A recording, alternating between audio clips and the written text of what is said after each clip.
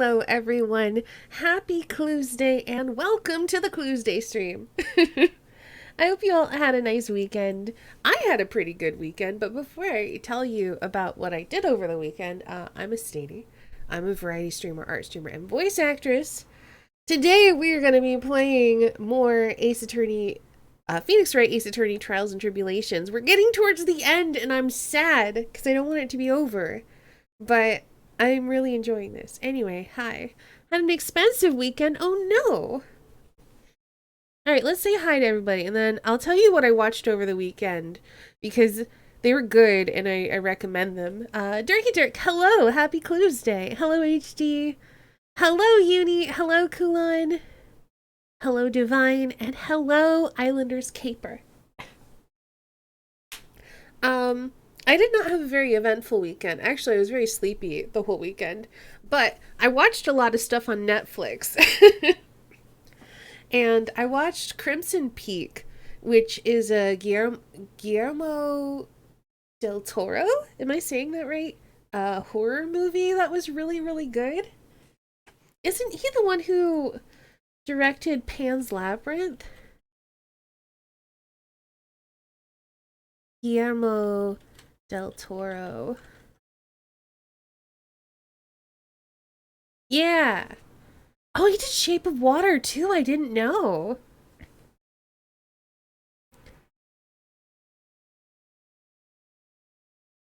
He's also Dead Man in Death Stranding, is he? Anyway, Crimson Peak was really, really good and has stunning visuals in it.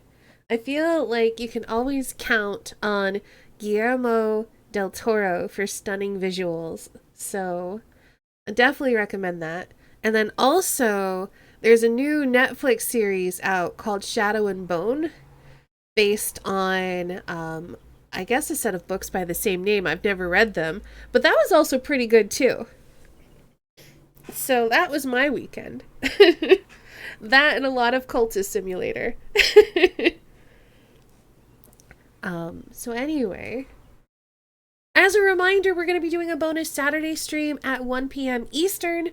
I am probably going to be playing Keep Talking and Nobody Explodes with someone from Emporium, so that should be fun.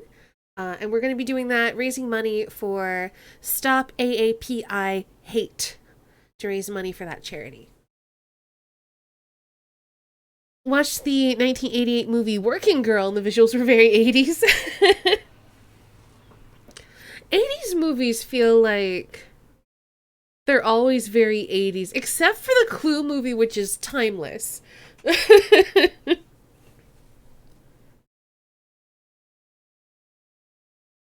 Anyway, it's been a long time. Let's play some Phoenix Wright.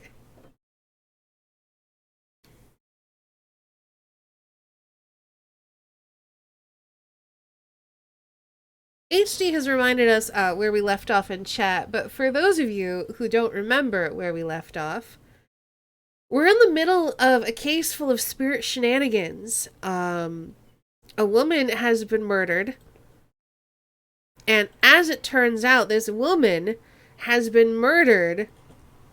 Well,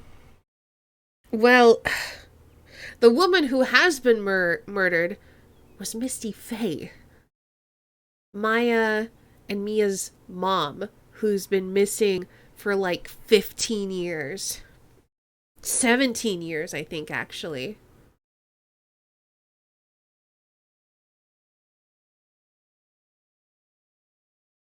Maya's missing.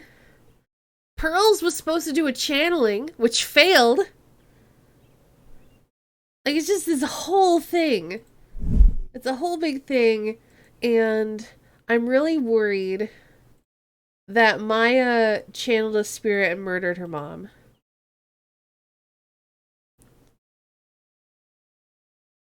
Oh, and obviously Larry did the whole thing.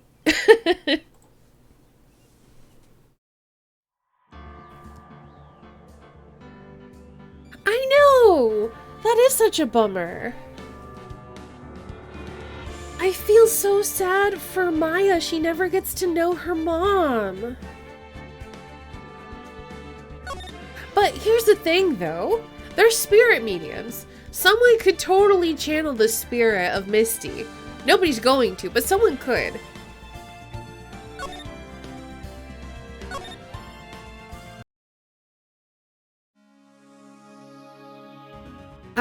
I don't remember what he just said. Is there a way to look at the transcript? He said something about... What did he say? Let's look at our... Because it's been 2 weeks. Let's look at the court record.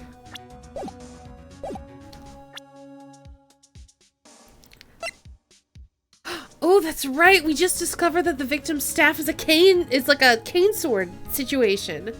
And we suspect it's the actual murder weapon. And then we also found this burnt letter.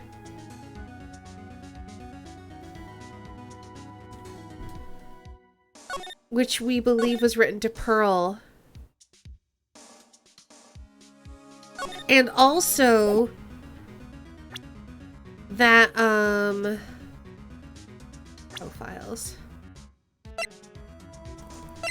Dahlia! I thought that Dahlia had died a long time ago, but she was executed last month. Daughter of Morgan Fay. And Morgan, I believe, tried to get Pearl to channel Dahlia so that Dahlia could pull some spirit shenanigans. We learned a whole lot last time. So yeah, Dahlia and Iris are both the daughters of Morgan Fay, who wants revenge against Maya's family because she's part of the Branch family. It's like the whole successor shenanigan bullshit stuff. Okay. So let's go find Pearl, I think.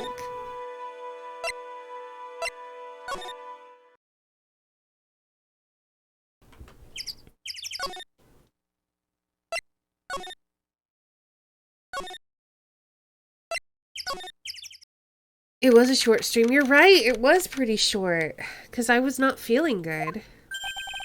Look at that. They really did make a fire right in front of the shack. Oh, Mr. Nick. Ha! You're too late. What? Why did I do that with his voice? Ha! You're too late, Nick. If you came here for one of our potatoes, we've already polished them all off. I think I've pretty much got all the evidence I need. Now I just need to find out what Pearls is hiding. Take that!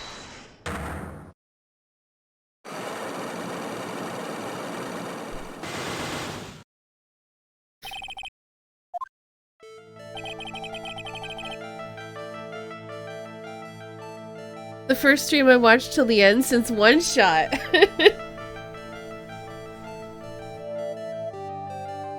After dinner on the night of the murder, you were supposed to be in Elise de Nim's room reading a book together, correct? Yes, I was so happy when she invited me. But I didn't go in the end. You didn't go? No. There was somewhere else I had to go instead. I was so worried. I had to go. I didn't know what to do with myself. I was so nervous. So Pearls never went to Miss de Nim's room because she was too worried about something or someone else. Pearls, on the night of the murder, you went to this place, didn't you? Inner Temple. You went here, didn't you, Pearls? Looks like she's still not going to open up to me. This is where you went because you were so worried, right? Then the next question is, who or what were you so worried about? Now, I'm going to take a guess, and you can tell me if I'm right or wrong, okay? You mean you know? If I'm right, will you tell me the whole truth? Okay. Of course she was worried about Maya. You went to this place for one very simple reason, and that is Mystic Maya. It's obvious what you were so worried about, Pearls. It was Maya, wasn't it? You knew the training Maya was undertaking was dangerous. After all, it was a special course. I signed you up for the special Wait, I signed up for your special course. Well, my, quite brave of you considering how cold it is. Young people can be so reckless with their health. Oh, Denim, because it was a pseudonym. Denim might, well, I don't know what Nim means, but do means two in French. So it could be like second name. Hey, Captain Keith. Don't blame me if you become one with those you channel. Thanks, Captain Keys. How you doing? Sister Bikini scared you with what she said, didn't she? And because it was you who introduced Hazakura Temple to Maya in the first place, you felt responsible, didn't you? Bikini's laugh is back. It's so fun to do. Thinking about what could happen to Mystic Maya made me more and more worried. I couldn't sit still at all. That's why I decided to go and find out how she was doing at the Inner Temple. And we're clear now that you went to the Inner Temple that night, Pearls. What's not clear is what happened after that. About what time was it when you headed over to the Inner Temple? It was probably around 9:30 when I left the main hall. I heard the real training was supposed to start at 10. I wanted to get there before it started, but there was so much snow, so I didn't get there until after 10 o'clock. Until after 10? How did you know what time it was? Because I heard the bell ringing for lights out. Did you hear the lights out bell? The Hazakura Temple's bell's pretty small though, isn't it? You must have really good hearing. I was really trying to pick up the sound of that bell, that's all. I didn't want to miss it, that would be terrible. Just trying to hear the bell? Tell me, Pearls, why are you so worried about hearing that bell? Dezo! Whoa, 32 months. That's 1 more than 31 and 2 more than 30. Dezo, thank you so much for the 32 months! That's so many months! Thank you. How you doing?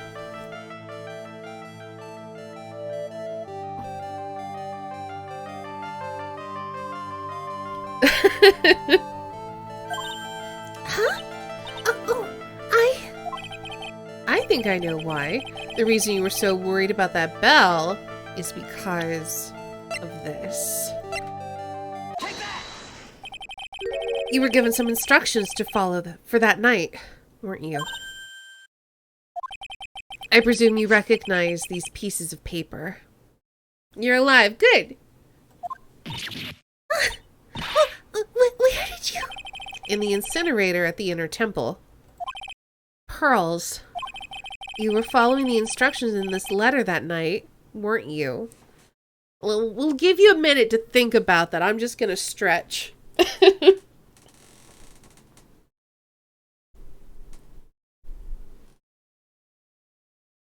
Honestly, I could probably do with some stretching. My shoulder has been bothering me lately.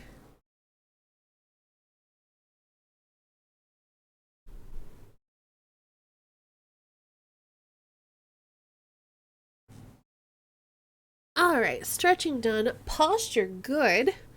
Let's drink water. No. Mr. Nick, what are you doing? Self-care, Pearls. Self-care.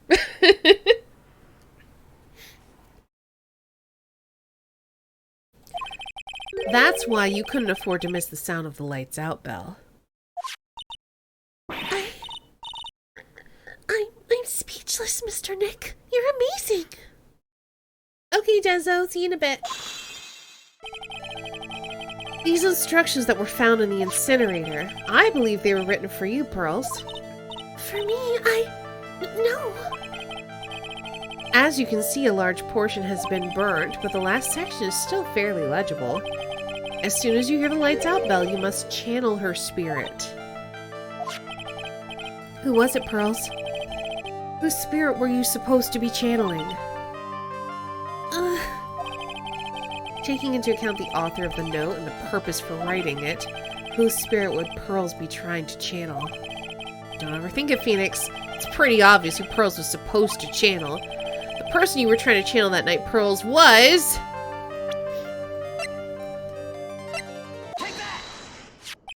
It was Dahlia Hawthorne, wasn't it? That's the name that was in the letter. Just as I suspected. It wasn't Iris whose sister Bikini met in the inner temple that night. It was Dahlia Hawthorne. Do you know anything about her, Pearls? Do you know what kind of a woman Dahlia Hawthorne was? No. I've never heard of anyone by that name before reading those instructions. I thought so. She doesn't even know it's her sister. Pearls doesn't have a clue. She doesn't know that Dahlia is her sister. About the instructions in the letter I found, Pearls. Who wrote them? Whoever it was asked you to channel the spirit of someone you'd never heard of. You must have quite a lot of respect for them. After all, you followed their instructions without question. So here's my next question. Who wrote this set of instructions for you to follow? And why was it your mother? Pearls, I have to wonder about something. You didn't have any idea what these instructions meant, did you? But you followed them to the letter regardless. Why? Because it was your own mother who asked you, that's why. How did you? I figured it out. The person who wrote you this letter was your own mother, Morgan Fay.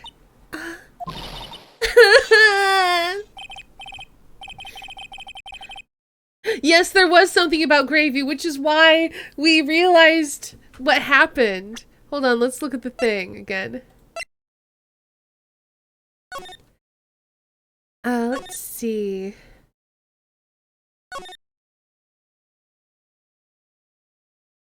Gravely roast the master in the fires of Hades and bring our vengeance to fruition. But she took the gravy from the roast and smeared it on the picture because she's like 7.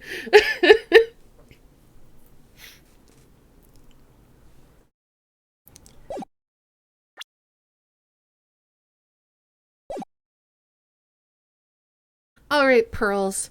It's time you start telling me the truth. Mr.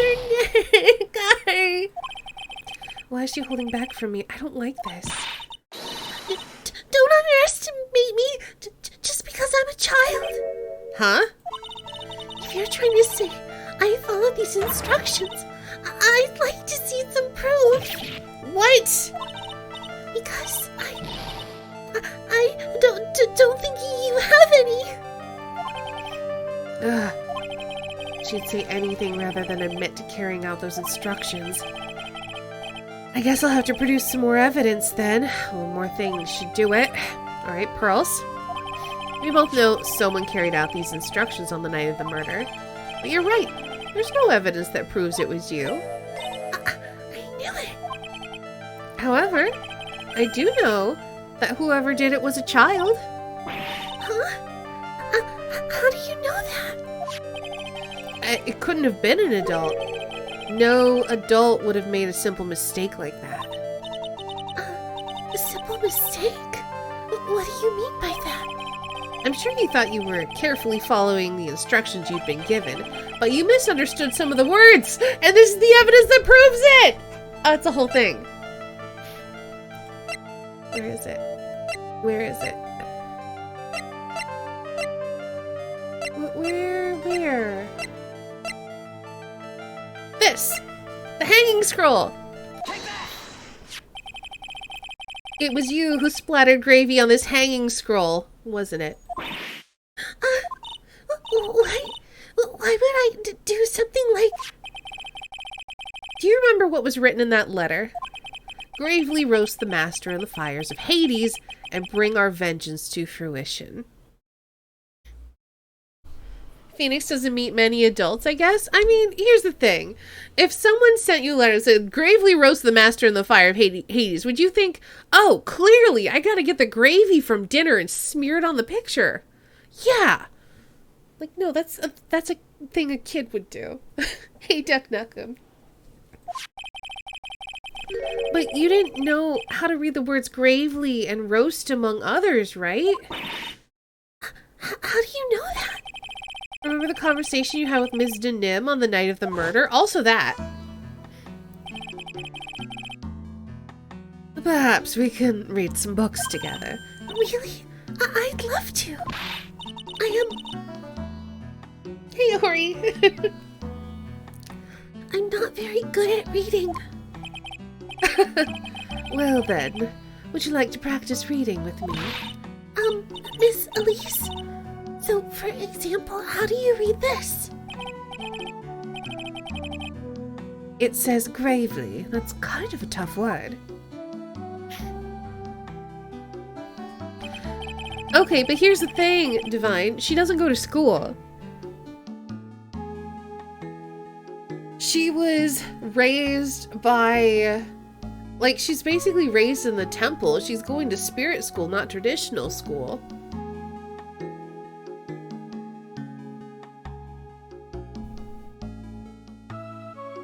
Would a child even know what gravy is? I would hope so.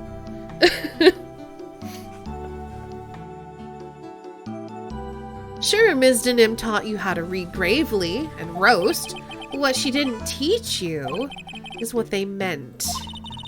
Gravely sounded like Gravely sounded like gravy to me, and the only roast I could think of was the food. And that's why you did it. That's why you covered the picture of the master in gravy from that night's pot roast. To be honest, I did think it was a bit strange. I guess I really did get the wrong idea. Just a tiny bit. I really am useless. I couldn't even burn the letter properly, as my mother had asked of me. It's such a simple thing, and I couldn't even do it right.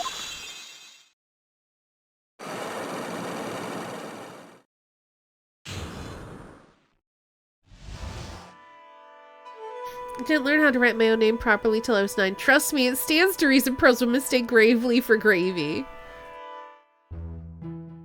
Why is she staying in a weird chain-based subdimension? Because we're using our, I can't remember what it's called. Hold on. We're using our Magatama on her and looking at the secrets in her heart.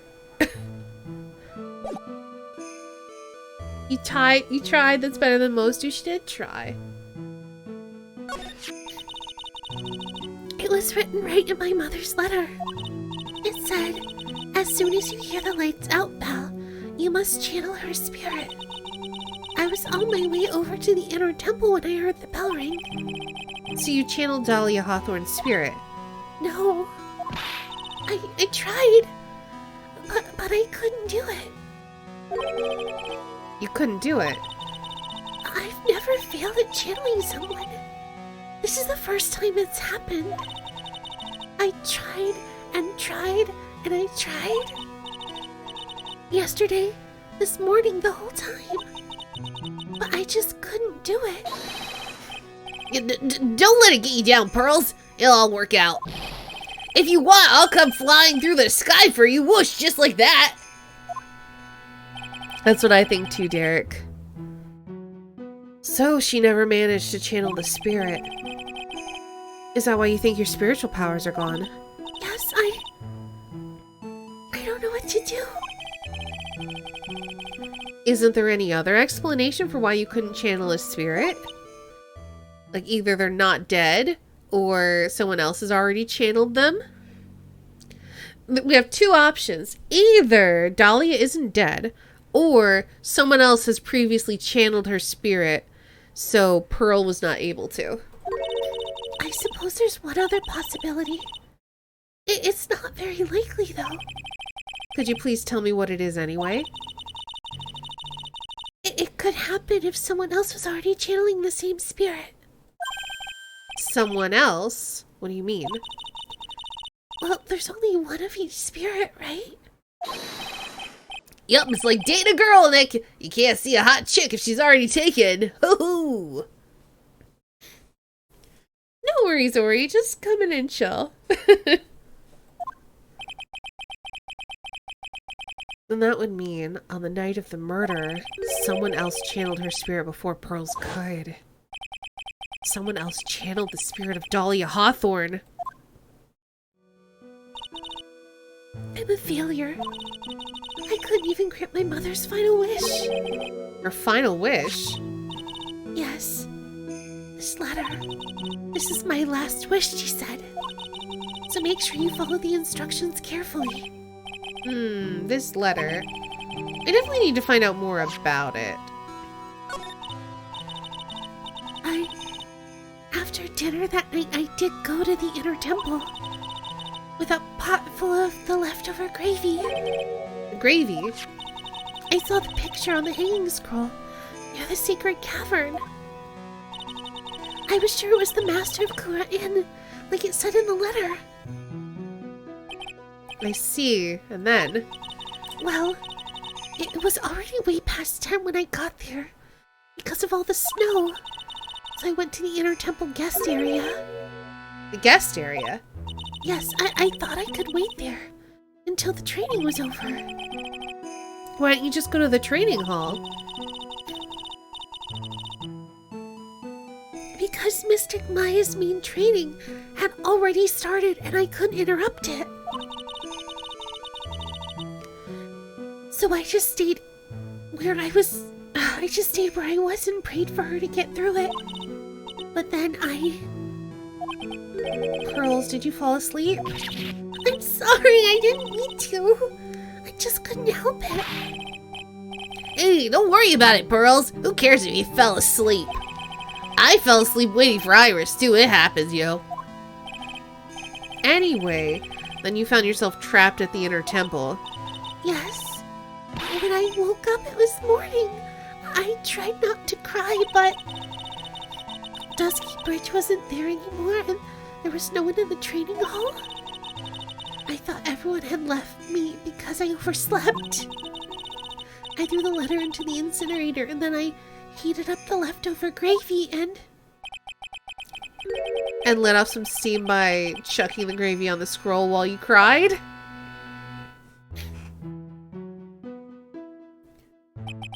It must have been pretty scary for you, Pearl. I know it's like Nick used to leave me behind when I fell asleep at school, too. Don't equate something so trivial with her experience, Larry. my mother has gone to a place called a penitentiary. Yeah, I know, Pearls. I visit her every month. And last month she told me. The time we've been waiting for has come, Pearl. There's something I need you to do for me. I had a letter for you at our home before they brought me here. I want you to read it and do exactly what it says. It's for the good of the Fae clan, my angel. You'll be doing a great thing. Now, listen carefully, and I'll tell you where the letter's hidden. My mother is always so nice to me. I love her very much. Yeah, moms will do anything for their kids, right?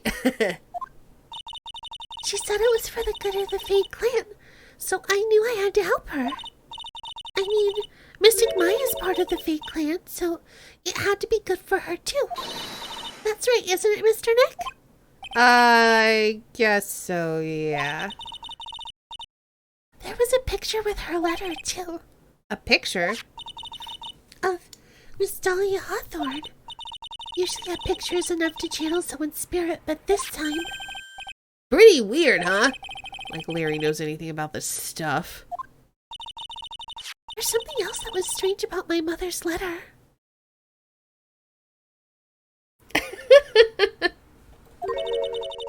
The seal on it was broken, as if someone else had already opened it once before.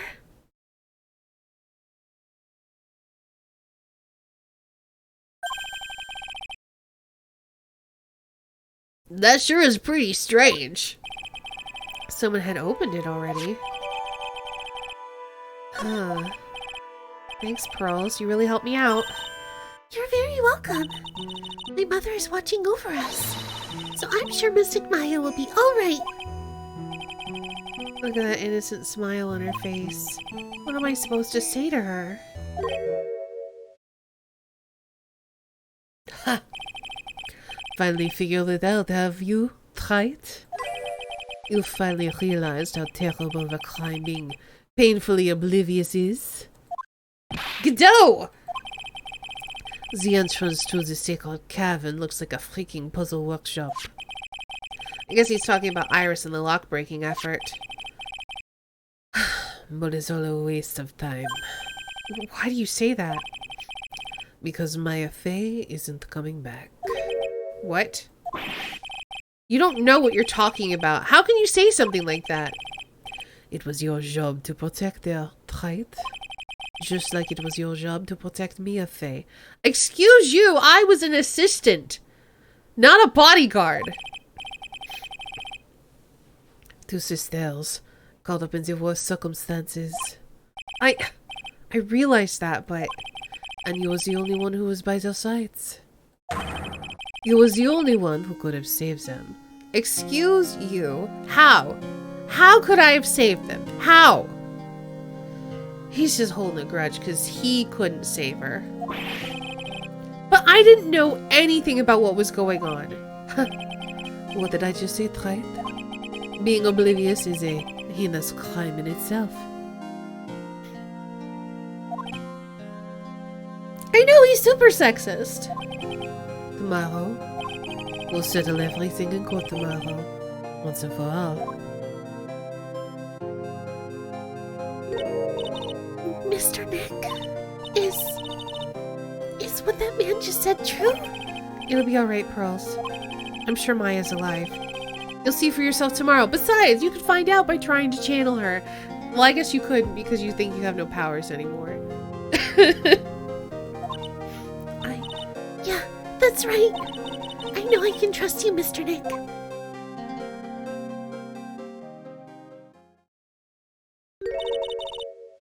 My dear Pearl, you've done so well, my child, my Pearl. It's better that you don't know what you've done. I knew this day would come for you. The blood of the main family is no more. Now, finally, after all this time, the master's seat is yours. My last great wish. It seems I was just in time.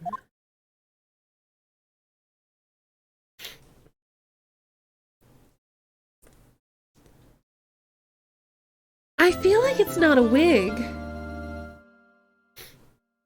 Also, didn't we learn that the visor's the only way he can see?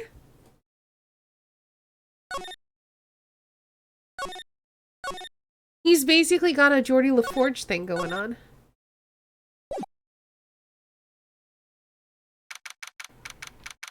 Armando, like Alejandro. But he lies. I believe him though. Good morning. Oh, are you by yourself? Ah, morning, Pearls. Mr. Knight, please tell me. What's going to happen to Mystic Maya? I'm sorry, we don't know yet. The investigation is still going on, so I wasn't allowed to go into the inner temple. Oh, I see. So is Sister Iris still trying to remove those trick locks in the training hall?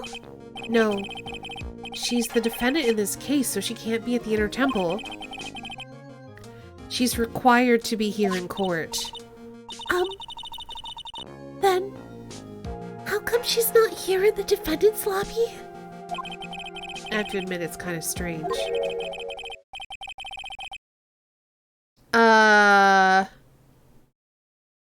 Who's saying this? If you're looking for Iris, she's in the prosecutor's lobby. Ah, okay. I had a feeling it was Edgeworth. I should have just gone with it.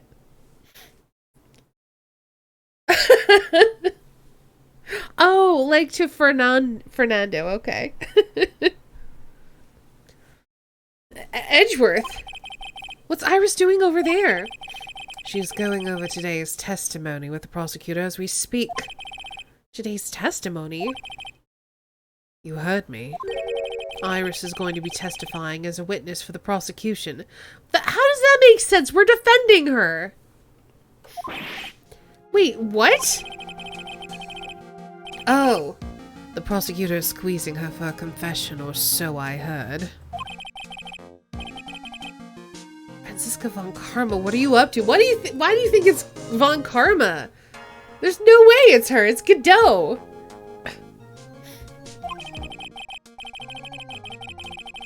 I know what you're thinking, but Franziska isn't going to be the prosecutor today. What? Then who is? Who else would it be but Godot? Godot. Franziska's engaged in some important work at the Sacred Cavern. The Sacred Cavern? You don't mean she's... Exactly. She has been out there all night trying to remove those trick locks. With the head nun's assistance, naturally. We estimate that the last of the locks should be taken care of in about 3 hours. I hope everything continues to go smoothly and we receive some good news soon. Yeah. Thanks, Edgeworth. Prosecutor Godot intends to nail this case shut today. Be prepared to fight like there's no tomorrow. You don't have to tell me that. Touché. I can already see it in your eyes. You're not the same fever-ridden, frantic maniac you were yesterday. It's strange. On the way here, I decided that today would be the end of all of this. Almost immediately after I made that decision, I felt myself getting stronger. Interesting.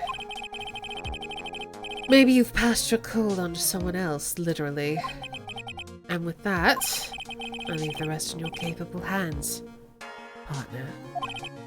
Thanks. Now, kiss.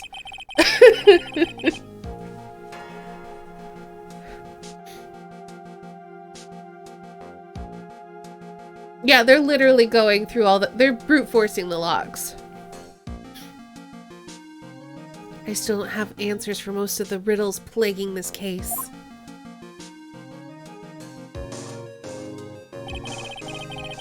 The circumstances around the murder of Miss Elise Denim. No, I mean Miss Misty Fey. The impossible flight Larry claims to have seen.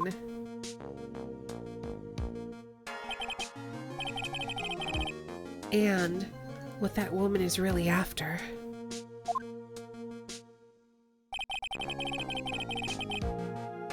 I will solve them all and bring this whole tragedy to an end.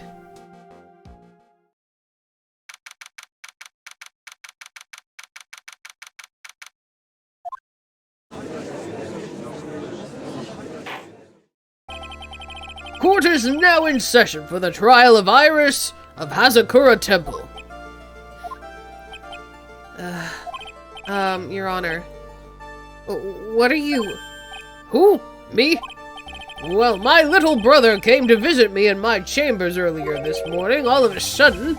In the blink of an eye, he had developed a scorching fever and fainted.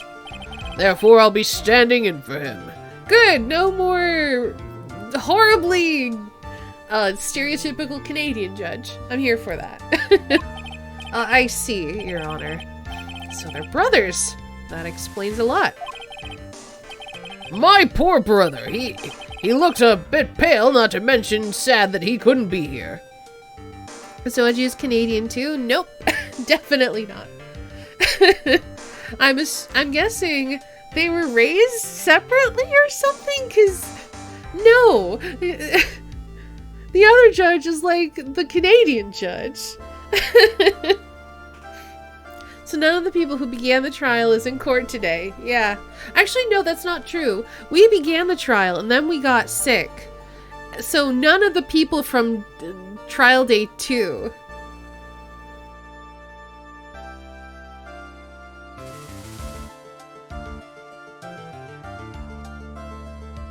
What are you confused by, Kulan?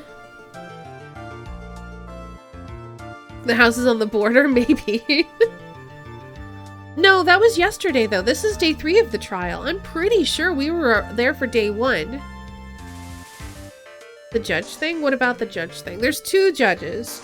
Last time we played this, they were using Canadian judge. And it turns out that this judge and Canadian judge, who look very similar, are actually brothers somehow.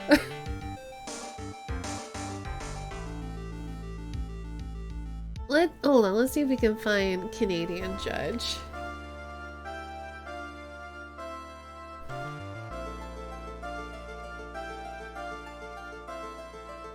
Yeah, let me drop this in chat for you. Nick fell off the burning bridge. Oh, you're right!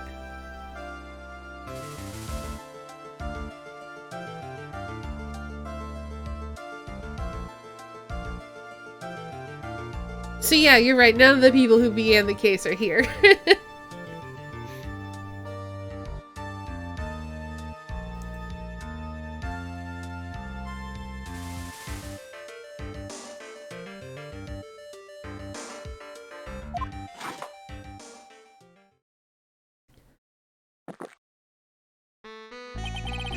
It is impossible to predict what the future has in store for any of us. This is precisely why people feel the need to judge the past. And we of the court have been charged with the solemn duty of passing such judgment. Well said, Mr. Godot.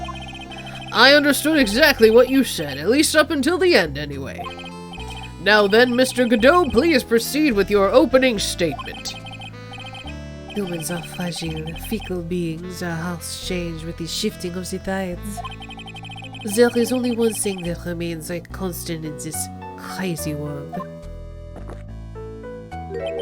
The bitter darkness that lies at the bottom of this mug.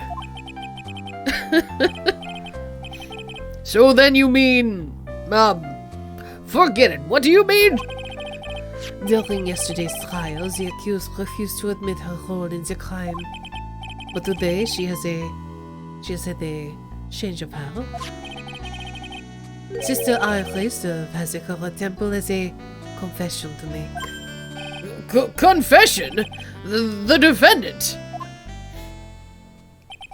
Iris, why didn't she discuss this with me first? Very well. This court will now hear the defendant's confession. Ah, jeez. Upon meeting a beautiful lady, always ask for her name and profession. That's one of my rules. My name is Iris. I am but a simple nun undergoing training at Hazakura Temple. Witness, is there something that you want to confess to? Yes, but first I want to apologize to Mr. Wright. I can't continue lying to everyone anymore. It's all right. What is it? Mr. Wright, I have to admit that I did play a part in this terrible incident. Are you actually confessing? Are you saying that you were the one who murdered Ms. Elise Denim? No, I'm not, Your Honor. But I dealt with the cover-up after the murder took place. After her spirit left, I took the lifeless shell of Mystic Elise and carried it to the Hazakura Temple courtyard, where I desecrated it. What? Order in the court, order! Witness, are you saying you were an accomplice to the murder? Yes, that's correct. What? So she's a sister of a red-haired person who looks exactly like her. I think they're twins. So yeah. 25. Yeah, Iris's twin sister. Yeah, they're twins. So Bikini did see Iris. She did see Iris. 3 minutes in court, and I'm already covered in a cold sweat. But which one's the evil twin? Or who do you think?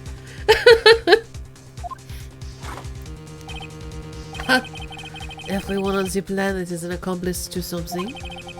It just happens to be that in this case, it's to murder. Isn't that right, Mr. Wright?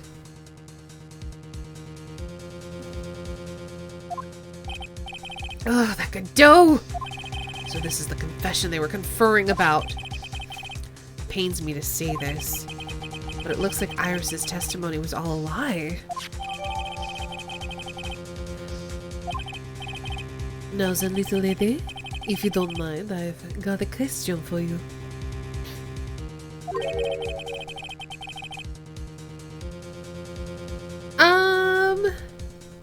I suppose it's possible.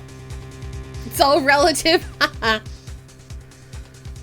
What crime were you trying to cover up by your actions? Iris is covering for someone.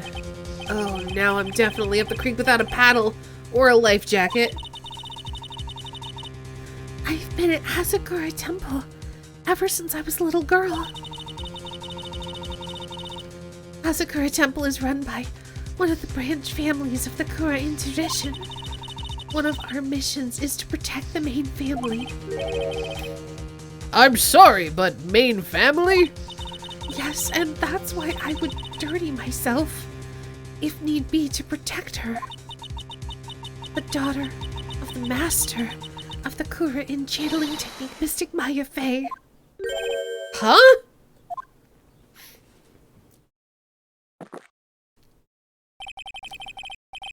Wake up and smell the coffee, right? She's naming Maya!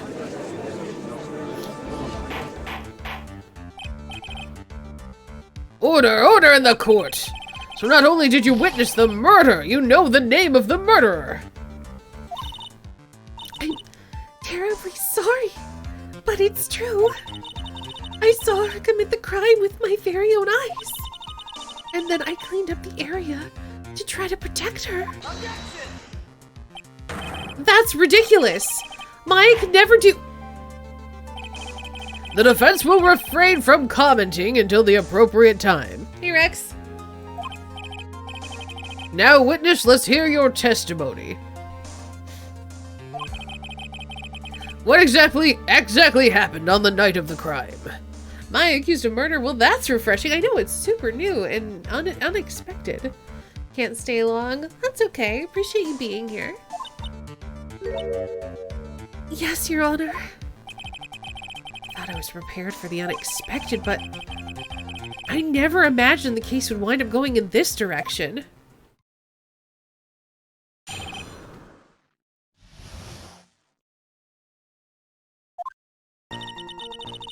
I went to the inner temple that night, and I saw it all happen in the garden. I saw Mystic Elise strike Mystic Maya with her staff. While Mystic Maya was still stumbling, Mystic Elise moved in to deliver a fatal strike. Mystic Maya desperately tried to defend herself and stole the weapon. It was only in self-defense. You can't blame her for it.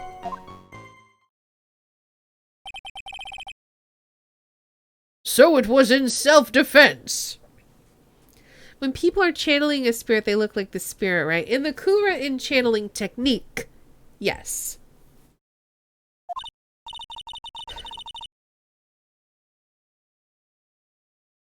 So, for example, like you'll have the same clothes and hair as the person who's channeling you, but you'll have your own body and face. If you're a spirit, anyway. Yes, Mystic Elise was the one who attacked first. That's why I tried my best to protect Mystic Maya. You moved the victim's body to the temple so that Maya wouldn't be suspected. Isn't that right? Not bad. You've got the instincts of a true criminal. Something's not quite right. I'm sure it was established yesterday that Iris never went to the inner temple that night. And that the person who did go was that woman. Iris even admitted it. Now then, Mr. Wright, please proceed with your cross-examination.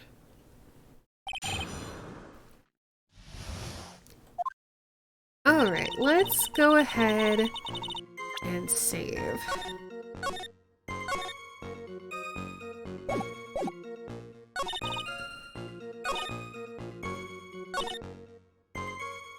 gonna press this. And then? Mystic Maya! She turned things around and then she used the weapon she had taken and lunged forward for a strike. Witness, are you absolutely certain? Yes, but believe me, she had no choice. If Mystic Maya hadn't done something...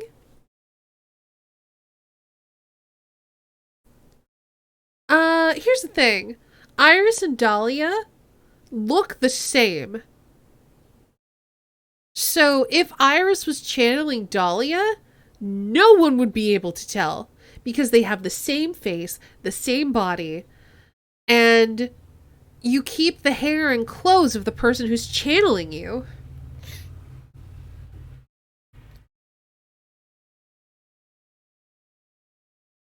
If Mystic Maya hadn't done something... Maya's face name would be written on this autopsy report instead. Yes, I see. This is bad. I still can't put the pieces together. Unless I find a contradiction in her testimony. Maya's gonna get blamed for this. I only have this to say.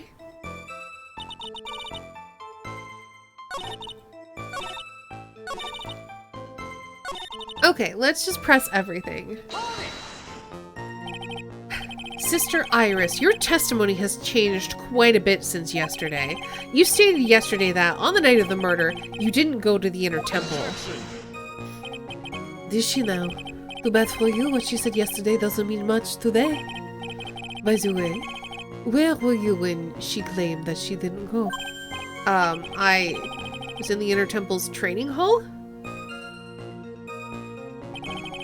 A private conversation between the two of you does not constitute testimony.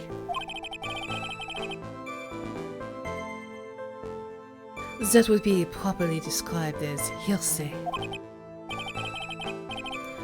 What do you have to say, witness? I just couldn't tell him the truth at that time. Mystic Maya, she's your girlfriend, isn't she?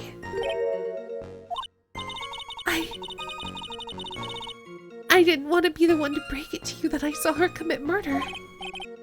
There, we all understand how difficult this is for you. Now then, let's continue with the testimony. What did you witness in the temple garden? Well, Your Honor...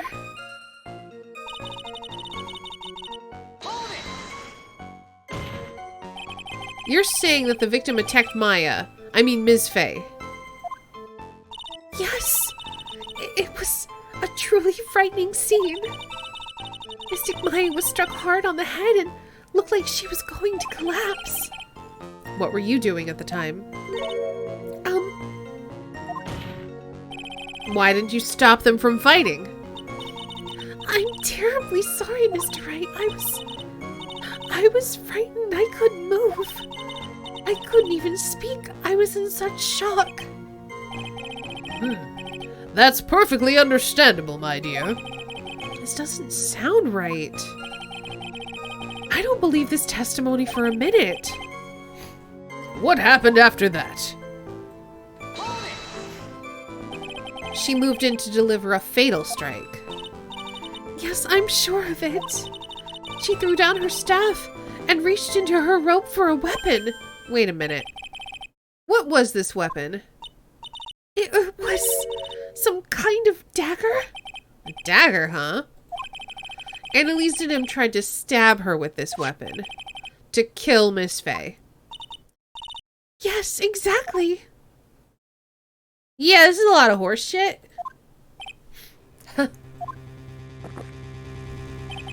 You look like I did after I mistakenly took a swig of Worcestershire sauce. Do you have a problem with the testimony we're hearing from your client, lawyer boy? Do I have a problem with Iris's testimony? Yeah, there's like 5 things. Your Honor, I have a small problem with the witness's testimony. You do. But this witness is your own client. Yes, well, nevertheless. Just fine. Witness, let's add your last statement to the testimony. Yes, sir. Godot, you're also a lawyer. It doesn't count because he's a prosecutor.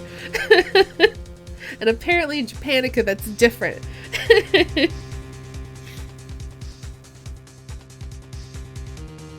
Mr. Wright, please refrain from calling the witness's testimony horseshit. I object.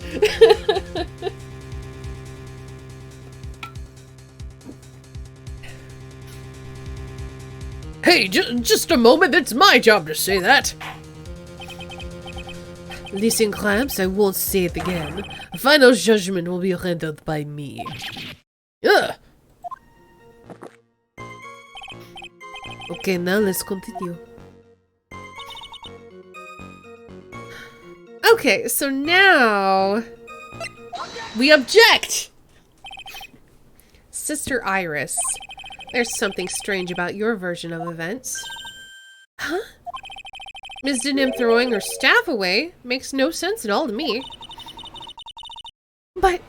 But all you could do with the staff is hit someone. Naturally, you wouldn't know this, Sister Iris, but the victim's staff had a special feature about it. As you can see, it's a sword. If Elise Denham really had wanted to kill Maya Fey, she wouldn't have needed to use a separate dagger. Not when she already had a beautiful blade in her hands already. Well, Sister Iris, what do you have to say?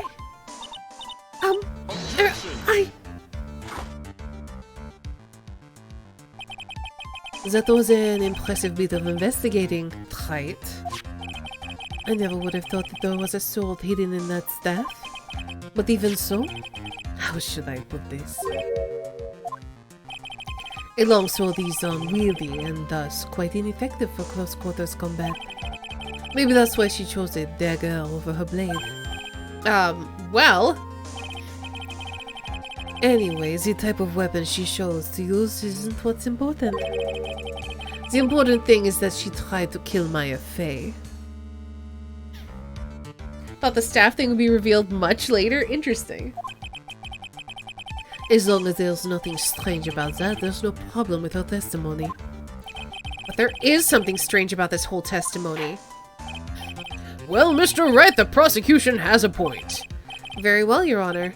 The defense will now present evidence to back its argument. Mr. Wright! I have here another piece of evidence that shows this testimony can't be trusted.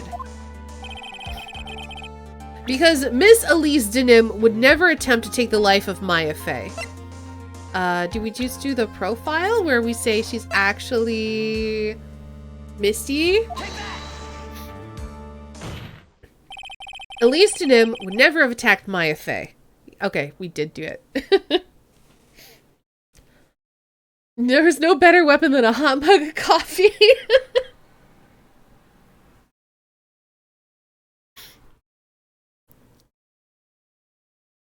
I mean, no. Our point was, why would she throw that away to get out a dagger when she had the upper hand?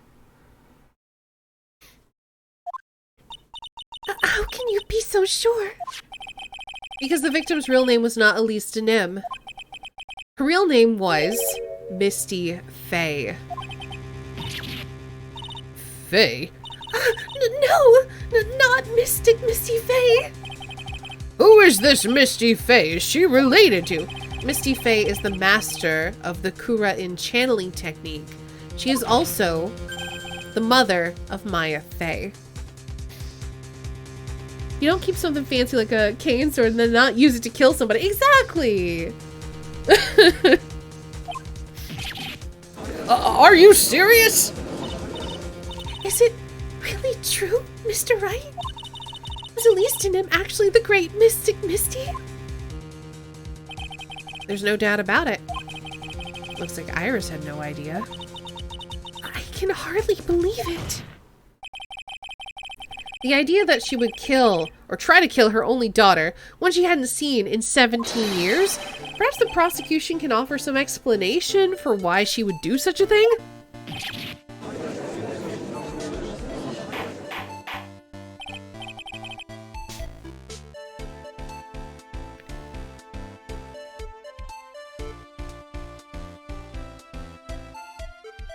You know, that's fair. Order in the court! Upon first hearing the witness's testimony, it seemed natural enough. However, in light of some facts that have just been presented, one, that the victim supposedly threw away a sword during a fight, and two, that the two people battling to the death were mother and daughter, despite the facts being believable when taken on their own. When taken together, the entire story seems difficult to believe. Listen, there's nothing in this world that's impossible. Except for one little thing. Yes, what is this one little impossible thing? You still don't get it.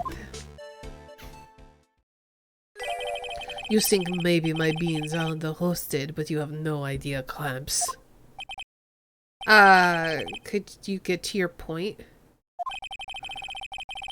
I heard this witness's confession this morning, just as I had taken the first sip of my 8th cup of morning coffee. You're going to ruin your health, my friend. Anyway, after hearing this woman's confession, I had the detective who loves to investigate sent to the scene of the crime. And he discovered this little beauty. Is that the dagger the witness testified to seeing? Well, that still wouldn't, like, run her through.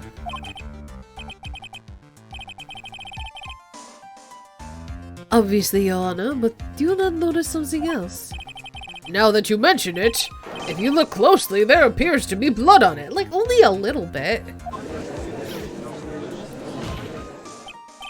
Where did you find that? I didn't see that when I investigated the crime scene.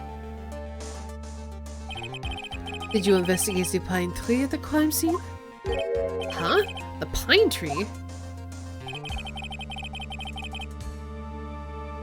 What pine tree? I don't even see one. Is this a pine tree? It doesn't look like it. What pine tree? This dagger was stuck in the backside of the pine tree. When the last blow was struck, ending the violent battle between the two women, this little baby was thrown in the direction of the back of the pine tree. Which means the blood on this dagger belongs to the victim, correct? Were you even listening, old man? I first heard this confession this morning. Just as I had taken my first sip of my 13th cup of morning coffee. You said 8th previously. Yeah, Phoenix. I didn't have enough time to get the blood analyzed on such short notice. In any case, the court will accept the dagger as evidence. Furthermore, I order that the blood test be performed on it immediately. This is my sweetheart. Make sure you treat her right. Bailiff, get this piece of evidence to the crime lab for testing immediately. Okay. Now then, the testimony we've just heard has numerous unbelievable aspects to it. Hey, silent assassin. However, after having found the very dagger the witness spoke of, I believe we can consider her testimony to be credible. Cute girls never lie, ever. Excuse you? Have you met Dahlia Hawthorne? And also, she's definitely lying.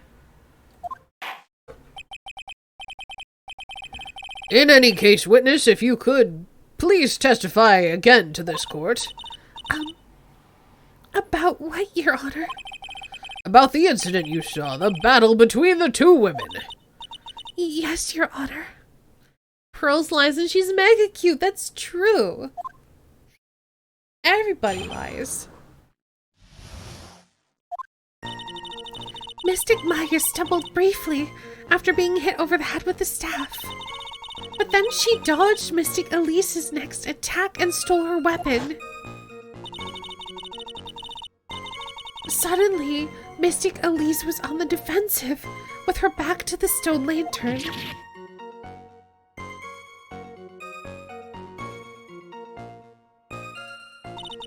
That's when Mystic Maya stabbed Mystic Elise.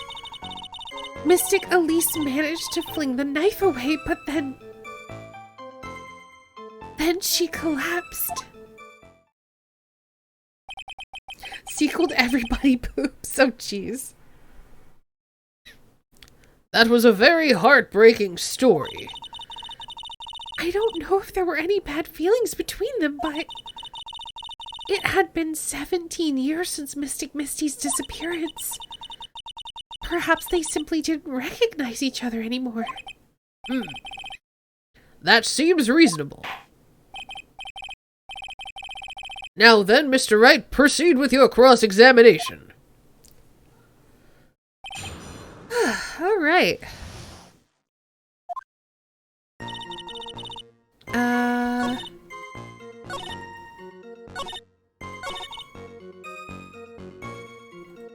Okay, let's just press everything. Iris, where were you standing when you witnessed all of this? What do you mean? Well, if either of them had noticed you, they might not have continued their battle. That seems reasonable. Well, I'm about ready to hand down my verdict, Said the judge 15 times per case. You're not wrong.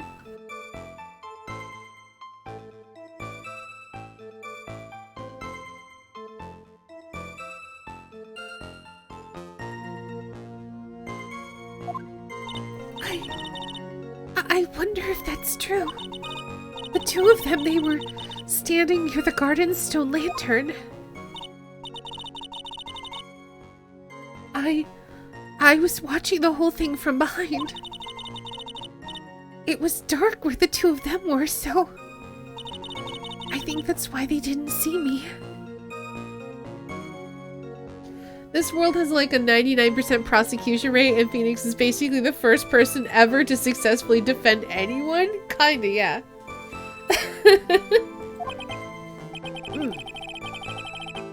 So it was dark in the garden when the murder took place. Tell me, what did Miss Maya Fey do after she was struck?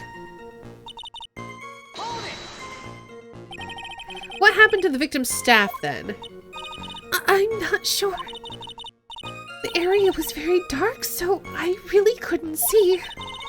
I think it got knocked away somewhere as the fight escalated.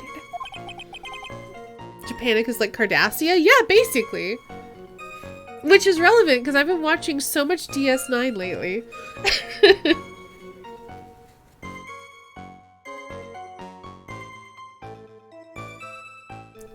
That makes sense. That would explain the need for the dagger. Mystic Elise raised the dagger to strike. You know what I want now? I want like a DS9 Phoenix Wright crossover.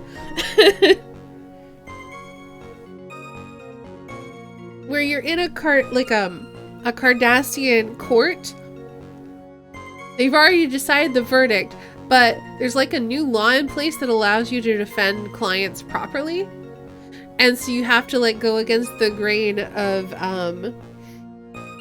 decades of, well, we don't bring anyone to trial unless they're already guilty, because the whole trial is just pageant.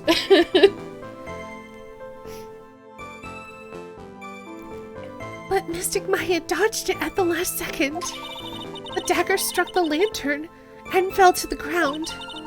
And then at some point, Mystic Maya picked it up. But what you didn't know is that the chief piece of evidence was actually Officer Odo. Yes, Constable Odo. Yeah, there was that episode where Odo rescued O'Brien from assured death penalty. I mean, it wasn't really Odo, unfortunately, that did it. It was Captain Sisko bringing someone in. Who did he bring in? I don't remember. Didn't he, like, uncover, like, a spy or something? And so it was, like, a very openly hidden threat that, like, if you find O'Brien guilty and sentence him to death, we're gonna reveal your spy, or something like that.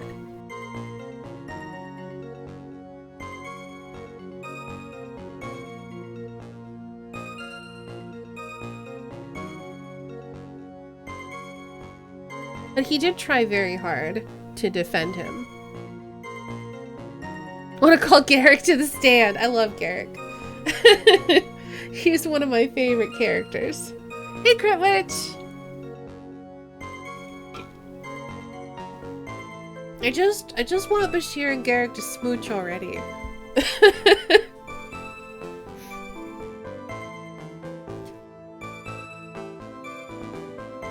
And then at some point, Mystic Maya picked it up.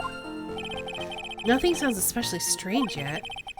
What did the victim do with the weapon when it was stolen from her?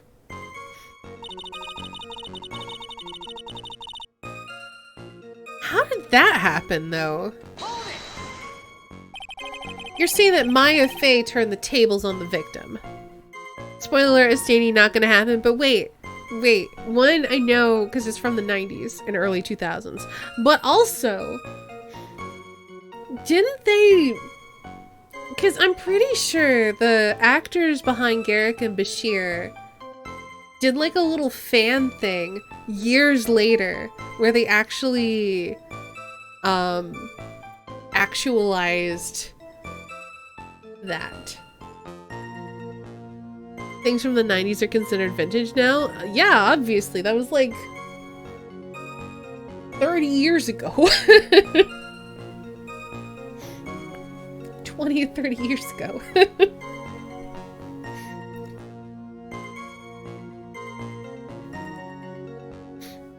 I'm sorry, but we're old.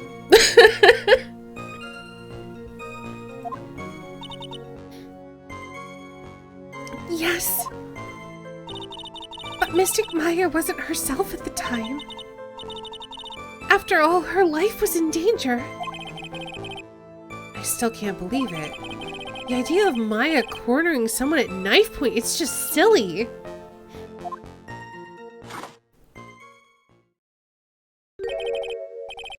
As they say, a cornered fox is more dangerous than a jackal. I believe the correct description is of a cornered fox is scared and petrified. Your animal analogies have grown tiresome. Mine? It was yours!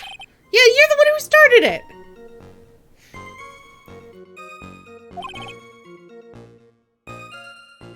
Anyway, so after Maya Fey backed the victim into the stone lantern, what happened next?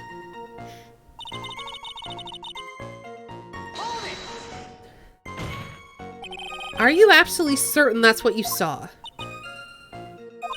Yes, I'm almost certain. Almost. The garden was dark. I couldn't really tell who was who. What did she just say? So in other words, it could have been someone else entirely.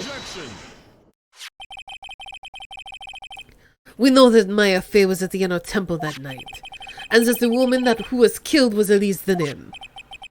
Isn't it fairly obvious who attacked who? I don't have anything to counter that yet. Well then, witness, please continue with your testimony. Yes, Your Honor. The two of them faced each other for a moment, and the Mystic Maya rushed straight into Mystic Elise. Then Mystic Elise doubled over and fell to the ground. So she was stabbed in the stomach, huh? Yes. Does that Hold on. Where's the autopsy report? She was stabbed in the back, though? And she fell 10... Hold on. Wait. Why is that not... Wait! Stabbed in the stomach? But she was stabbed in the back! Iris! Ugh! When do we get to object with that? I can't, though! It's not in her actual testimony! Her back stomach, the second stomach.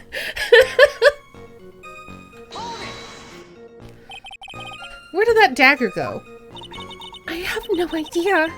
It was dark and I couldn't see.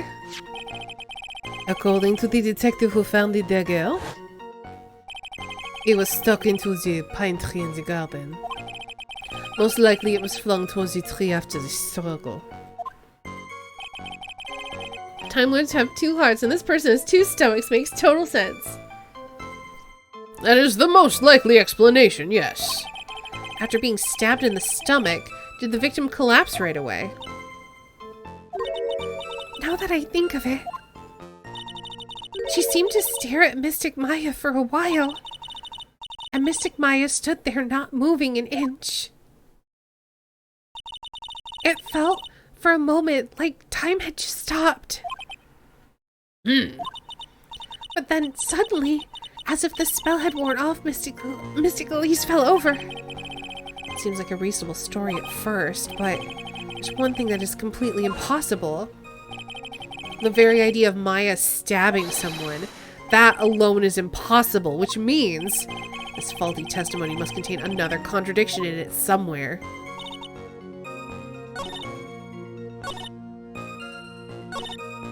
Okay, I think we can do it here, because if her back's to the stone lantern, it might be here. Let's save it. Because if her back's to the stone lantern, she can't get stabbed in the back, right? Oh, I didn't mean to do that. Hold on. I'm just gonna load real quick. It'll be faster than going through all that testimony again.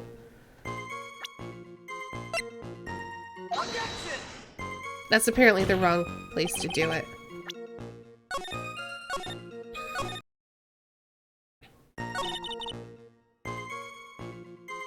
Maybe now I can do this?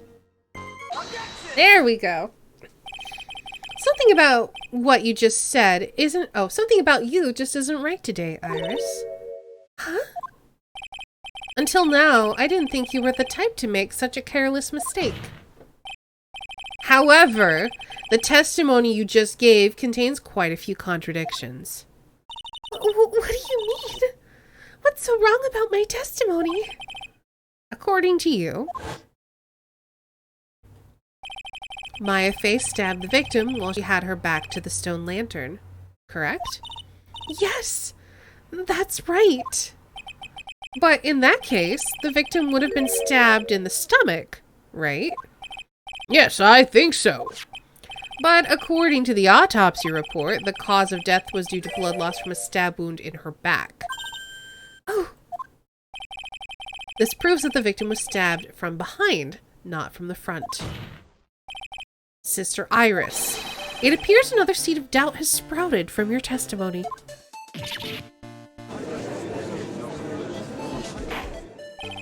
What is the meaning of this, Mr. Wright?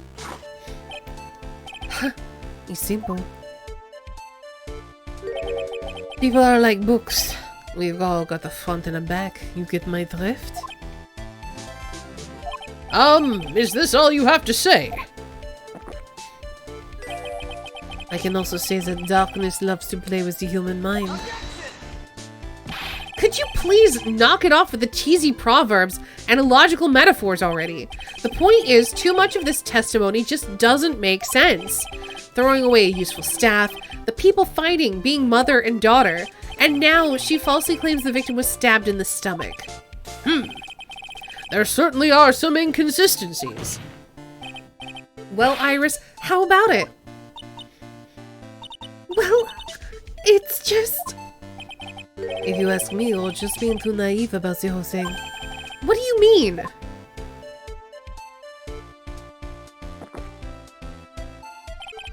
There are 253 distinct types of bitterness in coffee. But to pick out each one requires total concentration and the use of all the senses. Were you really concentrating on what this witness actually said? Prosecutor Godot, explain yourself. The witness was quite unambiguous about her own ambiguities when she said the cigar was dark, so she couldn't see clearly. A human needs one thing to see clearly, and that is light. Light. By the way, did you know? As a Kura has a rule that on nights when the acolyte is in the inner temple training, the stone lantern in the garden must be kept lit. Huh. I did wonder what that stone lantern was there for. Well, if that's true, shouldn't the witness have been able to see the crime more clearly? Normally, yes, Your Honor, but according to the head nun, Sister Bikini, on the night of the crime, it was impossible to light that stone lantern. Impossible? It hadn't been used in a long time and the wick was no good. In other words, it had been nearly pitch black in the garden that night. There could have been a faint light coming from the training hall, but that's all. Most enlightening. Yes, that illuminating fact has chased away all the contradictions. If the staff was dropped, it would be difficult to see. It also explains why they didn't recognize each other. We can't see the demons that lurk in the night. That's why we humans are weak. Isn't that right, right? No!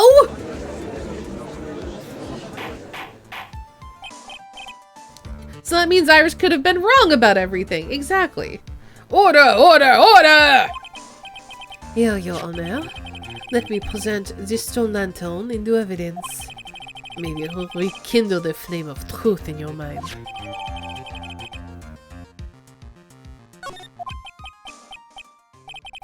Why is the judge just sitting there with that look on his face? What's wrong, Your Honor? Was that flame too up? This lantern! There's something written on it! Oh, why? It's written in blood! It says a how! Oh boy. So the judge didn't know about that yet. Written in blood? Oh, that's right! He can't see colors! It says Maya upside down. Ah, I thought he was gonna be like, it says a how. Why does it say a how?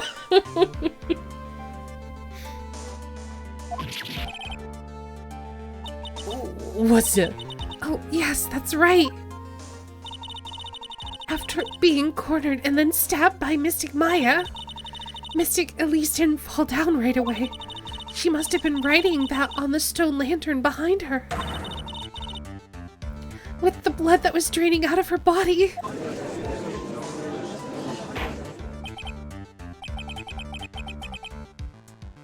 That could have been any Maya. It doesn't say Mystic. It certainly looks that way. Hang on just a minute. What are you all talking about? What do you mean, what are we all talking about? We're talking about the message written in blood. Nonsense. This lantern is as clean as a whistle. Could it be... He can't see the bloody writing at all? Now that I think about it, he did say something to me yesterday. Yeah, why is it upside down? My eyesight is pretty messed up. Even with these huge goggles on my head, I still can't see everything. So that's what he meant by that. In any case, this is obviously an important clue. We now know the crime scene was dark, and that the victim scrawled this message on the stone lantern. Well, Mr. Godot, anything further? Mr. Godot. Okay then, let's move on. Godot is literally shaking, and somehow, I don't think it's from a caffeine overdose. I believe it has now been established that Ms. Denim was killed by Maya Fey. That's just wrong!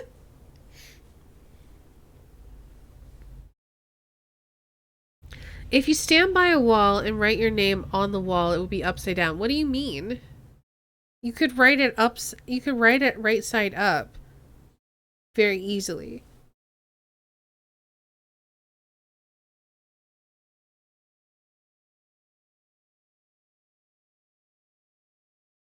Like, why is she writing it upside down?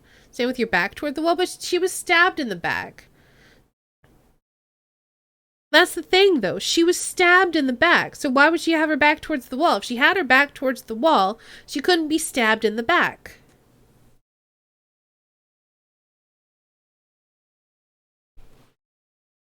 So she would have had to have been standing with her front pressed to the wall, if this is a thing that happened.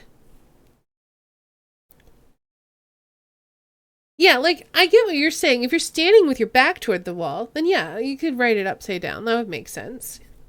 You could also write it, right ways up. Maybe Iris didn't see the victim was doing a handstand.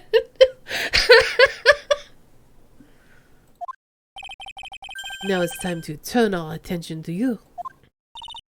Yes, sir. After the victim died, you did something, didn't you? Maya was lifting her upside down while stabbing her in the back.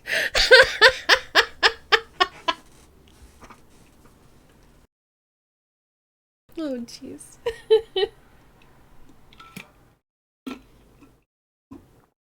Let's hear it. We're all ears.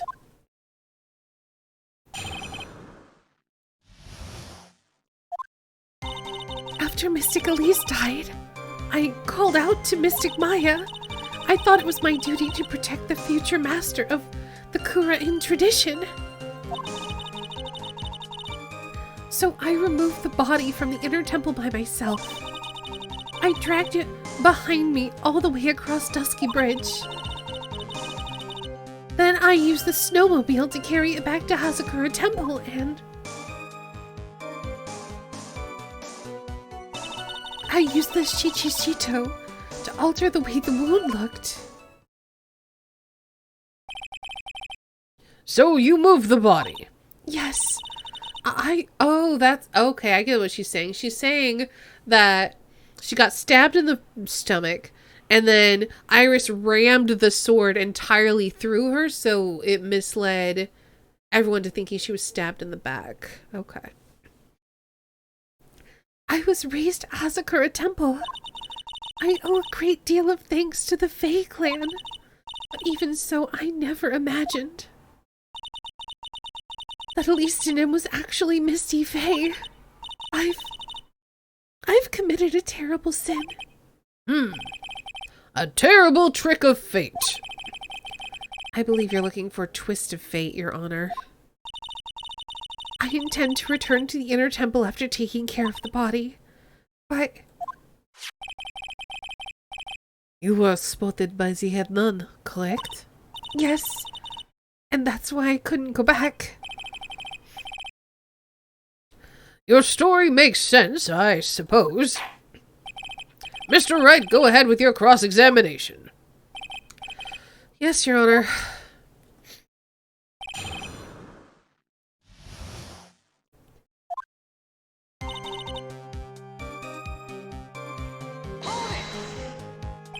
So you waited until everything was over before making a move? No, it's not like that. She saw someone murdered right in front of her eyes. It's not surprising she was a little timid. Yes, I suppose that's true. Sometimes when I'm watching lawyers argue back and forth with each other, I feel so helpless that I just sit quietly and wait for them to reach a conclusion. Isn't it your job as the judge to mediate the argument?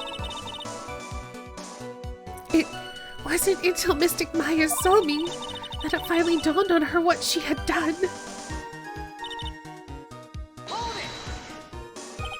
So then, you knew. You knew the significance of the name Maya Fey. Yes. Of course I did. That's odd. I mean, Sister Bikini didn't recognize Maya's name, let alone her position.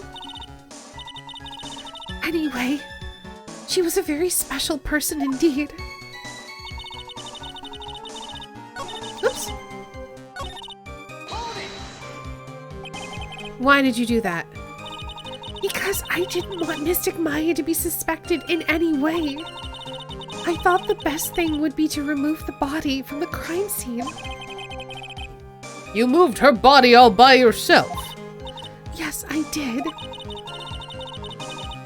It would have been impossible if it wasn't for the snow. Snow, huh?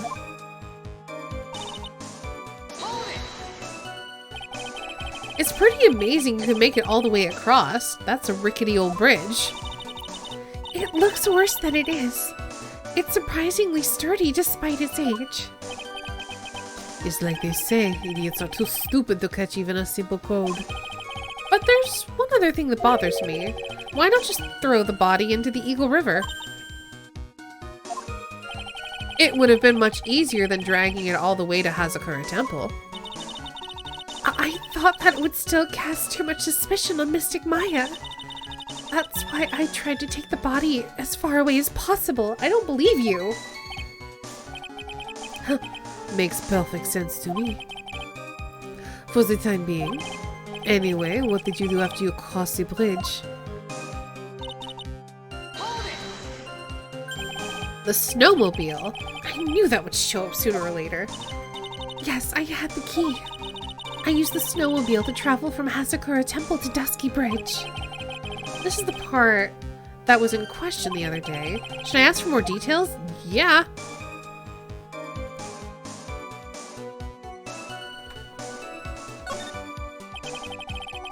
Let me hear more about this snowmobile ride. Well, it was very cold that night, so I rode all the way to the foot of the bridge. I'm sorry, witness, but now I've got a problem with your testimony. Excuse me? Godot, what are you up to now? It was wicked sweet, yo. I love snowmobiles. That night, after the head nun had left the remainder of the training to you, she said she walked from the inner temple back to Hazakura Temple. Yes, I'm fairly certain that's what the record indicates. Let's recall her comments on the subject. Maybe, but when I made it back to Hazakura Temple, it was there by the main gate, the snowmobile, I mean.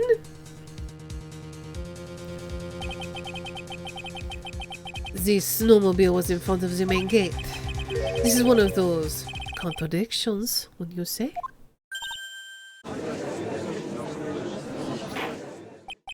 Order, Mr. Godot! Why are you pointing out contradictions in the witness's testimony? Let's just say I like things to be neat and tidy, okay? Well, maybe Sister Bikini missed it. Yes, maybe she didn't see it. You think she missed it? That doesn't sound right. Whatever. Even I don't think this is decisive enough to warrant any more time or effort. It's just... You'd better be careful in your testimony. That's all I wanted to say. A smart little cookie like you shouldn't have any trouble understanding that. Yes, sir. What was that all about? Why would Godot want to give me a hint? Very well then, let's continue with the testimony. So you transported the body by snowmobile all the way to the Hazakura Temple courtyard? Yes, I thought that way Mystic Maya would never be suspected. That's what I thought anyway, and then I... Oh, the thing is, like, this is wrong. Like, what time was that? Because we know that when... Whatever. Whatever.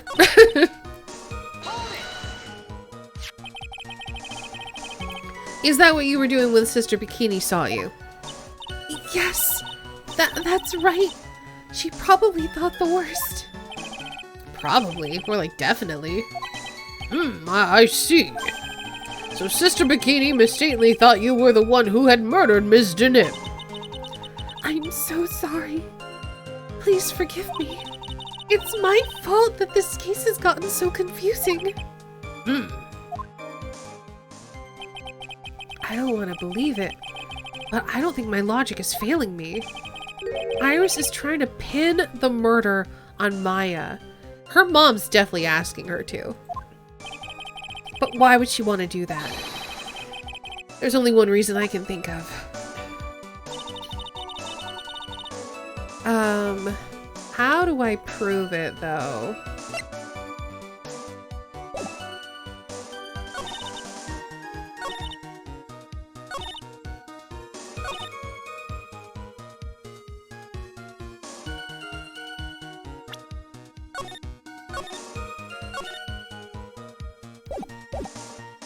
Okay, so, yeah, but I need to figure out which evidence I need. Alright, so we have the temple map, we have the hanging skull covered in gravy, we have the photo of Elise, of Iris's hood, the weather report, the Shichishito, the victim's staff, autopsy report. But how did she fall 10 feet after death? Wait a second.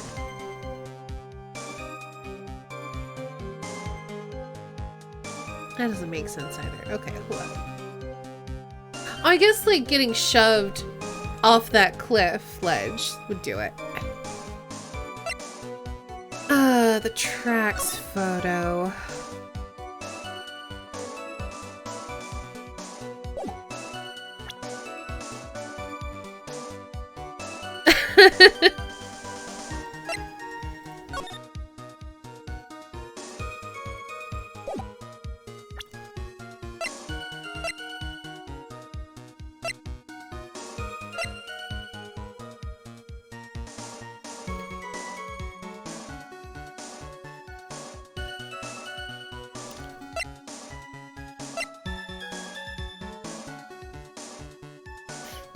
There's no mistaking it.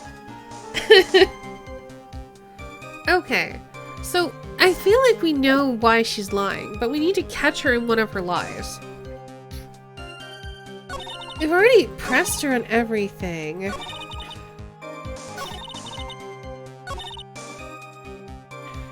And here's the thing, like, she didn't know that at least Bikini didn't know that. How did she know that Maya was the future master of the Kura-in tradition? Or... I'm gonna press this again. And then you knew the significance of the name Maya Fey. Yes, of course I did. Sister Bikini didn't know she's a special person.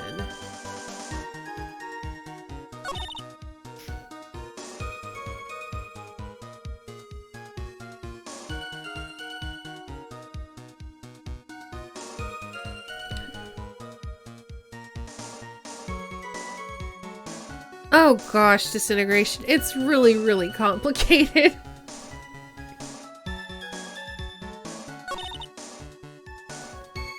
I'm gonna press everything again. Let's see. So she's timid. Thought it was her duty. Moved the body, didn't want Maya to be suspected.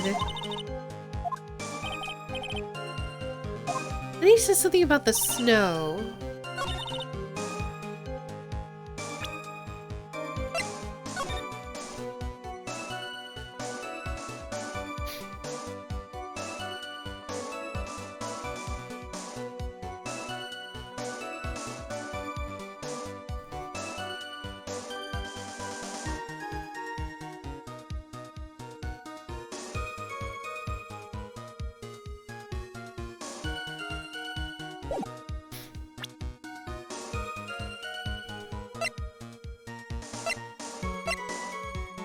I'm trying to remember what time Bikini said that because I'm trying to remember what time Bikini said she left Iris with Maya.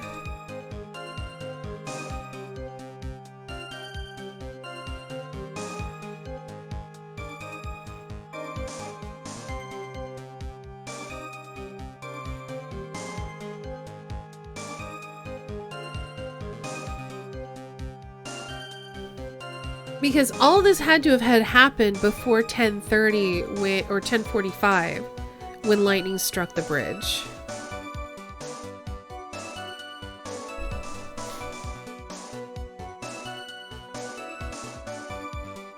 If she dragged the body, wouldn't there be drag tracks and not just footprints in the snow? The footprints are actually from us. So if I show you, also, hey Joba.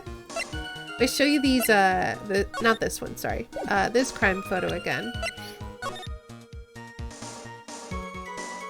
So these footprints are our footprints from when we went and called the police. Or went to call the police and then saw the bridge was on fire. And then tried to run across a burning bridge and got dumped into the river. But we have one set of tracks coming back because it left and then came back after the snow had stopped. And I'm guessing they're saying she dragged her through the gate this way.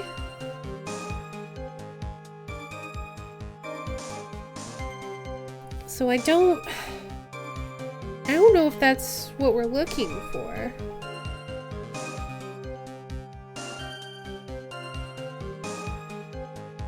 Because yeah, these aren't her footprints, these are our footprints because we were there that night. So we've got this coming here. We don't see any footprints leading from the snowmobile inside. They probably just didn't draw any.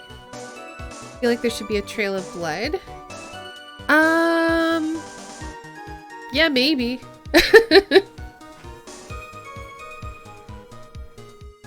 Murder twins travel single file to hide their numbers. Okay. Oops, I just clicked off the game. Let's get back in here. Move the body myself, dragged it behind me all the way to Dusky Bridge. I'm gonna press on that again. Bridge is pretty sturdy, but why not throw it into the river? Which I think is a good question, but not relevant apparently.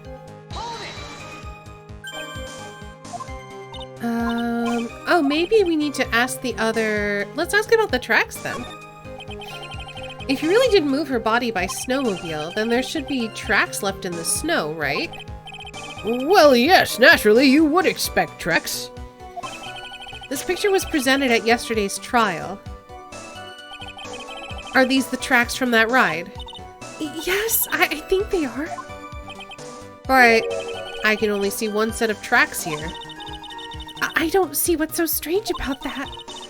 Snow was still falling when I left Hazakura Temple. I see, snow was still falling, huh? And when the murder took place, it had already stopped. That's why there are such fresh-looking tracks. How about it, Mr. Wright? What do you think about this testimony? It's gonna have to be important. When the murder took place, the snow had already stopped. That doesn't make sense if you stack it up against the other evidence. Your Honor, I'd like the statement Iris just made added to the testimony. But does it have something to do with the case? All will be made clear if you allow her statement to be added to the record. This should be fun. No, I think it's actually okay. Let's get this snow business cleared up, shall we?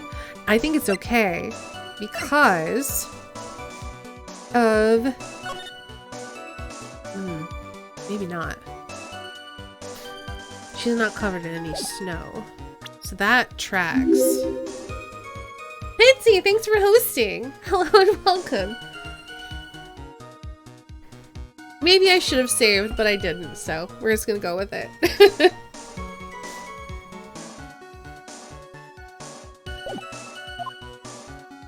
Yes, sir. Moida! Yeah. We're solving a Moida.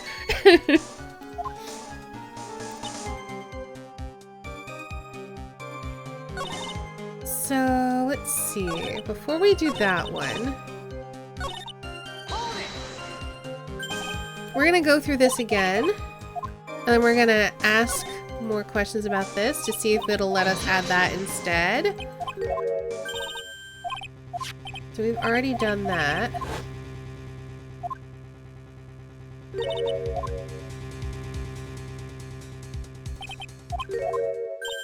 And then she just says she missed it in the dark.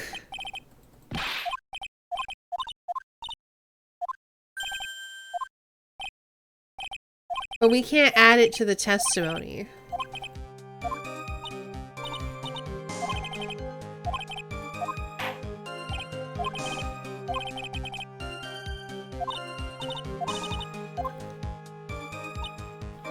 Okay.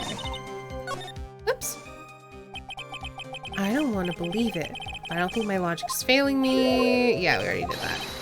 I didn't mean to advance past that. I just wanted to get to the end.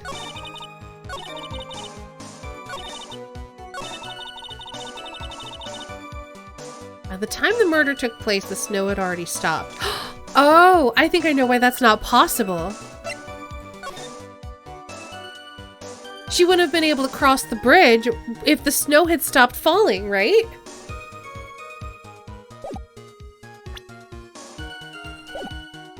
Yeah, objection. What? How is that not right? I'm sorry, but I can see nothing faulty. But the bridge would have been on fire. Unfortunately, I will have to penalize you, Mr. Wright. That's ridiculous. Like, literally. She wouldn't have been able to...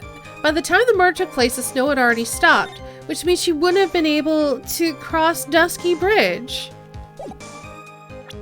Because it would have been on fire.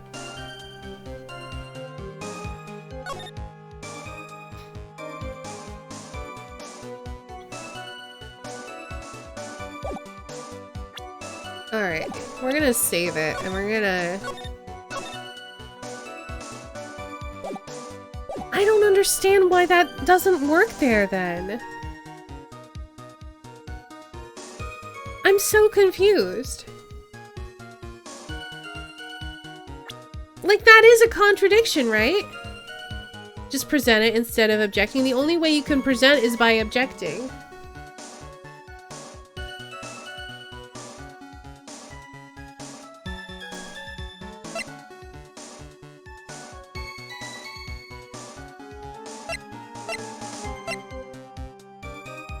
Objection! The judge is being ridiculous. He is! Did I present the wrong piece of evidence? I did present the weather data, right? Why does that not work here? Yeah, I don't understand why that doesn't work there.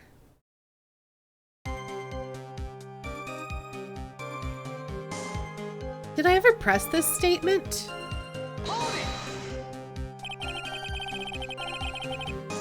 There have been a lot of contradictions in your testimony so far. This time, are you sure it's all true? Yes, I am. When the murder happened, the snow had already stopped. According to you, that's why the snowmobile tracks were so clear. Room. That's a snowmobile. That's right, I'm certain of it. I think I've trapped her this time. So I had to press her instead of... This is very frustrating. Fine. I see how you think. Snow, huh? What is going on here? If the snow really had stopped by the time of the murder, it'd mean there'd be a bigger hole in her story than the movie The Grid Revelations. Well then, Mr. Wright, perhaps you'd like to share your theory with us? Let's see what's up your sleeve. Or rather, at the end of your index finger. I don't want to believe it.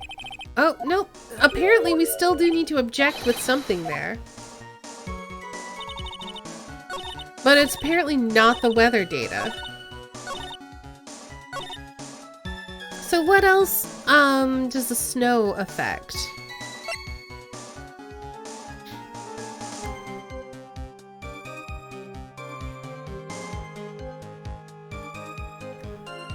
Let's go through our evidence.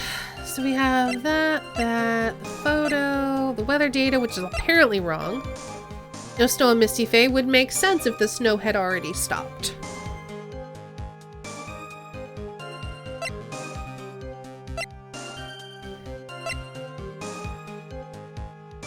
What else deals with the snow? The tracks photo. I'm thinking the murder picture doesn't make sense though, because that tracks out with her story. Also, hey, calm down, chill out. She's not covered in snow, and she wouldn't be covered in snow if the snow had stopped, right? So that doesn't contradict. How would it?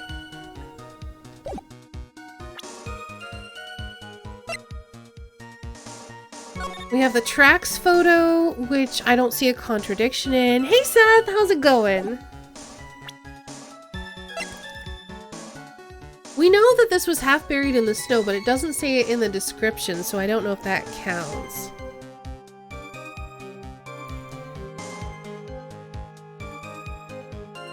This is definitely the one we have to object to. It's just finding the right thing to object.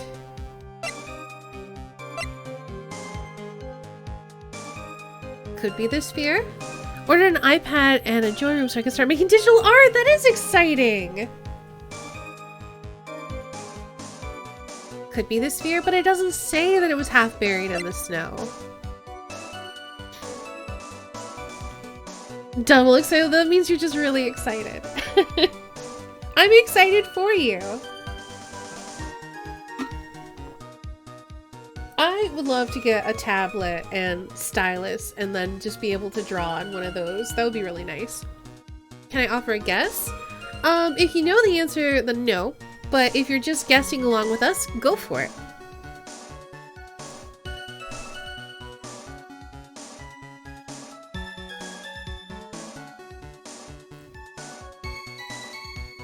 Didn't the lamp thing have snow on it? It does have snow on it. You can see it on the top and here as well. But then the blood's on top of the snow. A separate pad that goes into the computer. Yeah, I have a display tablet. It functions as a monitor and a drawing tablet. I would love to have something portable I could carry around with me though.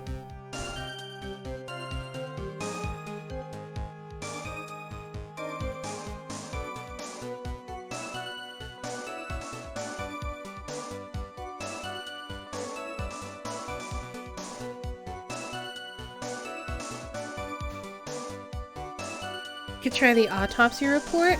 I could try it, I guess.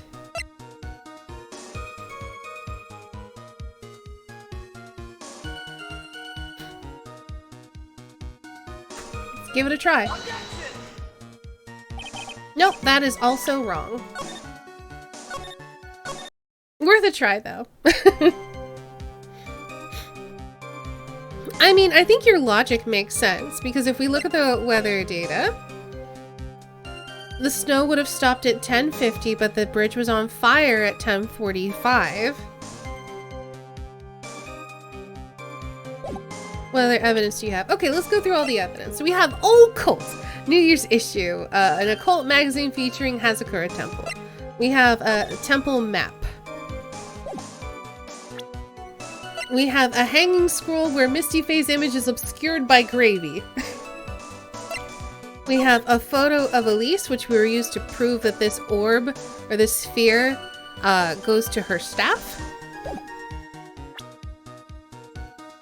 We have Iris's hood, received before the lights out bell the night of the crime. It protects from evil spirits. We have the weather data, which I feel like should go here, because it's a clear contradiction. We have the Shito, which has the victim's blood on it, the suspect's fingerprints on it, but is not the murder weapon. We have the victim's sword cane, or staff sword. Sword staff. We have the autopsy report. We have the photo of the tracks that were taken on the night of the murder. We know that at some point before the snow had stopped, the snowmobile left, and sometime after the snow had stopped, the snowmobile returned.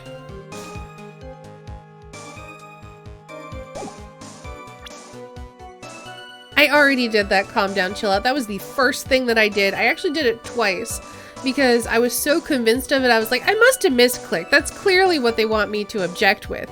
And it's wrong. That's why we have this little -2 here.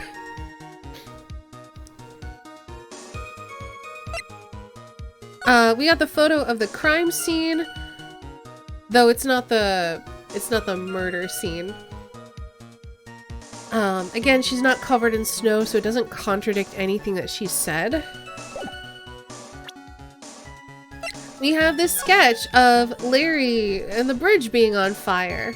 Eventually, we're gonna realize that this is upside down, clearly. We have a crystal sphere with blood on it. It was found on an outcropping near Dusky Bridge. Technically, it was half buried in the snow.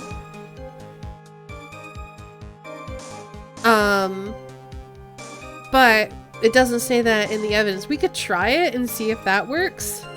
But this is going from what I remember of it. It's not actually listed as being half buried in the snow, so the game might not want us to use that. We have the Kurin Master's Talisman, which was worn by Elise de Nim. It is how we learned of her true identity as Misty Faye. We have this burnt letter, orders from Morgan Faye, given to Pearl, but it was opened before Pearl saw it. We have this dagger, which was found in a tree in the Inner Temple Garden. Don't know whose blood it is. Everyone's assuming that it is Elise de Nim's blood. And then we have the stone lantern. Lantern from the Inner Temple Garden was not lit the night of the crime. Oh, wait a second, though.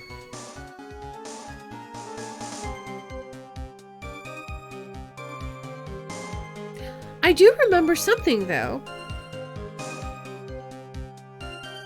There was a big square, like a big patch of cleared snow around it when we went in there the day after, but we don't have that as evidence. Alright, let's do the thing.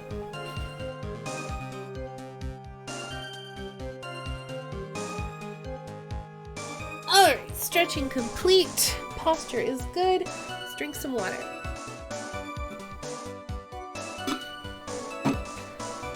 So I guess I could just try everything on this until something works. Or maybe by having this added to her testimony, maybe now we can object to this statement. That's not what I meant to do.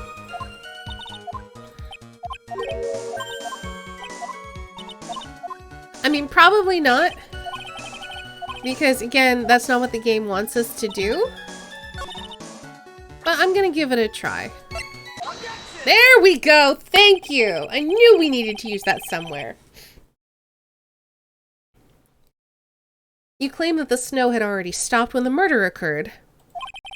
But I'm sorry, Iris. That just isn't possible. What?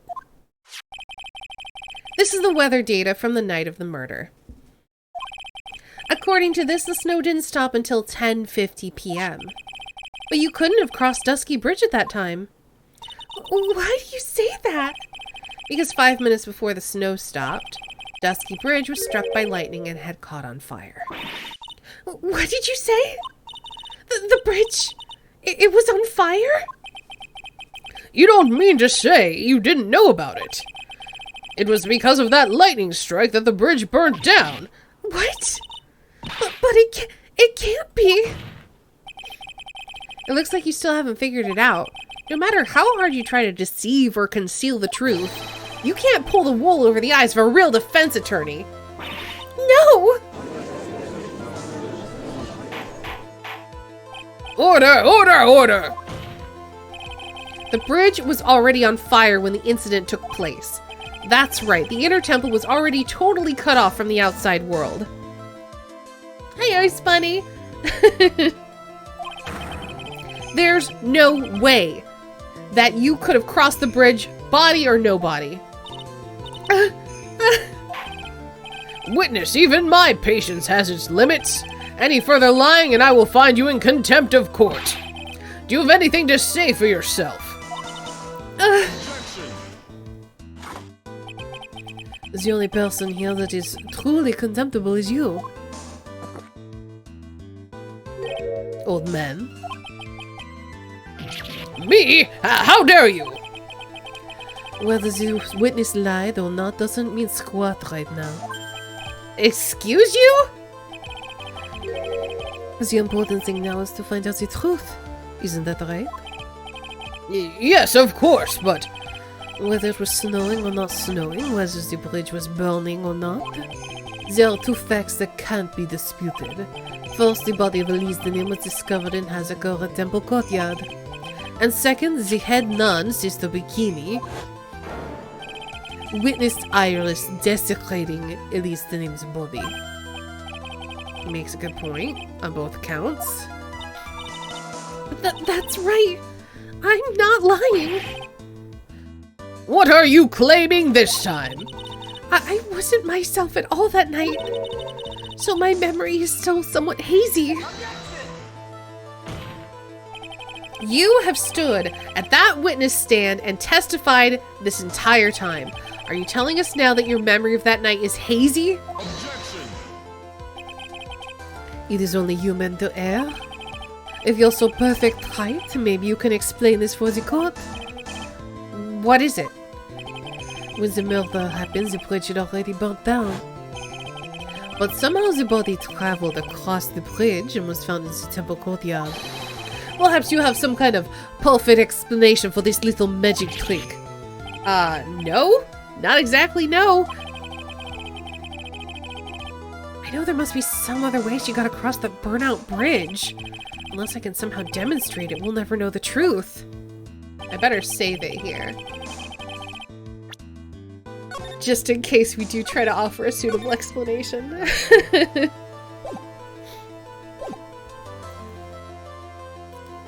It looks like the defense is not prepared to offer a suitable explanation. You see what I mean? In other words, you're in no position to suggest that this lady's testimony isn't the truth. No, we are. Again, because of the weather report. The bridge was literally on fire. Are you saying she dragged it across a burning bridge?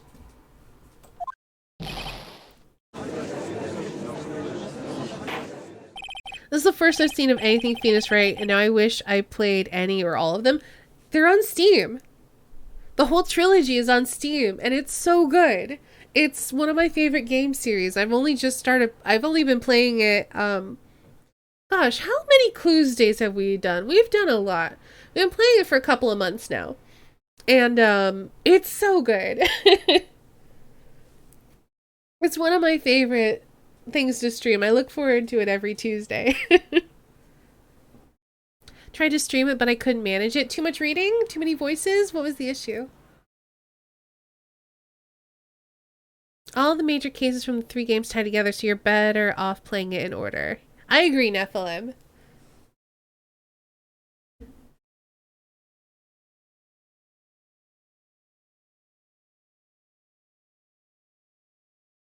Yeah, that's totally fair, Kulan. It is Moida on my voice.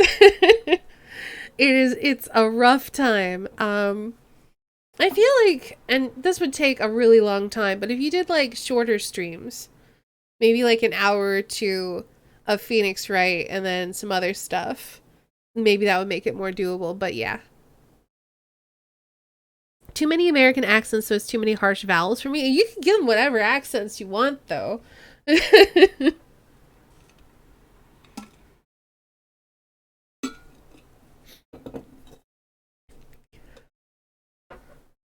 Just put on a silly voice and pretend it's normal.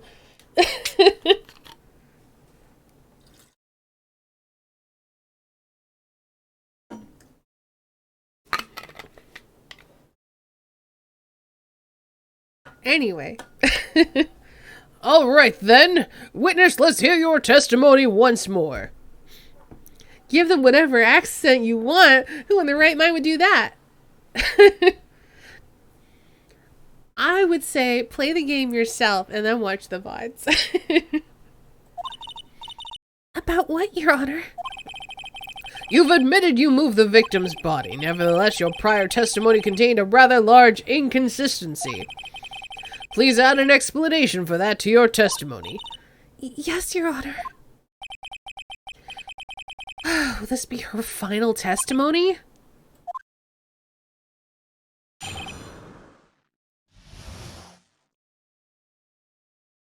Gotta admit, my prosecutor Tinville in We the Revolution was extremely funny to do. That's good.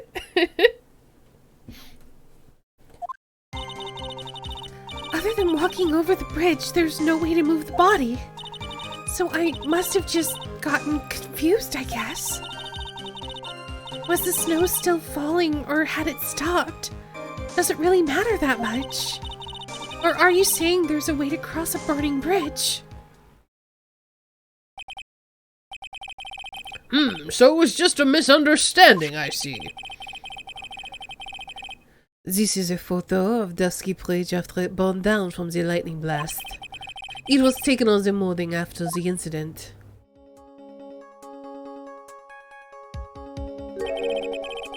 It certainly was burned to a crisp, and one of the suspension wires even snapped. It's amazing the whole thing didn't fall.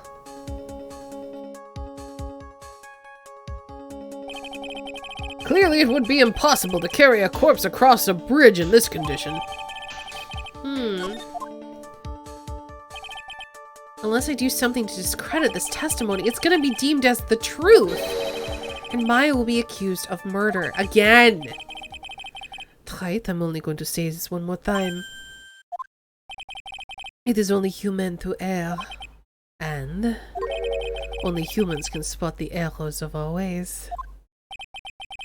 The more sense he makes, the less sense he makes. Alright, Mr. Wright, please begin your final cross-examination. Final? Well, if it's final, then I know what needs to come up.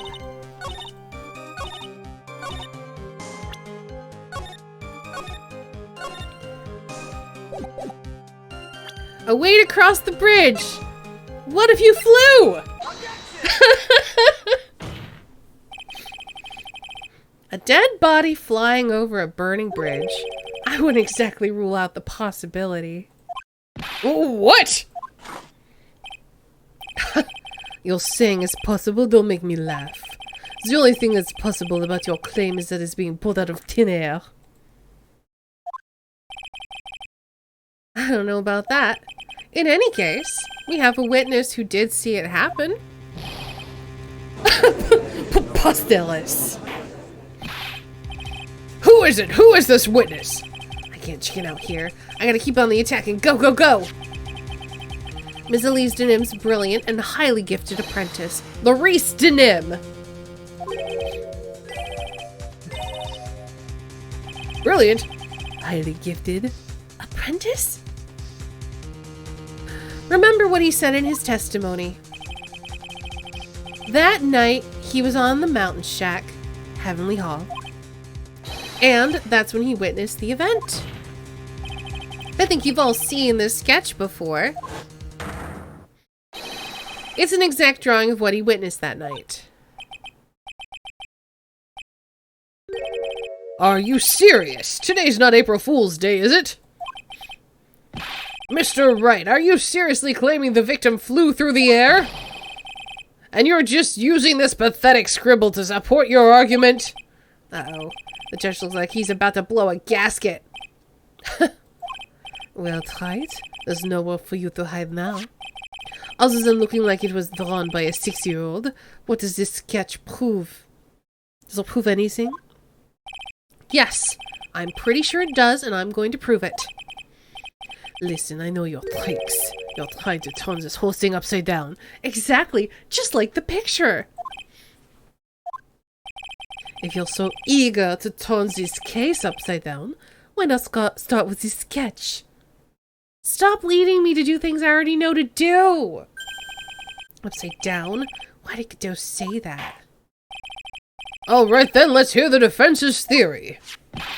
What exactly is this sketch trying to show? I know, he's telegraphing so hard! I don't think old Whiskerface is gonna forgive any more mistakes. Alright, Phoenix, look carefully and think it over.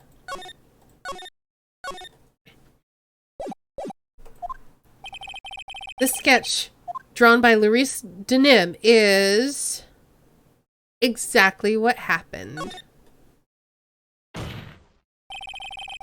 Of course, no, that's not what I wanted to say.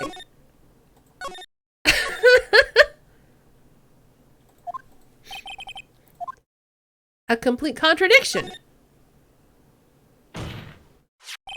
Something is obviously funny about this sketch. I thought we were going to say exactly what happened if you turn it upside down. Da-da-da, but that's not what we did. I'm no art critic, but even I can see that.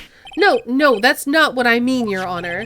Laurice Denim stated it over and over, that this sketch was exactly as he saw it. However, if we're to believe his testimony, then this sketch contradicts reality as we know it. It contradicts reality? This is getting interesting.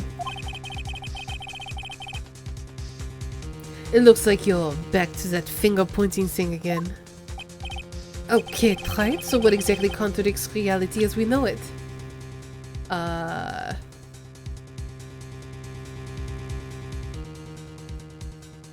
cables? It's this wire connected to the bridge. The wire! Is that the thing that contradicts reality? It is indeed. Then show us the reality it supposedly conflicts with. Show us something that will point out how this sketch contradicts reality. Well, we just got evidence, right? Look, the cables go underneath.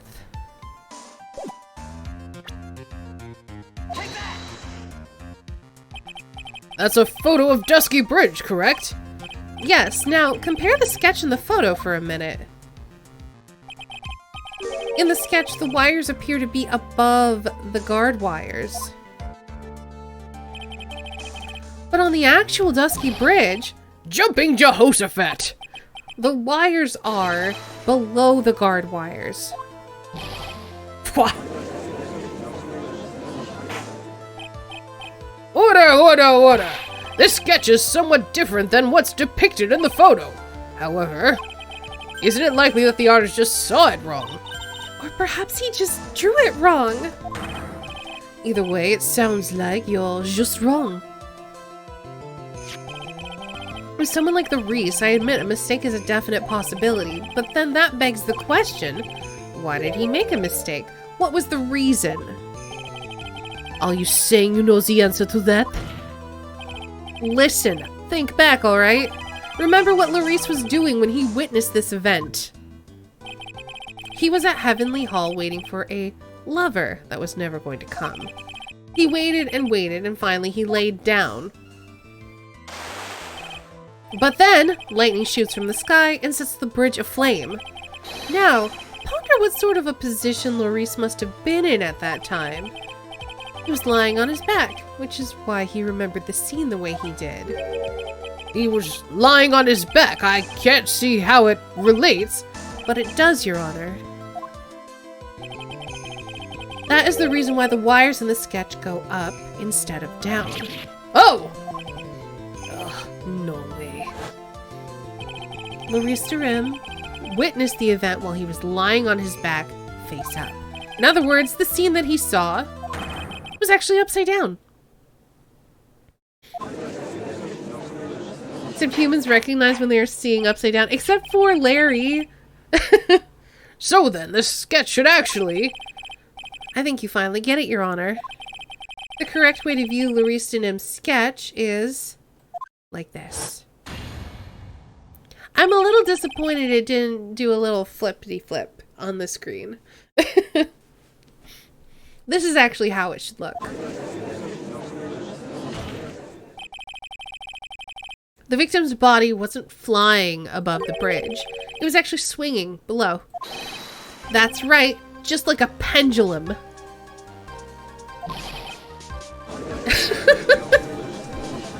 Ridiculous! Order, order, order! Of all these things to say, a pendulum. The bridge was burning to a crisp. There was no way to get it across. But if the body had been found at the inner temple, it would have caused problems. This is where the criminal decided to take a gamble. Hey, Sock! They used the burning bridge to get the body across to the other side. And a pendulum was the only way to get it done. By a slide whistle effect. In fact, it was probably this disconnected wire that did it. It was probably the one that was up there. And then they tied it around Elise's body and then just whooped her to the other side.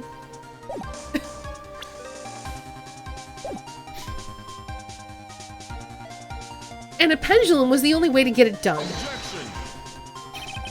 Let's think about this for a minute, shall we? Dusky Bridge is about 20 yards long, which means it's about that far from the inner temple to the opposite cliff. Yes, that sounds right. In order to cover that distance with a pendulum, you'd need a rope at least 10 yards long. To get a rope that long, you'd have to plan ahead. The lightning strike that night could have only been an accident, so it doesn't make sense that the culprit would have prepared the rope beforehand. So then, they didn't have to get the rope ready. The rope was already right in front of them. What? I'm saying it was just a matter of using what was already there. In that case, Mr. Wright, please give us an explanation to support your theory. What makes you think the criminal had the rope on hand to create the pendulum?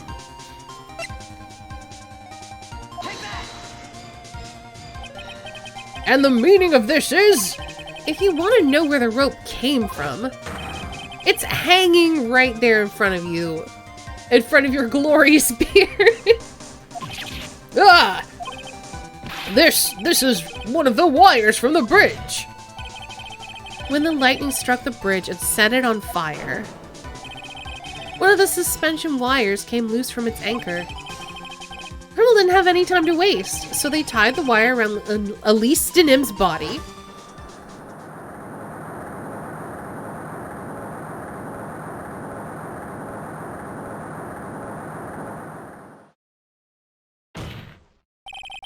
Because there was simply no other way to move the body.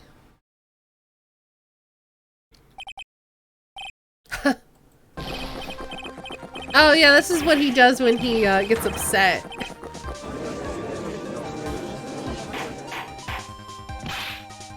Mr. Godot! It seems that Mr. Godot is more focused on his coffee than answering my question. It seems that the odds of a rope being readily available were very high. So I suppose that it's not an impossibility after all. Possible or impossible? That is not the question we need to ask. Hey, Oreo! The only one question. Did that really happen? Right. I wonder if you can prove what happened to us. You have any actual evidence that the body was swung over like a pendulum? Yeah, I do actually. Before I present my evidence, let me review what we know so far. According to this photo, one of the wires snapped.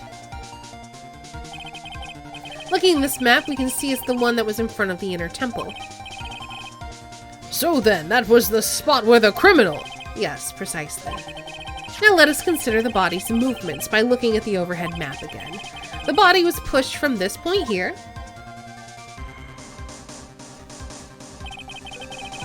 It would drop on the opposite bank at approximately this point. Did you say drop? Well, they must have failed to catch the body on the other bank.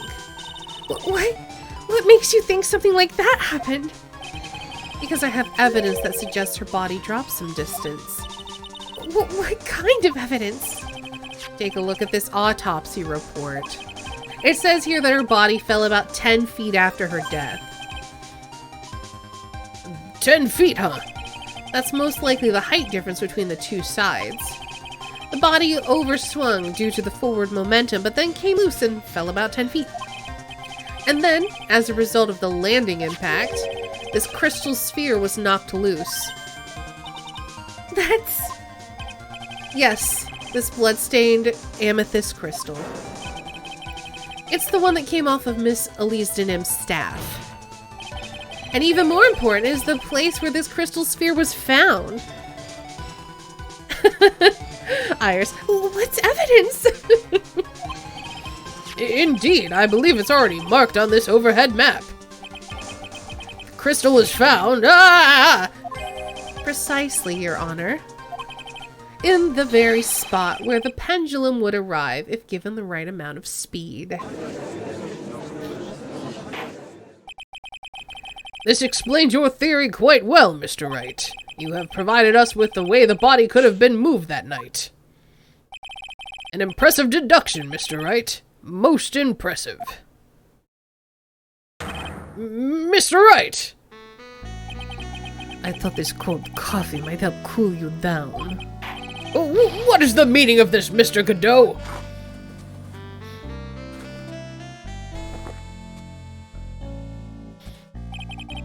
That was a dark and bitter guess you made, Wright. But you forgot about one thing. Oh, and what would that be? The aroma. Huh? A coffee's most reliable accomplice is its deep and profound aroma. The rest of the court doesn't speak Coffinese. Can you elaborate a bit more? If the criminal had sent the body to the other side like you said, then naturally there must have been an accomplice lying in wait to catch lying in wait to catch it. An accomplice? The criminal wasn't able to cross Dusky Bridge, so who collected the body? What do you have to say about that, Wright? I mean, it was clearly Iris.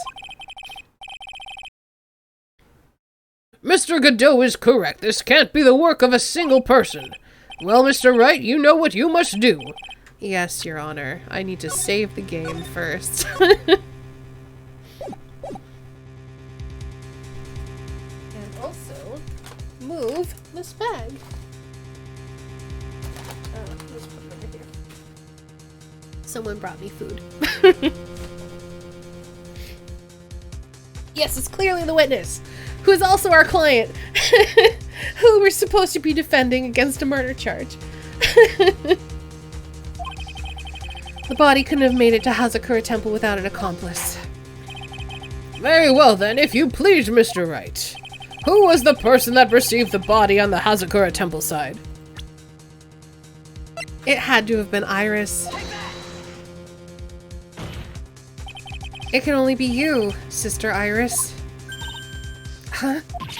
But I don't see why you're so surprised. The only way to transport the body from Dusky Bridge is by snowmobile. But with her bad back, Sister Bikini could never pick up a body like that. You're the only one that could have managed it. Wright, were you even listening to the witness's testimony? On the night of the crime, this little cutie pie was on cleanup duty in the inner temple garden after the mother-daughter bloodbath. I haven't forgotten, but have you, Mr. Godot? This witness was also seen at Hazakura Temple, desecrating the corpse of the victim. Yes, her name is Bikini. Strange indeed. It's almost as if, on that night, the defendant was in two different places at the same time. Sister Iris, let me ask you something. Why didn't you mention it when you first gave your testimony? Mention what? Pendulum, of course. Using the sketch drawn by an eyewitness, I have established how the body was moved during the burnout bridge. Which means it's now a fact that this occurred, something you should have already known. No, I had no idea. I didn't know anything about a pendulum. But the body couldn't have passed along to the other side without your help.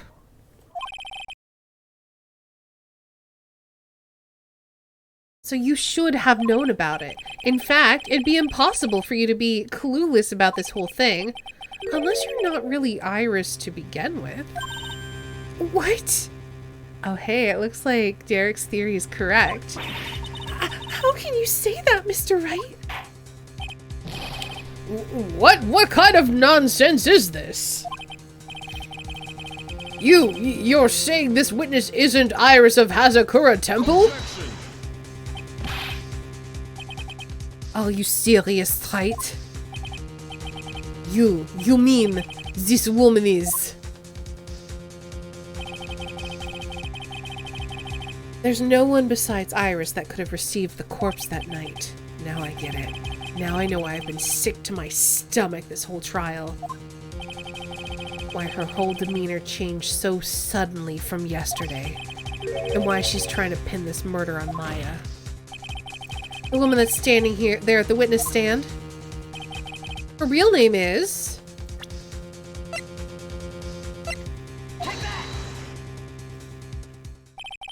I never thought I'd have to utter your name again, let alone see you. It's been a long time, Dahlia Hawthorne. Hawthorne? Sister Iris had a twin sister. And you're looking at her, Ms. Dahlia Hawthorne. Her real name's Larry. I should have done that. Missed an opportunity. That name rings some bells. Distant bells, but bells nonetheless. Is this your imagination, Clamps? This file contains all the relevant data about Dahlia Hawthorne.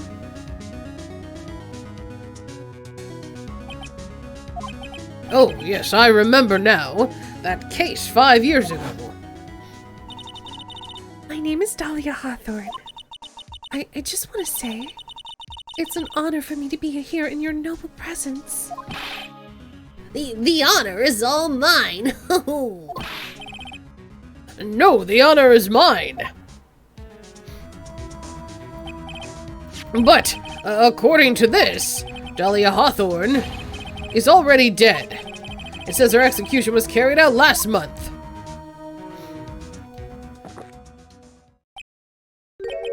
So what? Death has no meaning in this courtroom. Oh, what? Order! Order! Order! Wait a moment. How can you... My sister, she's already dead. What kind of...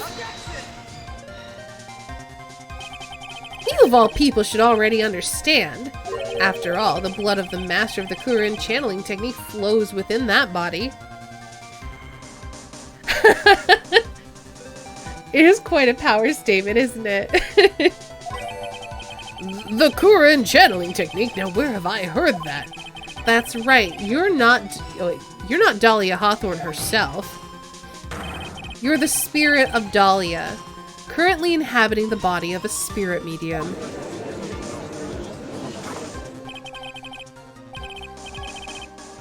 What an exciting story. Exciting, but quite impossible. You're asking us to buy that Dahlia Hawthorne just happened to be channeled by someone? On the very night of the murder? In a temple where her twin sister Iris was?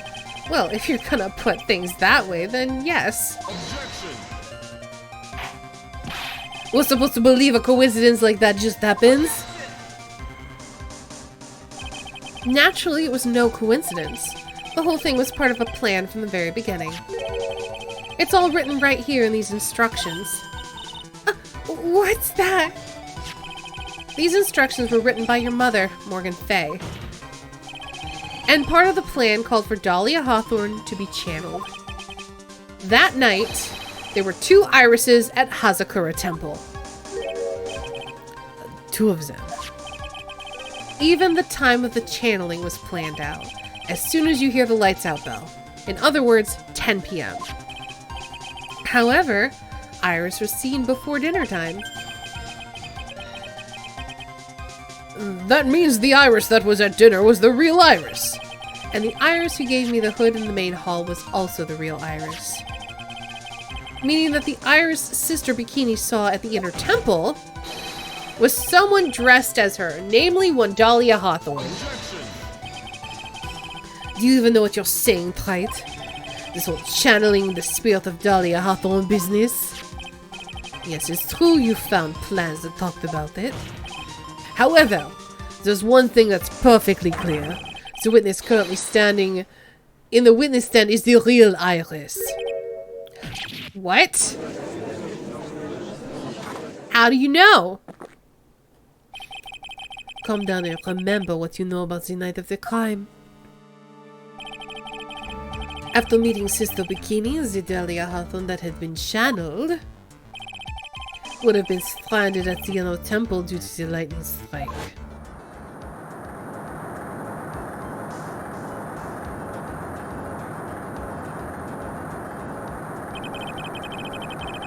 It was later that the body was moved by the pendulum. That's right.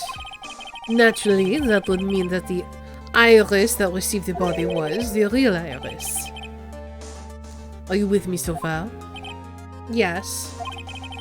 After being notified of what happened, the police came to Hazakura Temple's main hall. There they found Iris in her room and arrested her. And ever since then, she's been under police supervision at the detention center. Yes, I suppose. I can't deny any of that. That doesn't mean she can't have channeled her, though. Hey, Nestor! Oh, thank goodness. It looks like he's finally convinced. But something still seems off. Way off. I'm still not convinced that the Iris here is the same one from the other night. Huh. I suppose you're about to say something really ridiculous. Oh, what if they swapped? Like the real Iris and the spirit of Dahlia. I clicked off the game. Somehow switched places. They could have. We left them alone.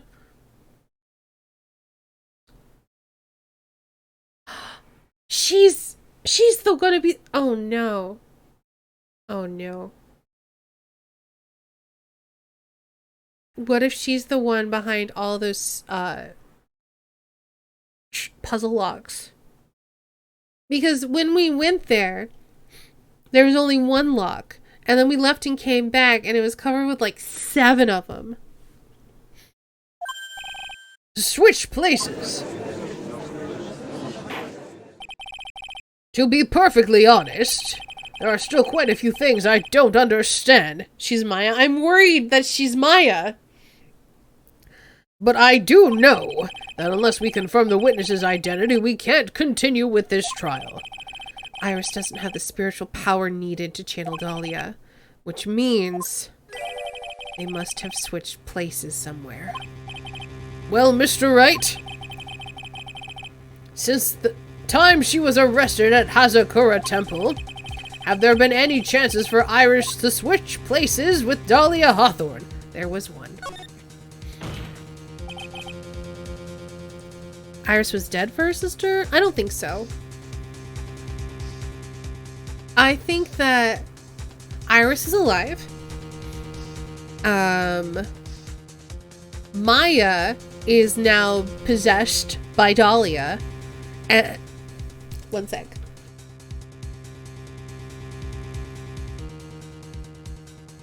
No, I'm not gonna save because there's no reason to. Because there was clearly a chance for them to switch. And saying that there was no opportunity for them to switch basically means we have to believe her testimony that she is Iris, and that it's game over. So we're forced down this path. But anyway, Dolly's definitely dead. Iris is definitely alive. She's probably now in the cave, and this Iris, with air quotes, on the stand is actually Maya channeling Dahlia. question is, or who else could have read the instructions first? I wonder.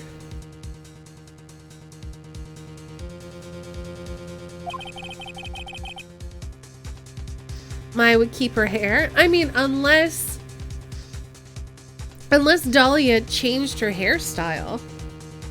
I don't think it's bikini, because we've seen bikini. I think there might have been one chance. Oh, explain yourself. Yesterday, for a few minutes, Iris's whereabouts were unknown. Unknown? What do you mean? What I mean is, there was a span of time in which Iris was able to move about freely unsupervised. Well, who was it? Who would give a murder suspect time to move about freely like that? I'm sorry, I know you didn't mean to. It wasn't your fault. The person who gave Iris the chance to freely move about was Edgeworth. I'm sorry. I'm sorry, Edgeworth. This is Mr. Edgeworth, isn't it? Your Honor, there was a fairly large earthquake yesterday, was there not? Ah, an earthquake.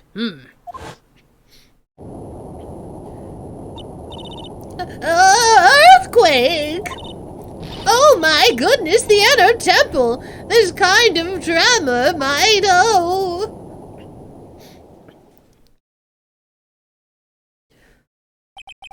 How could I have?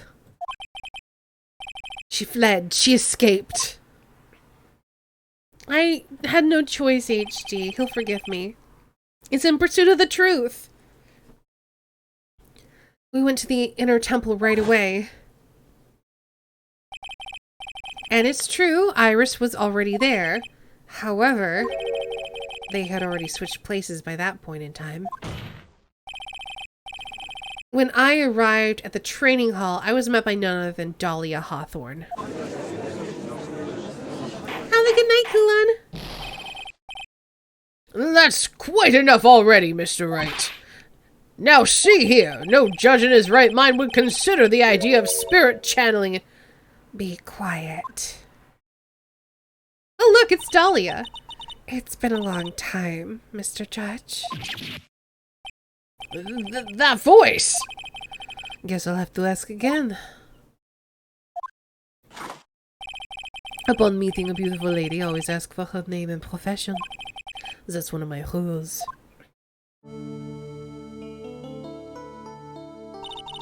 Dahlia Hawthorne. And my current profession.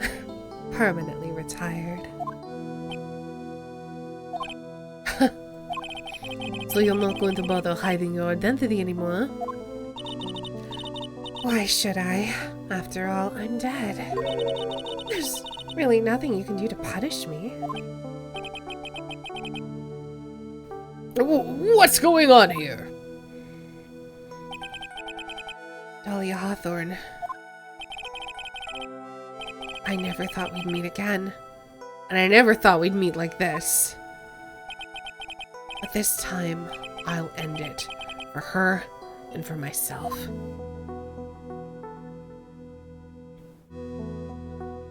Well, we're probably going to take our break a little bit early then. Because this is a perfect stopping point. So we're going to take a little break.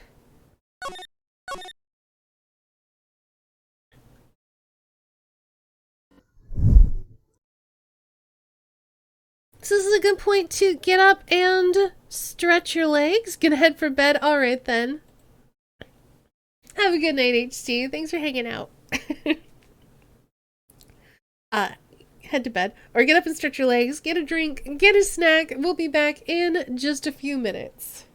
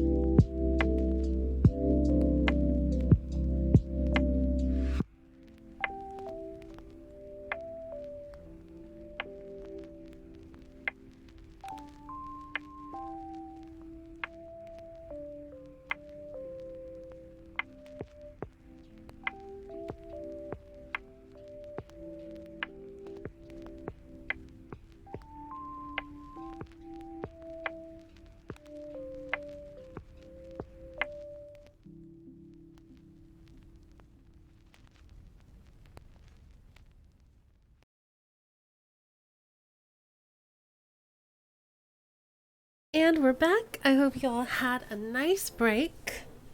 Let's get back into the game.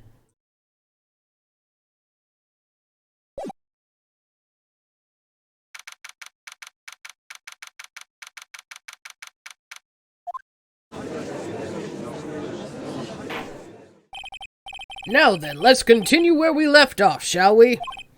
Well, witness? Yes. How can I help you, Mr. Judge? Well, it seems that if we're going to learn the truth, we'll need to hear your testimony. I have no problem with that. But when you've seen what I have, sometimes the truth is better left unknown. In any case, let's hear your testimony. Tell us about the plan that was carried out that night.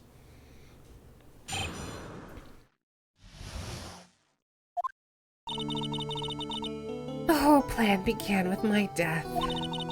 A stupid plan hatched by Morgan Fay to install her own daughter as the next master. But for it to work, Maya Fay would first have to die. The idea was for me to kill Maya and then have the blame pinned on Iris. The plan went wrong, but it seems to have succeeded anyway. So that means you really are... Wait a minute. Did you just say the plan was to kill Maya Fay? Yes. You have a problem with that. Don't give us that nonsense. There's no way that... Watch yourself tight. You've got a problem solved during the cross-examination. That's one of my rules. Mr. Godot is correct, and by the way, that's one of my rules as well. To kill Maya? Could it be true?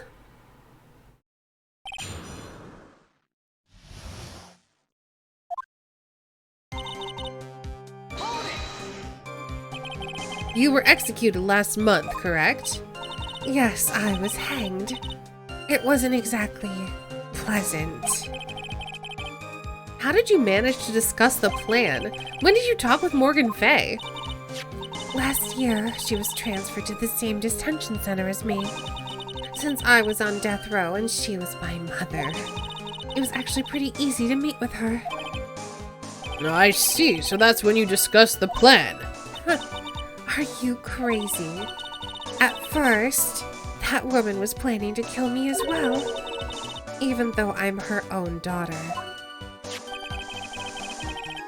All to make Pearl Fay the master of Kura Inn. She's a cold, twisted woman. She thought she could finally regain her lost honor. The honor she lost when her younger sister, Misty, took her place as the master. Ever since that day, she's been working on this plan. A plan, huh?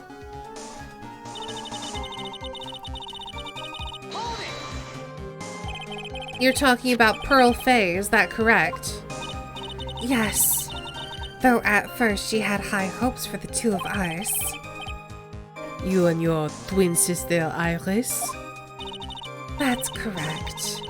Fortunately, neither of us had much spiritual power. That's why we were abandoned by her, along with our father. Abandoned? The only person I've ever really cared about in my life was myself. My sister was a nuisance, so I convinced my father to leave her at an old temple. You mean Iris? Yes, my father remarried a woman who also had a daughter. The less children you have, the more money there is to go around, right? And on top of that, my father had absolutely no interest in children in general. How horrible! The really horrible one was that woman. That bitter, vengeful woman. It was her stubbornness that gave birth to that child, Pearl Fay. She was born with an abundance of spiritual power. Unfortunately for her, Morgan Fay heaped all of her broken hopes and dreams onto that poor child's back. All because of her pathetic dreams of having her bloodline become the main family's.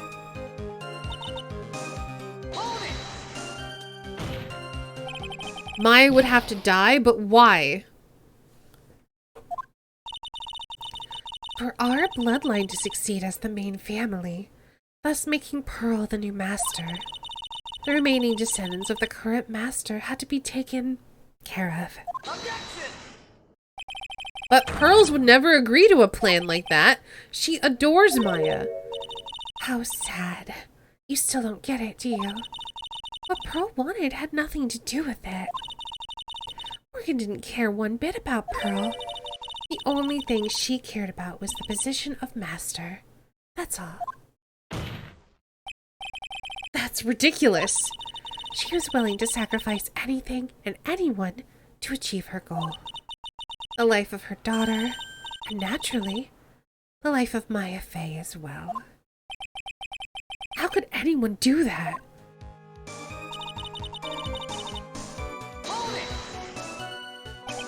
You were gonna kill Maya? Pearl didn't need to know anything about it. All she had to do was follow the instructions in the letter and channel me. Then I would have simply used her body and finished the job.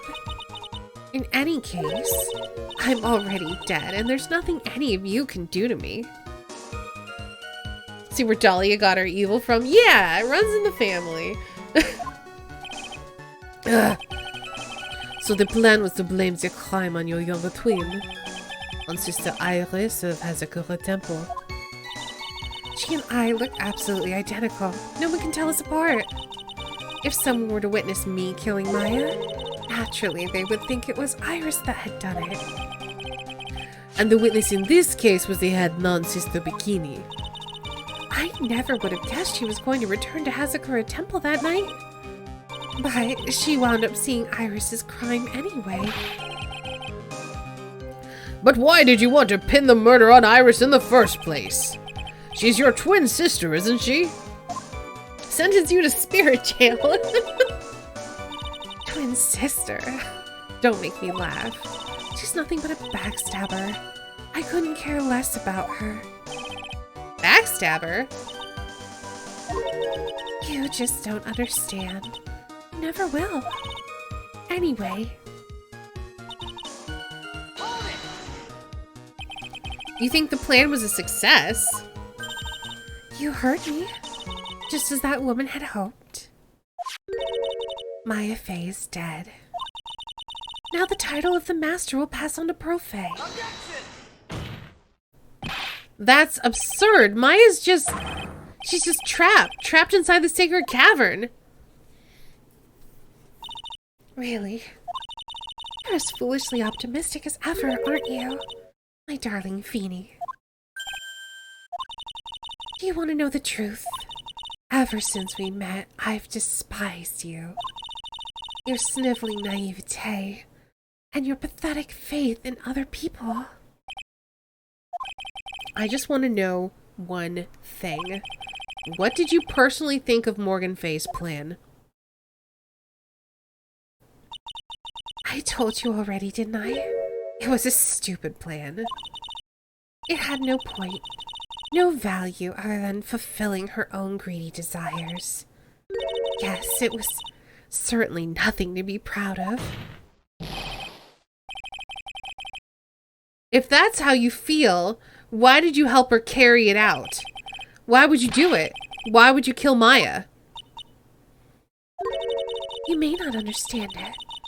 Being the kind and gentle soul that you are, you may not be able to appreciate why someone like me would help a woman like that. So then tell me, why? Isn't it obvious? I'm not like that woman. I only act in my own self-interest. The reason I helped her was for myself. For my own personal satisfaction. What did you say? So this woman, Dahlia Hawthorne, she had her own reason for wanting Maya dead? You understand now why I would kill Maya Fey, what my goal was.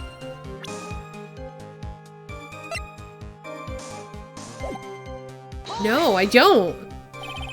Obviously, it's because you were helping Morgan Fay. Helping? Don't make me laugh. From the day I was born to the day I died, I never helped anyone. I lived for myself, and in the end, I died for myself. I thought that was obvious. She wasn't actually cooperating with Morgan. She was just using Morgan and her plan so she could accomplish her own goal. All I wanted to do was kill Maya Fey. She's Mia's sister. Yeah, probably.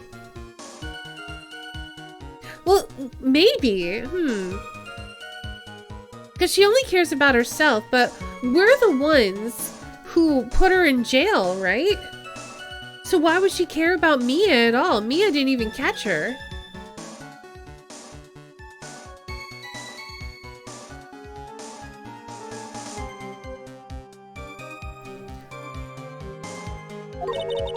That was the only way I could think of to get revenge. Oh, I guess she did want revenge against Maya.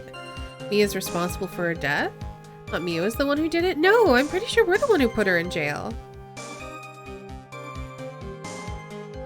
Mia did put her in jail? Did she? I'm so confused. Mia tried to put her away, but didn't Phoenix convict her? Oh, right, because Phoenix was on the witness stand. That's right. Okay, yeah, you're right. Hey, I'm Mr. Smiles. Mr. Smiles, I guess, would be your name. Hi. Phoenix was on the witness stand, but Mia was the defending attorney who did it. With, Mr. Hemorrhoids. I can't. Grossberg. Mr. Grossberg.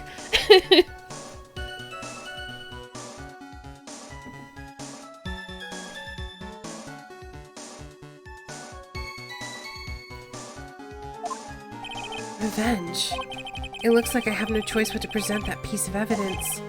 I can't believe it. She meant to kill Maya. I've got to keep a cool head. And I need to get more information out of her. It's the only way to understand this plan and what she was after as well. She got away with killing her stepsister, but Mia convicted her of the murder where she framed Phoenix. Yes. Okay. What evidence do we have? Want to kill? I think the evidence is Mia, right?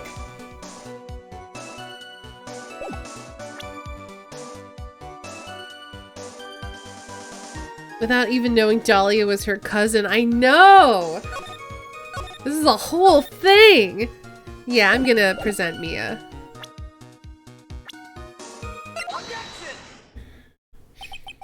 Could it be that your actual goal had nothing to do with Maya Fey herself? As I said, none of you have the power to punish me anymore. Because I'm already dead. Well, I had the same problem, you see. You can't punish the dead. And you can't take revenge against them either. You wanted to take revenge on someone. I was sentenced to die because of that woman. Mia Fey. I somehow knew this was it. I wanted to send her a message. It was at her hands that I suffered my first humiliation. I wanted her to feel the same pain she made me feel. I hope that you're in a universe where spirit channeling exists when that happens. Sadly, when I realized revenge was impossible, I gave up. And the reason was impossible? Was it perhaps because Mia Fey had already died? Yes. And I realized there's only one way to take revenge against the dead. And how do you do that? Even when the body dies, the spirit, the ego, it lives on. Forever. I wanted to take away the person that Mia Fey loved most. I wanted to kill her with my own hands. That would be the one and only way I could take my revenge against Mia Fey. That was the reason I helped out with that woman's plans. Just for that? For that you would kill Maya? Your goal was no different than that of Morgan Fay. As they say, the apple doesn't fall far from the tree. You just lock her in a jar like Amy. What a cruel plan. Cruel, cold, and heartless. Don't waste your time preaching to the dead. I've already told you, there's not a thing you can do to me. That night, at about 9:30 p.m., I materialized into this world. I quickly pinned my hair up, put on a demon warding hide, and then I picked up the staff that was by my side and left Hasakura Temple. Wait. Wait! Did Elise channel her? No, Pearl tried and failed. I think this was Misty.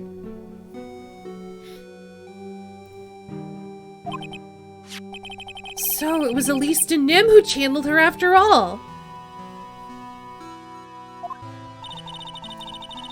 That ridiculous head nun never noticed a thing. She left Maya Fey at the inner temple and wobbled back, clutching her poor old back.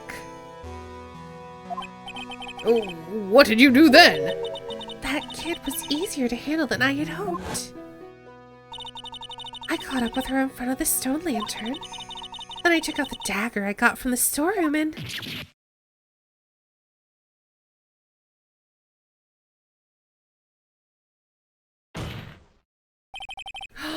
And stabbed Maya. That's whose blood's on the dagger. So then you're saying you stabbed Maya? It's strange, but I don't have a clear memory of what happened after that. What does that mean? No clear memory? I don't know. I think I was stabbed. You were stabbed? At the last minute, Maya Fey must have stabbed me, I'm sure of it. That's not like her at all.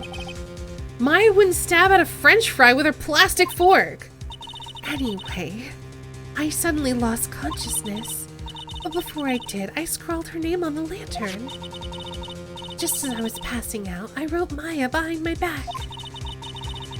I had hoped it would cast suspicion on her.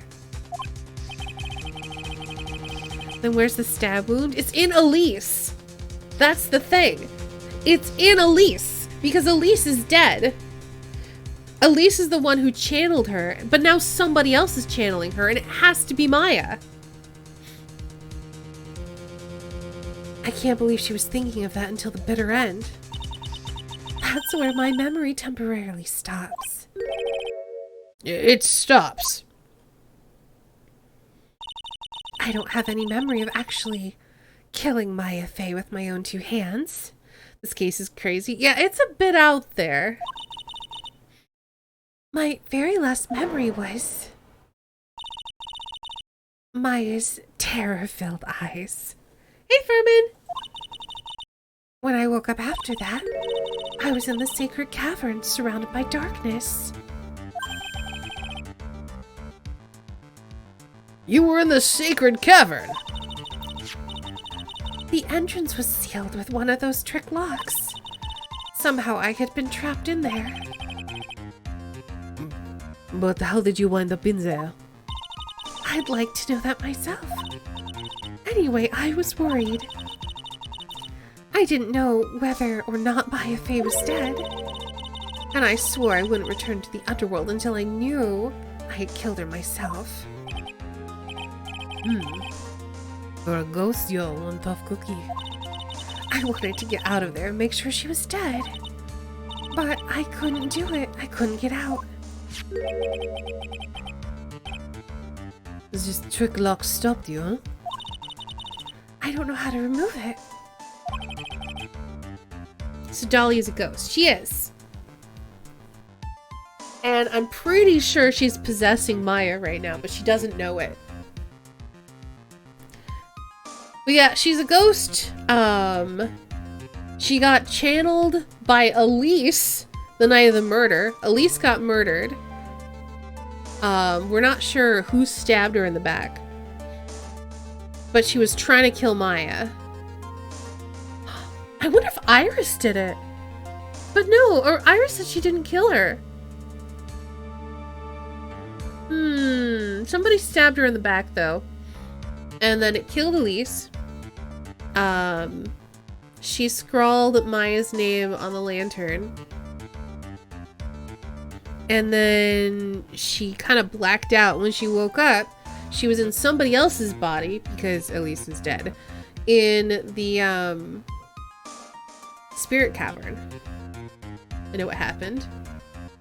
Who do you think stabbed her? Unless you actually know, then don't tell us. Shenanigans! Oh, yeah, definitely.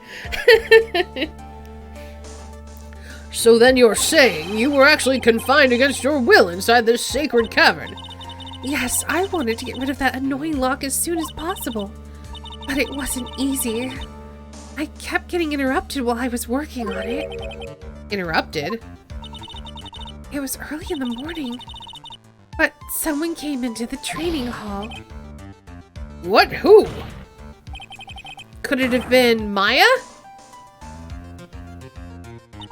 I thought the same thing, but I couldn't see. Why not?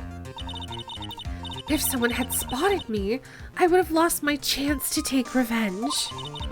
So I made sure to hide myself well at the back of the sacred cavern. That morning, only 2 people could have gone into the training hall. Maya and Pearls. Pearls went there to cover the hanging scroll and gravy. Still, I finally managed to remove the lock. But I was too late. What do you mean by that?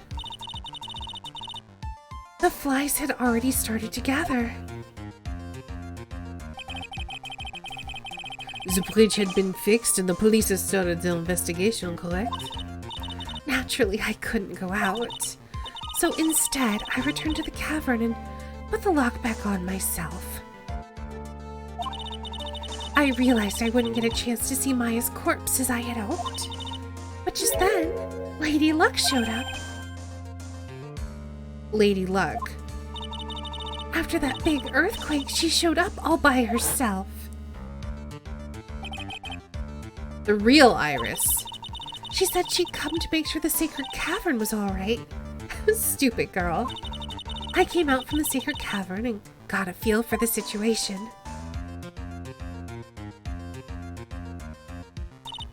And I locked her away in my place.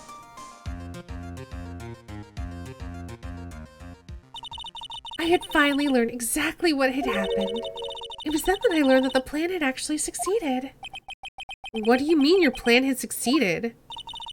I had misunderstood one thing, you see. That night, the one that had summoned me, I had assumed it was Pearl Fay. Well, of course you would have assumed that. That was written on the instructions. But I was wrong. The person that had actually called my spirit back was Misty Fay, the picture book author. What? Well, that's really the only possibility, isn't it? After I lost consciousness in the garden, it was her body that was left lying there.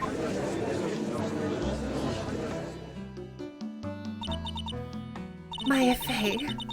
I wasn't able to kill her with my own hands after all. But even so, I made her commit the most vile sin a human can commit. And that is? Matricide. The sin of killing her own mother. No way. I missed that episode. Why did Pearl cover the scroll in gravy? Because she can't read. She was trying to follow... Hold on, I'll go ahead and explain. So she had these instructions that she was following where she was supposed to channel the spirit of Pearl. No, of Pearl was supposed to channel the spirit of Dahlia. The last sentence, gravely roast the master in the fires of Hades. And she thought that meant that she had to put the gravy from the roast on the hanging scroll of the master. That part makes more sense in Japanese because kanji is hard. Yeah. But also, if you just take the fact that she's not a good reader and she's also been homeschooled for a while, she could definitely confuse gravely with gravy. So just put some gravy roast on the master. Anyway. So that's why. Order! Order in the court! What is the meaning of this? It's true that I was the one who attacked Maya Fey, but even so, the murderer who actually snuffed out Misty Faye's life was none other than your darling little Maya. You don't know that, though. Ridiculous. That's nonsense. Are you sure about that? Just think about it. There's even evidence supporting these facts, isn't there? What do you mean? What is this so-called evidence? The fact that Maya Fey has disappeared is evidence enough, isn't it? Huh? The idea that she's still in the sacred cavern is just ridiculous. Who do you think is channeling you? How are you here if it's not her? Do you think you're Pearl now? I wonder if she thinks she's Pearl. I bet you she thinks she's Pearl. She wasn't able to escape from the inner temple, that much is obvious. In that case, there's only one place she could be. Where? Do I have to spell it out? The bottom of the Eagle River, where else? Eagle River? Maya Fey killed her long-lost mother. Can you imagine the guilt she must have felt when she realized that? That's why she threw herself into the Eagle River. Most bodies that wind up in there are lost forever.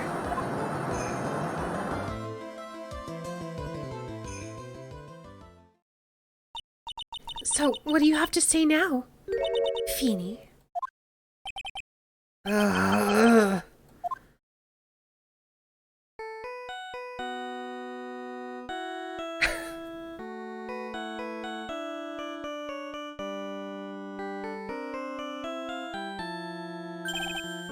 Oops. Sorry, that's my phone. What kind of ringtone is that? Go here. Okay. Thanks. Was it something important? They just finished removing the locks from the sacred cavern. That's great. What about Maya? There was a woman in the cave. Was it Maya Fey? Why are Godil and Phoenix on opposite sides? Because he's the prosecutor? And he hates us? And I'm pretty sure the only reason he became a prosecutor was to try to bring us down? Because he blames us for Mia's death? Oh, I see. Yeah, it's a perspective shift. When we're looking at them objecting and stuff, I think we're looking at it from the judge's perspective.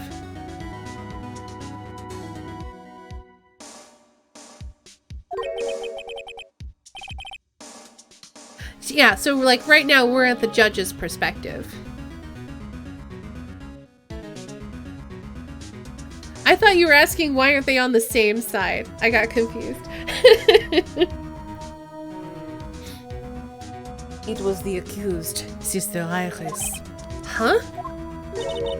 Don't look so surprised. I locked her in there yesterday. I just finished telling you that. So what about Maya? Where is she? Phoenix! She's right in front of you. Why have you not realized that? There was no one else found inside this sacred cavern. No, it can't be. Phoenix, come on! Who's channeling channeling her. Who else could it be? We know it's not Pearl. We know it's not Pearl. So who could be channeling this woman? Ugh, Phoenix.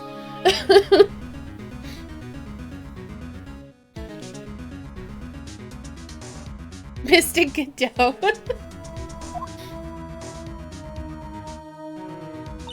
I told you, didn't I? She's dead.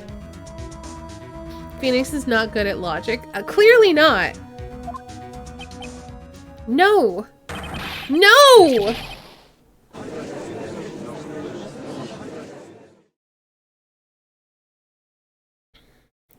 Probably overcome with emotion than logic. That's fair. It seems that this case has come to an end, a tragic end. Sadly, it appears the killer of Eastern M, also known as Misty Faye, was her own daughter, Maya Faye. Overcome with guilt for what she had done, Maya Faye jumped to her death into the raging waters of the Eagle River. It can't be. Don't worry, it's not. Ha! Oh, him. Huh.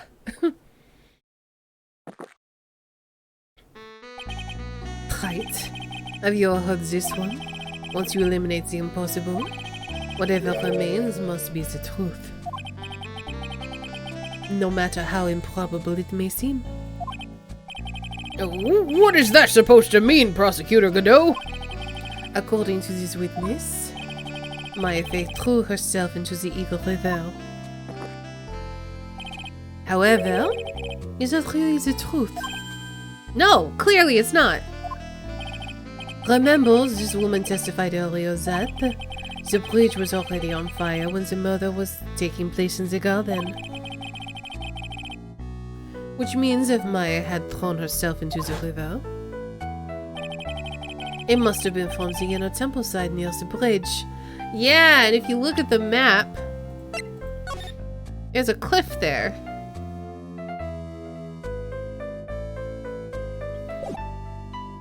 Godot's helping? Yeah, apparently. That's right, that's where she jumped from. But that's impossible. It's impossible to jump to the river from there. What? Don't get your panties all twisted up, Wright. Just relax and think through the whole thing again. So it's impossible. Maya couldn't have thrown herself into Eagle River. Well, Mr. Wright! Come to the defense desk. Miss Hawthorne claims Ms. Faye threw herself into the river from the inner temple side. Do you have any evidence that refutes this claim? Yeah, this. It's impossible to jump into the Eagle River from the inner temple side. No one knows that better than this witness. What did you say? 11 years ago, you jumped into the very same river. Just take a look at this overhead map. As you can see, below the cliff on the inner temple is a big rock shelf. Oh, ooh, you're right. She wouldn't have reached the river if she'd jumped off from there. In other words, if she had jumped, we should be able to see her body in this photo. Oh. So you finally figured it out. You... No! Order! Order! You're just playing with me. Maya Faye's body is at the bottom of the Eagle River. There's nowhere else she could possibly be hiding. Ms. Hawthorne, have you ever heard this one before? Once you eliminate the impossible, whatever remains must be the... Stop it! Please stop it! Yes, just a few minutes ago, actually. Maya Faye wasn't inside the sacred cavern. We now know that she didn't throw herself into the Eagle River. Correct. That eliminates all the most likely possibilities. Now, although it seems improbable, there's still one other place she could be. Oh, what? What is this one possibility you're talking about? But that's obviously a bluff. So where's her dead body then? Finally, I think the pieces are falling into place. Normally the living have no way to punish the dead. But I think there's a way to give Dahlia Hawthorne the ultimate punishment. Shall I tell you, Miss Hawthorne? Shall I tell you where Maya is this very instant? Maya Fey is in this very courtroom! There's only one possibility left. Namely, she's right here in this very courtroom. What? Maya Fey is here? You say she's in my courtroom? Dahlia Hawthorne, I seem to recall that you said I had misunderstood one thing, you see. So what? But I think there's one more thing you misunderstood. What do you mean? Tell me something. At this very moment, who is channeling Dahlia Hawthorne? Thank you! Why that's obvious! It's Pearl Fey, that pathetic little sniveling runt. You're wrong. Pearl's tried, but she couldn't do it. I've never failed at channeling someone. This is the first time it's happened. You know what? It's actually kind of convenient that I made Dahlia and Iris kind of speak a little bit breathy, because Pearl's does too, and it kind of gives them a family resemblance. Isn't there any explanation for why you couldn't channel a spirit? It could happen if someone else was already channeling the same spirit. Someone called me before Pearl did? But, oh. Pearl's even tried again on the day after the crime, but she couldn't do it. What could that mean? I think the truth is becoming clearer to you right about now. Am I correct? It wasn't Pearls that channeled you. There was someone who called you before she could.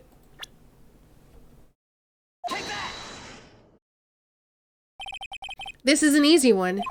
Pearls couldn't do it, and Misty Fey is gone. There's only one possibility left. Come on already, I can't stand the tension! Dahlia Hawthorne, the person channeling you right now must be Maya Fey. What?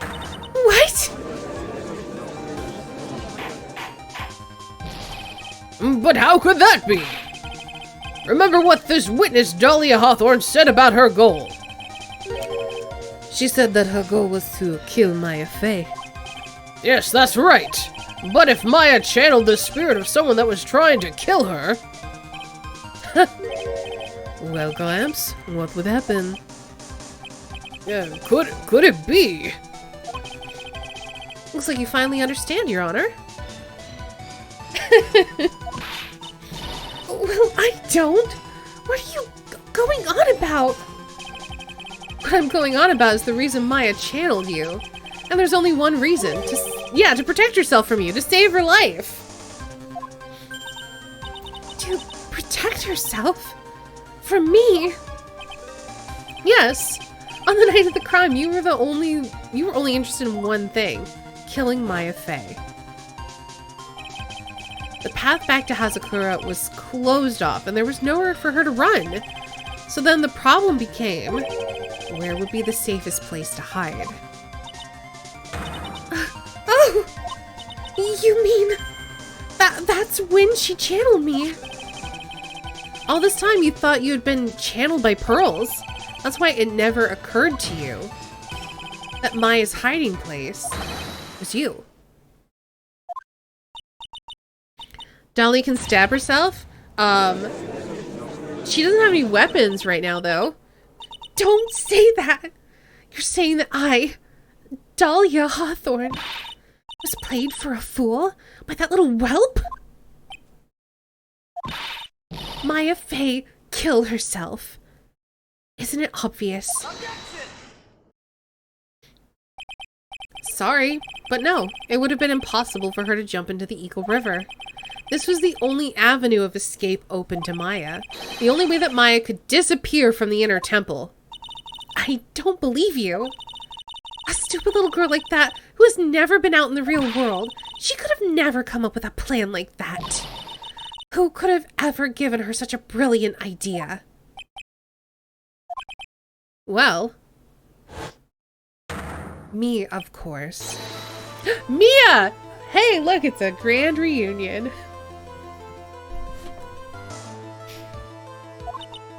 Mia Fey. It's been a long time, Dahlia Hawthorne.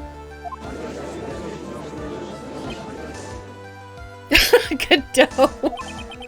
So it's true. It was you. Yes. Huh. There's something else. But what are you doing here? That hair, it's pearls, right?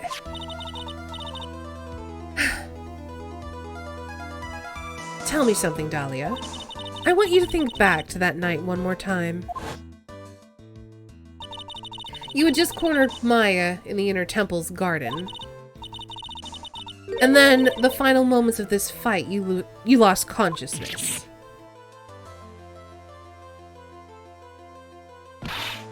I was stabbed by Maya Fey. Actually, Maya lost consciousness at the same time as you. She did. Not terribly surprising since she was about to be killed.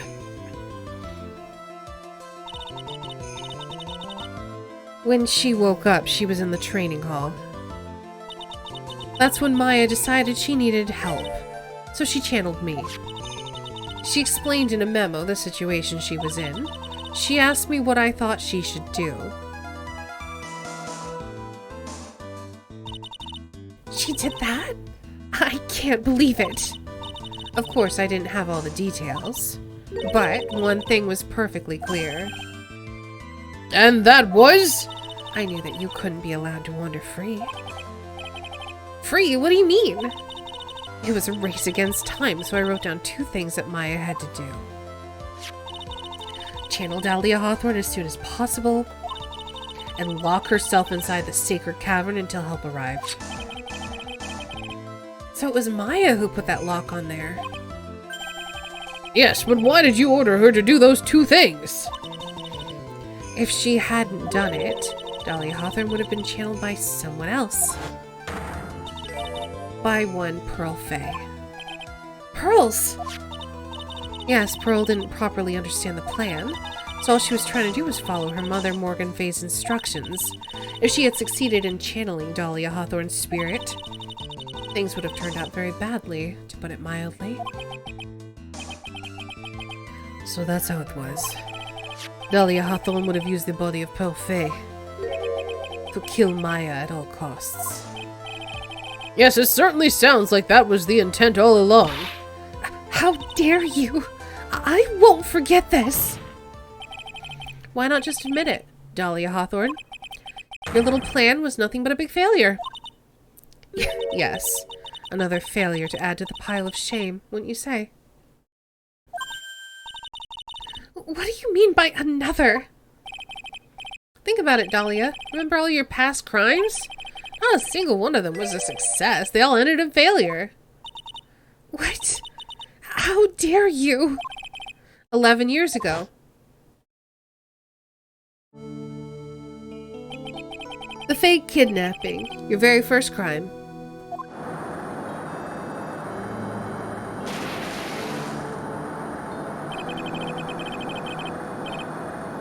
You got your hands on a $2 million diamond, but...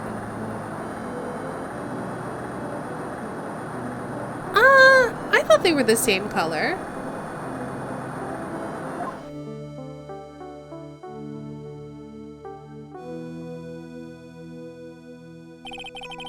After Terry Falls escaped and went to meet with Valerie Hawthorne, the truth was exposed.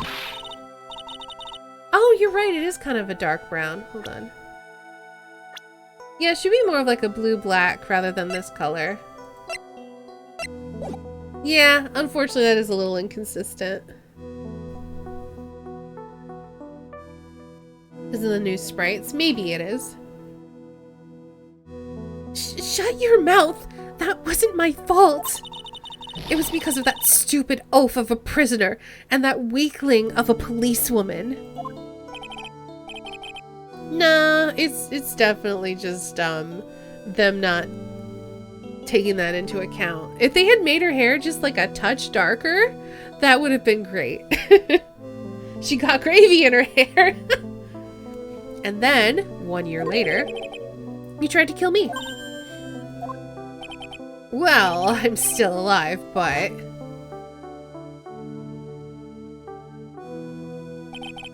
you wound up killing someone else. Yeah, I don't know.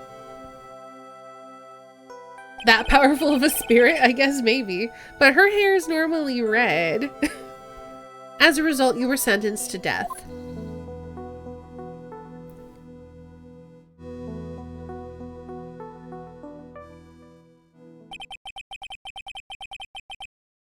It's one stupid move after another for you, but it's no longer funny. You! Wipe that smug, happy-go-lucky smile off your face!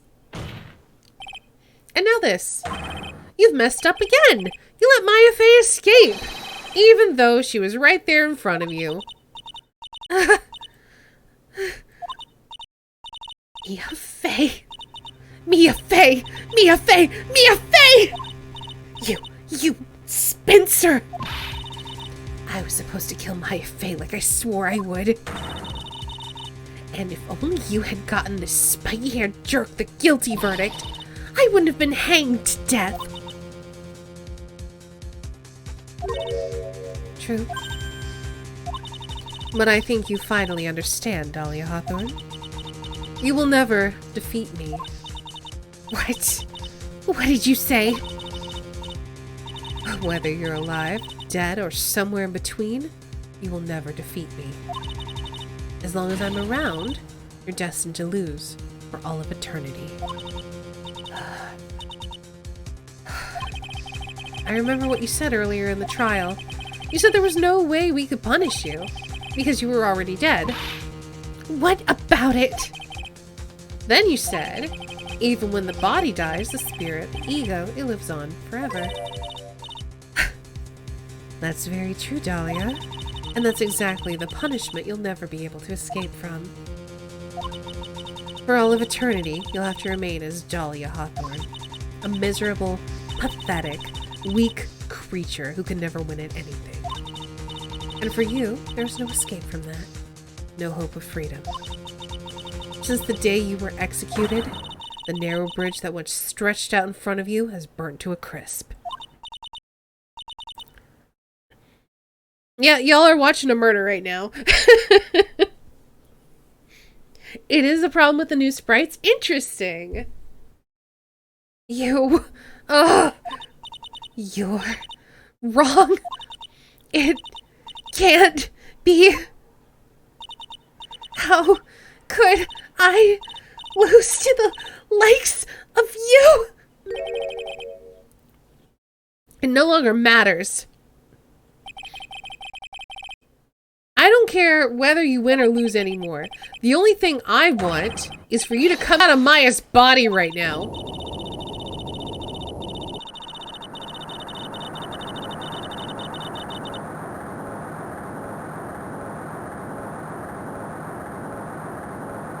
Oh, goodness.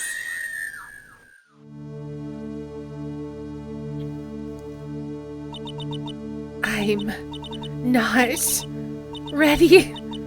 Not ready to go.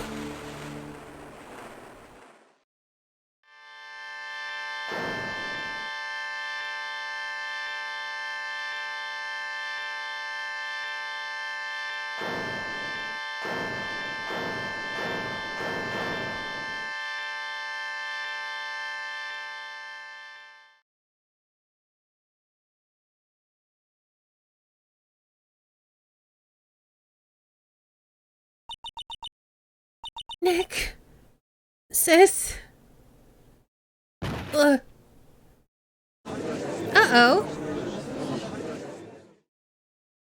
Sorry, you gotta ask for permission for links.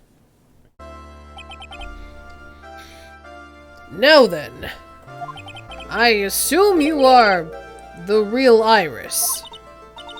Yes, I was just rescued from the sacred cavern. I must say you and your twin sister are indeed identical from what I can see. It's okay, I should have asked, what did you want to share with everybody?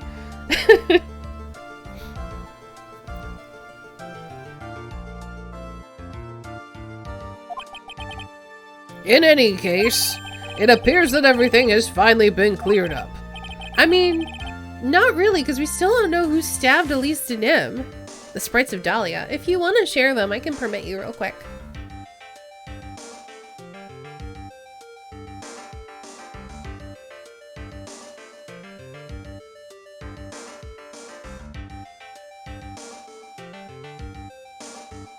Wasn't Maya channeling Dahlia for like 2 days? Yes, she was, which is probably why she passed out. Ooh, let's take a look. Oh, yeah. They definitely made her hair more brown. Interesting.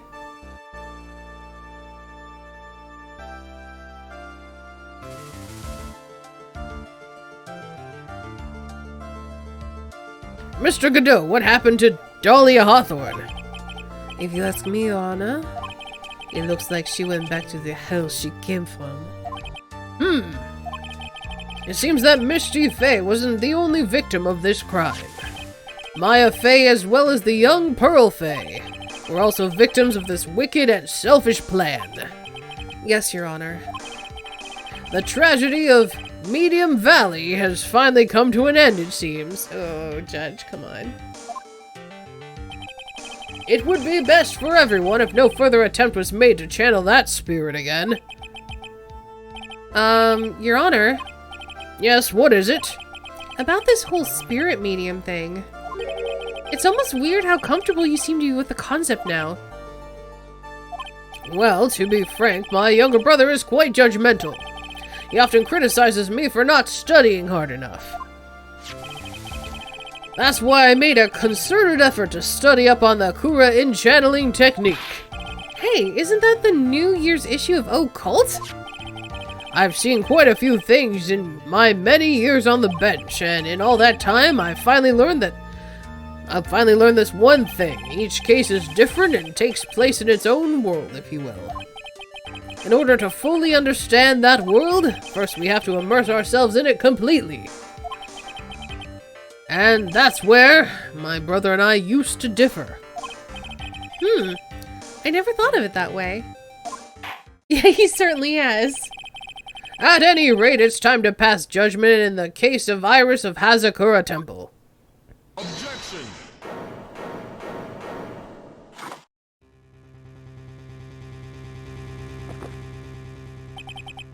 You're a little too fast with that gavel, Your Honor. What do you mean by that, Mr. Godot? This trial, it isn't over yet, is what he means. I was gonna say, it doesn't feel over. What? Right. Remember what Miss Evil Spirit said in her testimony? Huh? Dahlia's testimony. I caught up with her in front of the stone lantern. Then I took out the dagger I got from the storeroom and...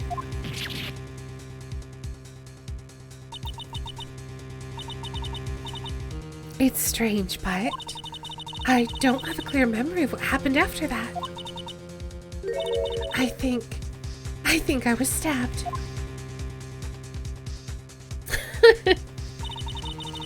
Just as Dahlia Hawthorne was about to attack Maya, she was stabbed and killed by someone. Yes, that's right. The person that was ultimately killed was the spirit medium that channeled Dahlia. Elise the Nim. No, Misty Faye.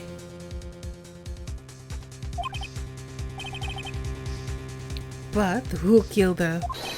We still don't know who did it. This isn't over?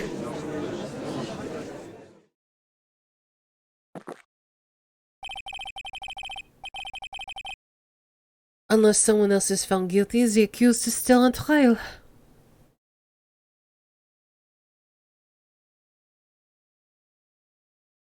Apparently so, Oreo. We can't let her walk until there's evidence that proves her innocence. No way. But this court isn't prepared for any further testimony. The prosecution is ready to call our final witness. Final witness? This one will clear up the whole mystery. The mystery of who killed Misty Faye. Indeed. Is it really all right, Mr. Prosecutor? Of course it's all right, Madame Attorney. Very well then. Who is this final witness? Isn't it obvious? There is one person who saw the whole event and will put the final dagger in this case. Maya! He misspelled kitten. Someone who saw the murder take place. The very person who saw her mother killed in front of her own eyes. You mean Maya? You can't! She can't testify after what she's just been through. We need to find the truth. The prosecution calls Maya Faye to the witness stand. Very well. But first we'll take a brief recess. We'll have to wait for Ms. Faye to recover before summoning her. Once we receive the doctor's permission, we will proceed with the trial. Hey, Wright. I've got something to say to you, so listen up. What is it? I don't think much of you as a lawyer. It's always the same with you. You somehow manage to squeak by without even a faint understanding of the case. Some beautiful woman always seems to come dashing in at the last minute to save you. You've got some nerve. But that's not going to happen this time. This time, you're going to have to do this by yourself. That's enough. This court is now in recess.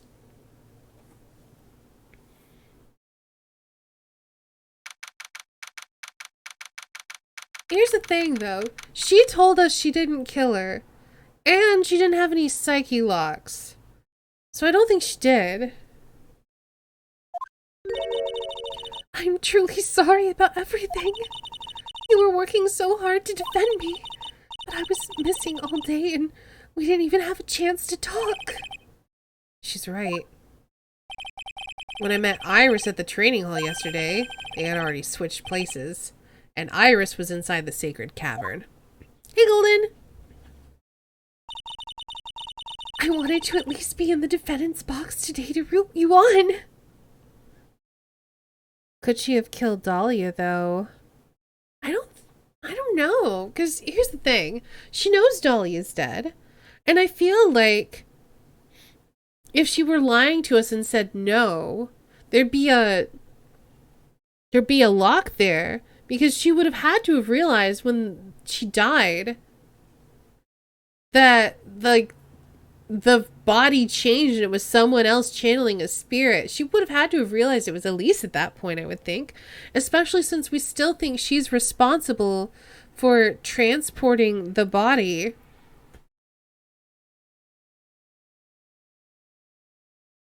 Because also she was seen across the bridge. And we know that someone swung the body over. The only other person there was Pearls. And we know Pearls, like, quote unquote, fell asleep. But what if instead she accidentally channeled somebody else or got possessed or something? What if Mia killed her to save Maya? And then swung the body over? Why would she do that, though? Who swung the body over? There's still so many questions. Well, it wasn't your fault. Oh, Ori, I love that. Well, it wasn't your fault. You were locked up this whole time. There's something more important than that, though. I have to ask you, why did you help your sister out as much as you did? Huh? If you had tried to get help at the Sacred Cavern yesterday, you wouldn't have spent the entire day locked up in there. My sister... I feel sorry for her. She was abandoned by our mother and never got any love from our father either. Yes, but it was the same for you too, wasn't it? Yes, but at least I had Sister Bikini, who was like a mother to me. If only Dahlia had come with me to Hazakura Temple. I always loved her. Dahlia was always so smart, so strong. She never complained about a thing. That's why I promised her that I would help her. Are you talking about that fake kidnapping case 11 years ago? Yes, I wanted to be useful to her in some way.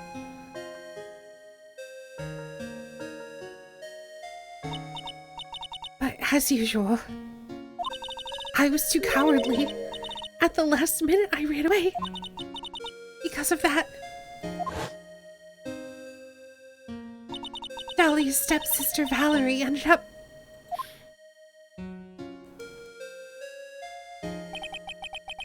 That was the case that wounded Mia so badly.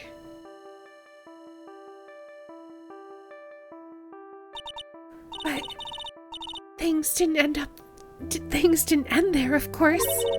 Some people suspected that my sister was involved in the murder. Some people? You must mean... Yes, 2 defense attorneys. Mia Fey and Diego Armando.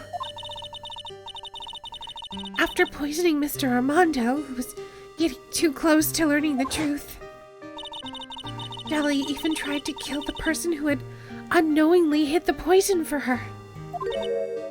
Ew. That's right. Iris, there's one more thing I have to ask you. Yes, what is it? On the night of the murder, the person that cleaned up the corpse of the victim, Elise Denim, was it really you? Yes, it was me. That night after I rang the lights out bell, I went back to my room. At around 10:30, I received a call on my cell phone. There's a problem. Come to the inner temple right away. I got on the snowmobile and headed for the inner temple. But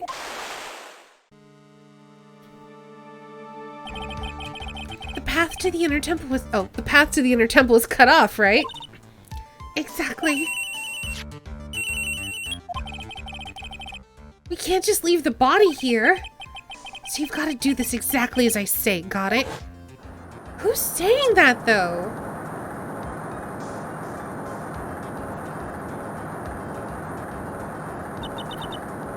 It was me. I was the one that received her body. From who, though? The murder weapon had been left in her body so she wouldn't bleed too much. The staff that Mystic Elise always held.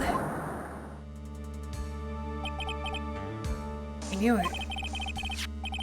So the actual murder weapon was the staff.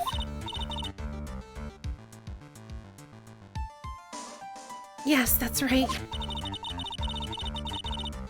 I brought the body back to Hazakura Temple in the snowmobile. I'm very confused. Because... So if we... And she didn't really have a reason to lie at this point. So if we believe Dahlia, she tried to murder Maya, and then got stabbed and blacked out. And then she woke up in the cavern. So then... Who transported the body? The only thing I can think of is that somebody... Could it...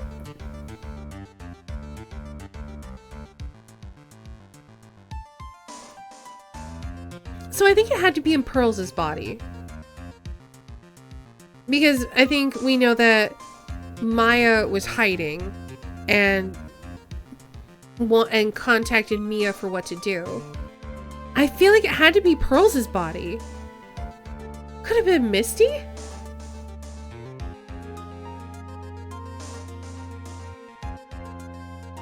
Oh, that's right. They said Maya passed out when Dahlia did, and then Maya woke up in the chamber. That is super weird. Ollie! Hello and welcome. Thanks so much for raiding. Hello and welcome, raiders. We're solving a wacko murder right now. We're solving a very ridiculous murder. Let me give you a shout out. Let's see what you're playing. How was your stream? Hey, Raven girl. Oh, more Yakuza. How are you liking it? I hope you're having fun.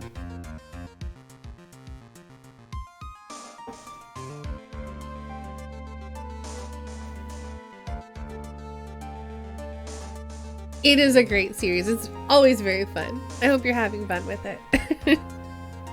But yeah, I'm very confused right now. I'm trying to figure out...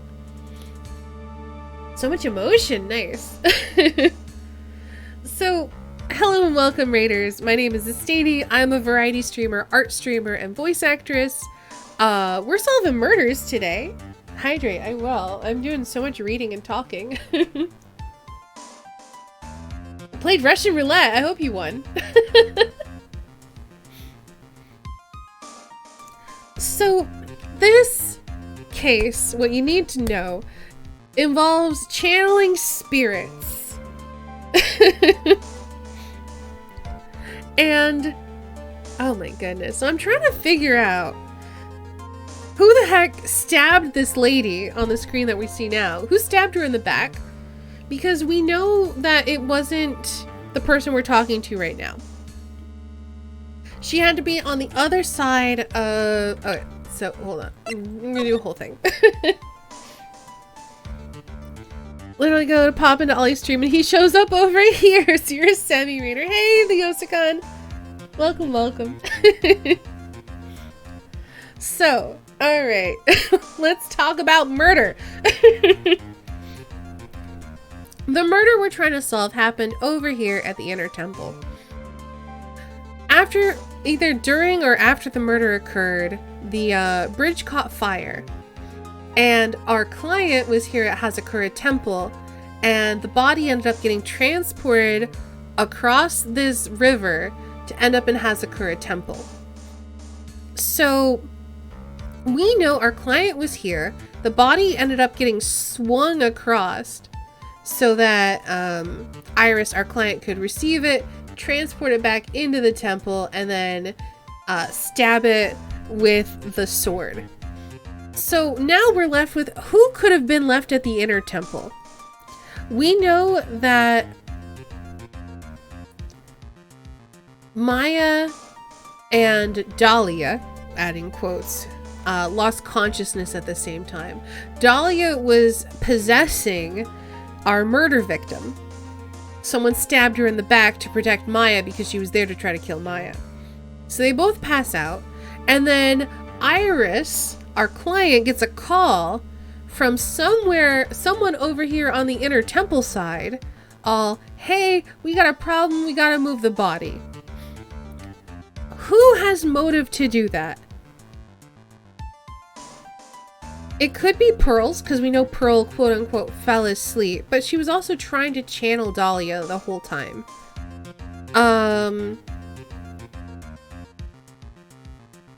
It could be someone possessing Maya, but then the question is, who is it? And I feel like the only person it could be is Misty Faye / Elise Denim. But could she effectively pretend to be Dahlia? I don't know. Very confusing. Anyway, we're about to find out what the heck happened, I guess. Let's playing Age of Empires 2, so that's why I was late. And Phoenix Wright games are silly but good. I love them. And I'm very sad we're on the last game. On the last case of the last game. We're about to be done with them, and it's a tragedy. But why? Why did you alter the body? I didn't want anyone to know that the staff was the murder weapon. I didn't want to leave anything that would lead back to Misty Faye. So I dressed her in a robe and stabbed her with the Shichichito. I wiped the blood off the staff's blade and left it next to her on the ground. Iris, just tell me one last thing. Tell me the name of the person that called your cell phone the real killer. I'm sorry, Mr. Wright. I can't do it. I can't say who did it. I see. It's gotta be the mom. But wait, I don't think it's possible she could have stabbed herself, though. Yeah, same. I hope they're good. Defendant! Yes? The judge is calling you. He wants to see you in his chambers. He has some questions about Dahlia Hawthorne. All right. Well then, see you later. There's something I want to tell you. Oh, okay. Something she wants to tell me. So it's true. Iris cooperated with the real killer. Maybe even from the very beginning. Phoenix. Mia! Put on a real shirt. How's Maya doing? Physically, I'm not worried. She'll recover completely. But emotionally, she's been hurt very badly by this case. I see. You don't mean she learned who Elise Denhams really was? Yes, I went to the medical office and talked with her. I told her everything I knew. But why? Maya's stronger than you think. I knew she could take it, all of it. What do you mean by that? I want you to figure that answer out by yourself. The trial's about to restart. The real killer. Do you know who it is yet? Iris wouldn't tell me who called her, but still. I think that just maybe I know who it was. Was it Mia?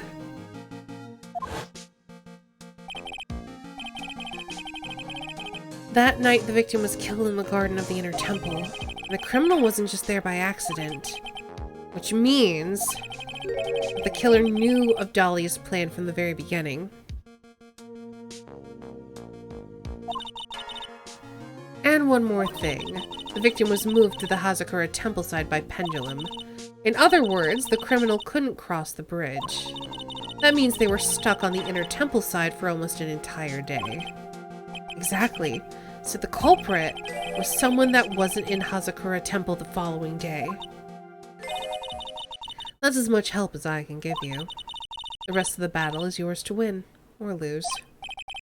Okay, I've got it. Thank you, Mia. Finally, it's almost time to bring this case to an end. Would Mia have any way to know about the plan, though? Who could have opened the scroll before?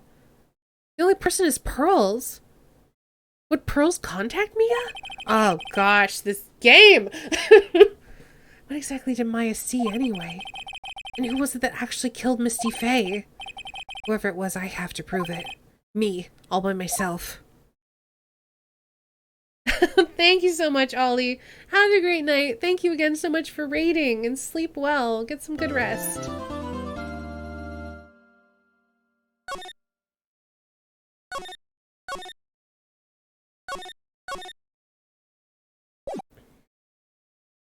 Maya's a medium. She is, and so is Pearls. Can practically hear the gears in your head spinning. Yep, they're like going off the rails.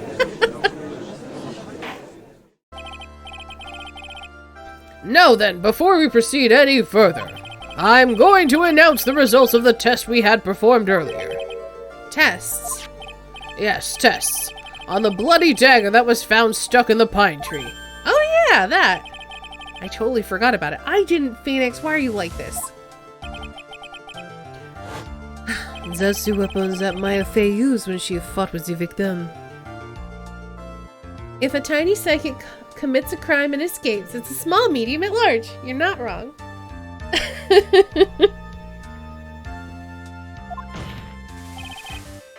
So what are the results? Was it the victim's blood, or...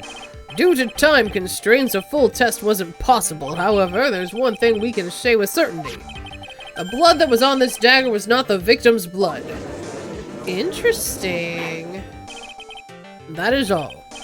Now then, let's restart this trial. So it wasn't Misty's blood on the dagger? And whose was it? That's gonna be important. That's gonna crack this thing wide open. I'm sure both the defense and the prosecution know this, but this trial is rapidly coming to a close. Both sides will need to show some firm evidence with their claims. I understand, Your Honor. I think we might finish this today.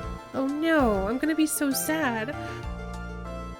From what I've heard, the witness is dangerously weak, physically speaking, so let's finish this quickly. Agreed. Very well, please bring in the last witness.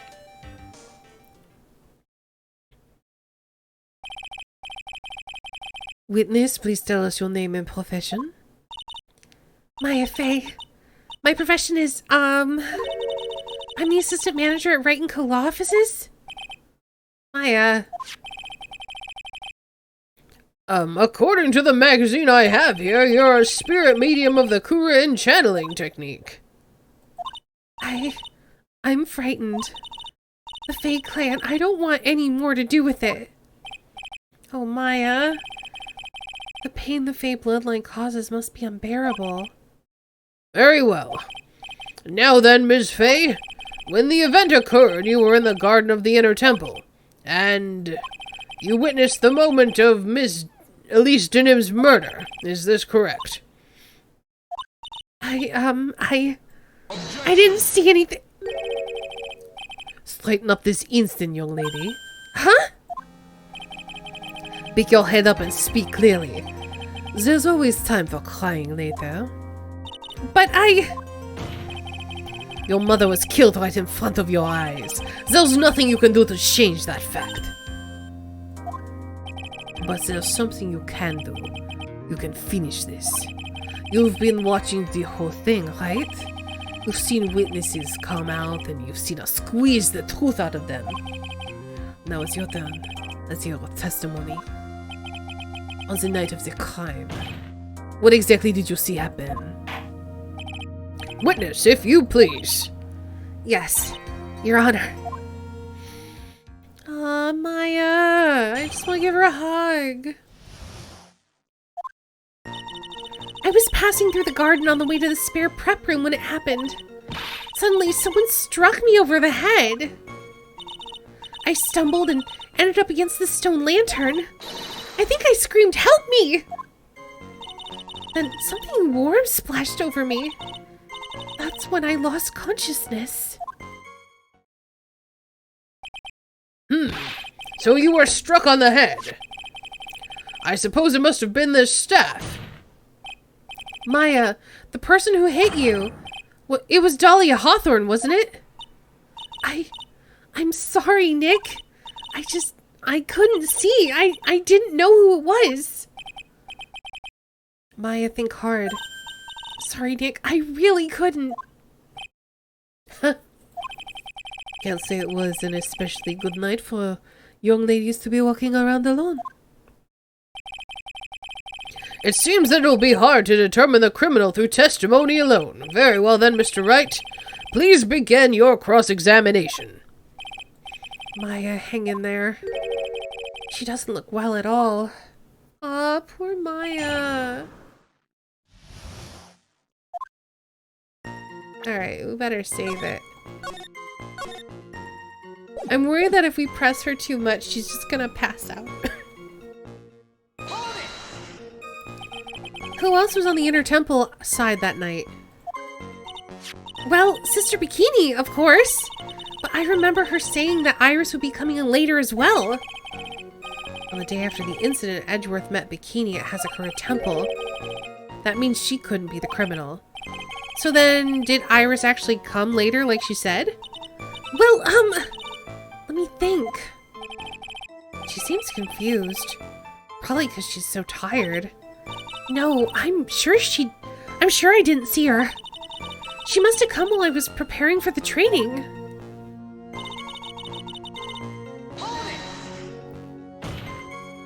Who did it? Who hit you? Well, I didn't see who it was. I was hit from behind. You didn't see the person. But after that, your attacker was in front of you. How could you not see who it was? Oh, let me think for a sec. I'm sorry, I just can't remember. Maya's having a really hard time. What should I do? We'll leave her alone for now. Considering the conditions of the crime scene, it's not surprising she didn't see her attacker. So it looks like even you've got some compassion. Judging by the testimony thus far, the identity of the attacker was most likely the spirit that was channeled by Elise Denim, Dahlia Hawthorne. Very well, please continue with your testimony. What happened after you were struck on the head? What happened afterwards? My attacker was in front of me, blocking off my escape. I think. You think? After getting hit like that, I was in a state of panic. There were only two things rolling around in my mind at the time. Well now, this is beginning to get interesting. So, what were the two things rolling around in your mind? My name is Maya Fey. 1 + 1 = 2. You see, for some crazy reason, I was afraid I was going to lose my memory. I know it's odd considering my life was in danger, but that's how it was. Is one of them food? Apparently not. That's not odd at all. Your actions are understandable given the circumstances. So, what did you do then? You think you screamed, but you're not sure? Listen, I was a complete wreck. It was dark and I couldn't see my attacker. Was it a man, a woman, an adult, a child? I had no idea. I was scared out of my wits. Believe me, my dear, I'm certain I would have soiled my robes. I thought this person might attack me, anyway, I'm pretty sure I screamed. I thought that it was my last hope. Wow, it sounds like poor little Maya was really out of her mind. But also, who were you hoping would help you? I wonder what she meant by her last hope. What do? Do I press her for more details? Yes! Wait a minute, Maya. What's this my last hope stuff? She wasn't thinking about food or theft. Are we sure this is Maya? What? What do you mean by your last hope? No. That's what you said. You said my last hope. Huh? What? I said what? Look, you were facing an attacker you couldn't see, and you screamed, right? You screamed, "Help me." Yeah. But you testified that you screamed that because you thought it was your last hope. Oh, well, that's like... what do you call it when that happens? Oh, Maya's not doing so well up there. Oh, yeah, Oh, that's right. I remember now. I was facing my attacker, but that's not who I was screaming at. What did you just say? Yeah, that's right. It was the person behind my attacker that I was yelling at. That's who I was screaming to for help. Ah! I can't scream very well after 4 hours of voice acting. What is it now? I messed up. I didn't mean to let that slip out. Huh? Yeah, I should hydrate.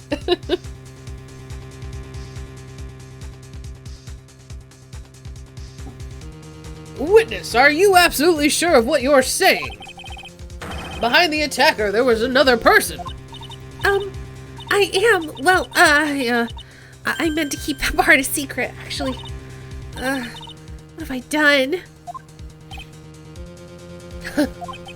It takes a ton of pressure to make a diamond. That's what I always say. A ton of pressure? You're in a court of law here. You can't make things up to try to hide things in this chamber.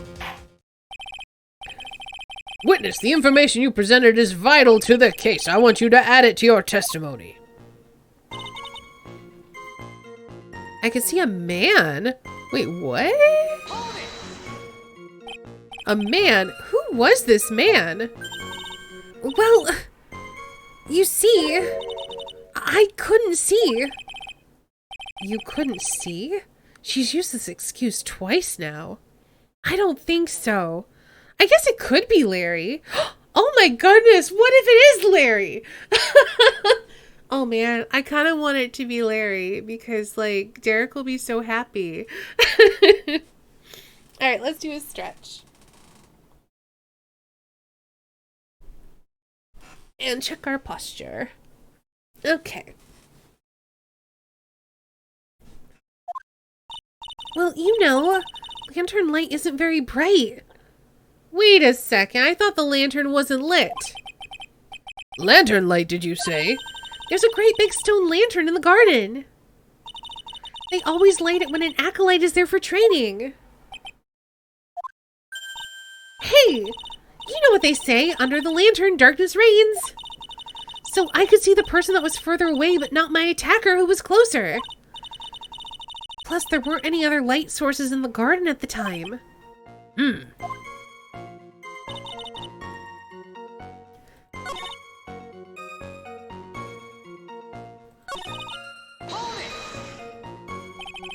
You don't mean, was it... I didn't know at the time, but... I think it was probably blood? Is she saying that when Miss Denim, who was channeling Dahlia, was stabbed in the back by the killer, at that moment I was paralyzed with fear? I was just sitting there in the snow. I'm sure blood got on everything around me. That's when I lost consciousness. So what happened next? I don't remember. How were you saved? You don't even remember that? No. I haven't got any idea. I really don't know what happened at all. That's too bad. I've worked side by side with Maya for 2 years now. I can tell when she's trying to hide something by how she acts, and right now, I'm absolutely certain she's hiding something.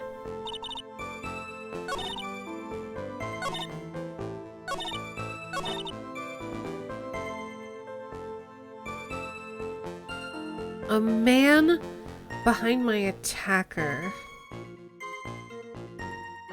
What men are options? Is it Godot?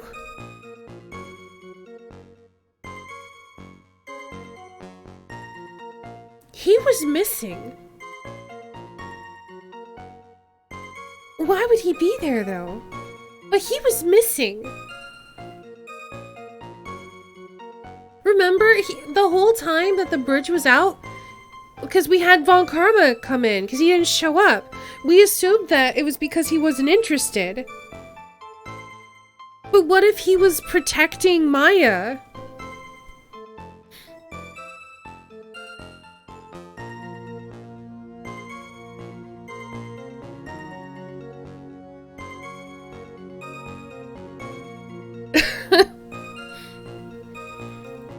I'm not sure. Okay, so let's go through her stuff again. Are there any contradictions here? Because she's hiding something, but I don't see a contradiction, at least not an obvious one. And he showed up at the temple right after it opened, didn't he? He did. And he's got this whole, you gotta protect these women thing.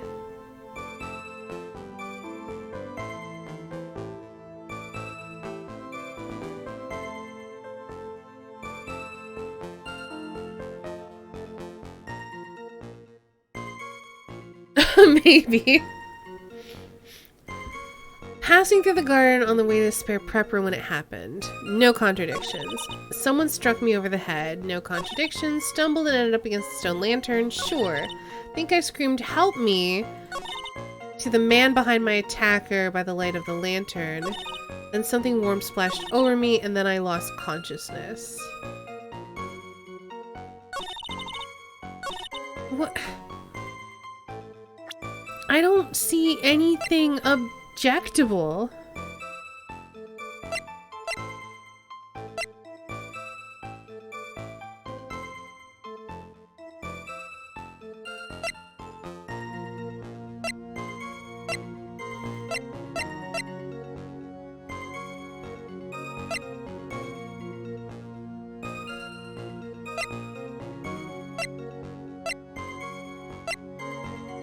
I'm very confused. I'm gonna go through and press everything.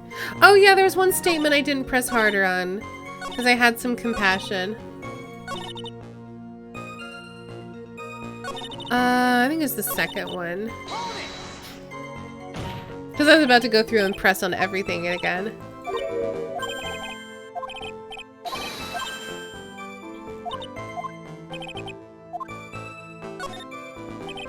Come on, Maya. This isn't making sense. Why didn't you see this person? Well, let me think. It was... Oh yeah, that's right. It was dark, that's it. It was dark. It's not good to have too much light around when someone's undergoing spiritual training. Come to think of it, there was earlier testimony to that effect as well. So it was dark in the garden on the night of the crime. Which is why she didn't see her attacker. I thought maybe she was trying to hide something, but I guess not. Judging by the testimony thus far, the identity of the attacker was most likely the Spirit, yeah, so... Please continue your testimony. Okay, so that didn't do anything, though. Like, pressing harder there didn't matter. I guess we'll press her on everything again and try to find a contradiction.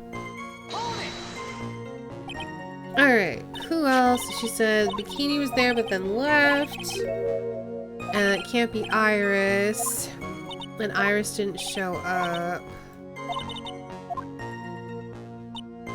And we pressed harder on that one, it didn't do anything. We'll do this again. Looking my escape. Panic. I was worried she was gonna lose her memory.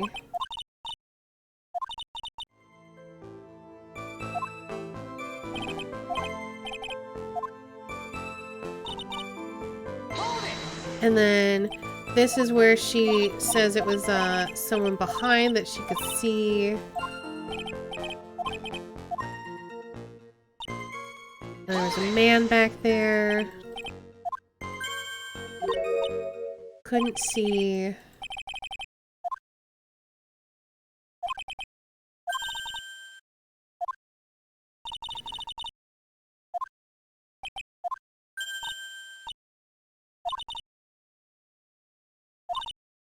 Oh, wait a second. Wait a second. She said that the lantern was lit, but was not lit the night of the crime. There we go. So there was a man standing behind your attacker. Yeah. That man, he's the killer. He stabbed her from behind. He's the one who killed Elise Denim, otherwise known as Missy Faye, your mother. The killer! Maya, you know who killed your mother, don't you?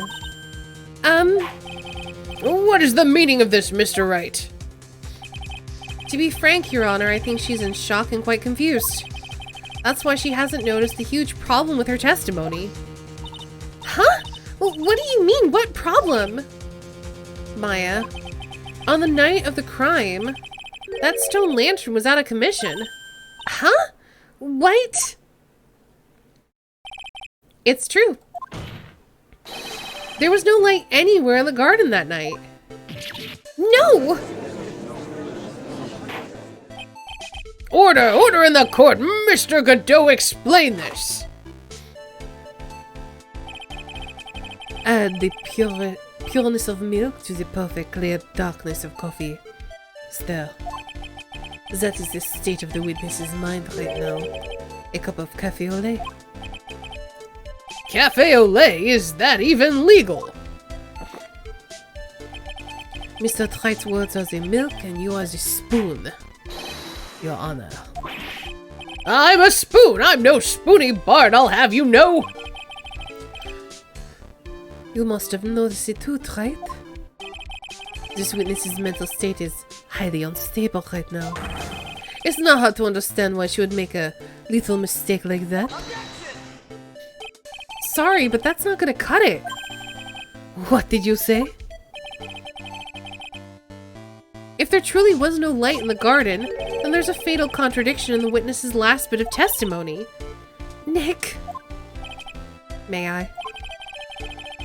Recall the witness's statement about her attacker. She said that she didn't know if it was a man or a woman, an adult or a child. And yet, the witness could describe a person that was standing behind her attacker, and she quite clearly described him as man. In other words, that would have to mean that Maya actually saw our mystery person, despite it being so dark that she couldn't see the face of her own attacker. No! Order! Order! Order! What in the world does this all mean, Mr. Wright? Are you saying Ms. Faye saw the real killer under pitch-black conditions? Right. Do you have any idea what you're proposing? How could she have seen in the dark? There was no other light source at the scene. There are some things that you can only see in the dark, Mr. Godot. Maya, you did see who the killer was in the dark, and now you're trying to cover for him. The red lights. Cover for the man that killed her mother. There's only one conclusion I can draw from this. You know who this man is. Please, Nick. I don't know anything. Please, I'm begging you. You talk a good game, right? Well, let's see if you can walk the walk. It was pitch black, so what could the witness see? We better save it, but I think it's Godot. I'm calling your bluff. No, Nick, don't! Please, stop! Maya is dead set on protecting this guy. The man who murdered Maya's long-lost mother. But I can't let him get away with it. I'm a lawyer, an officer of the court. I'm here to find the truth. All right, Mr. Wright, time to show us what you've got. Who was this person you say Ms. Faye saw in the darkness? Well, this is the only thing she would have been able to see.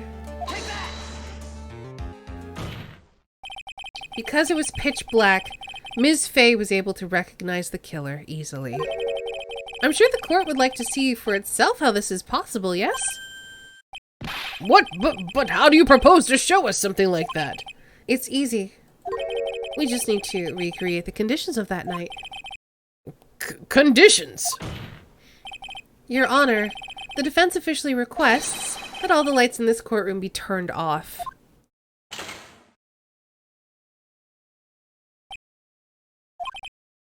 Well, this is... but it can't be.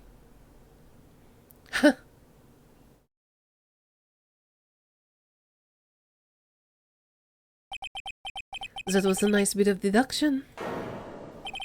Right.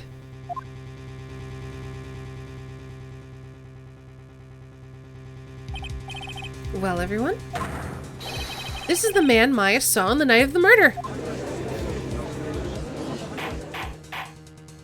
Order! Order! Order! Prosecutor Godot, what's the meaning of this?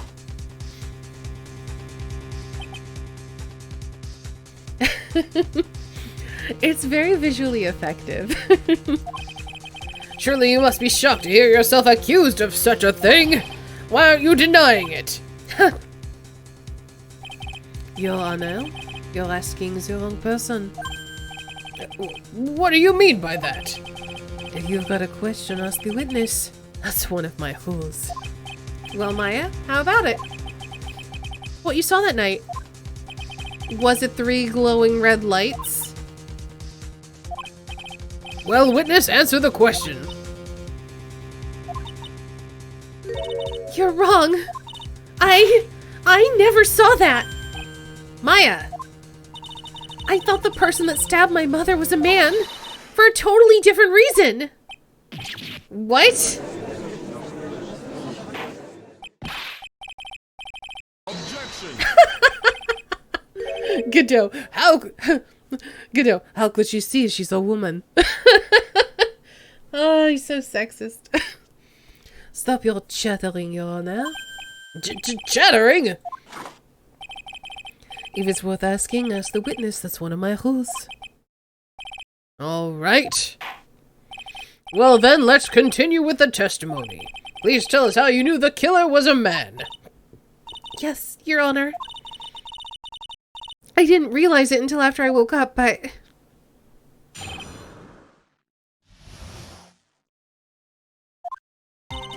when I came to, I was just lying there on the training hall floor.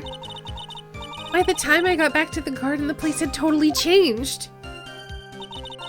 The torches were lit, and the body was gone. And all of the snow around the lantern had been carefully cleaned up, too.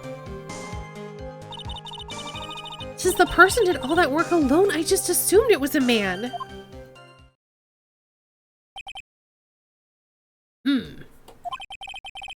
So it was after the crime took place that the witness came to think the killer was a man. Yes, that's right. I'm sorry, Your Honor. No need to apologize. It's as Mr. Godot said, you're utterly exhausted. It's only natural you would be a little confused.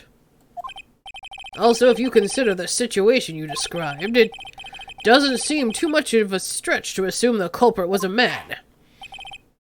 Mr. Wright, proceed with your cross-examination. Alright, let's catch her in more lies, because she's definitely protecting Godot.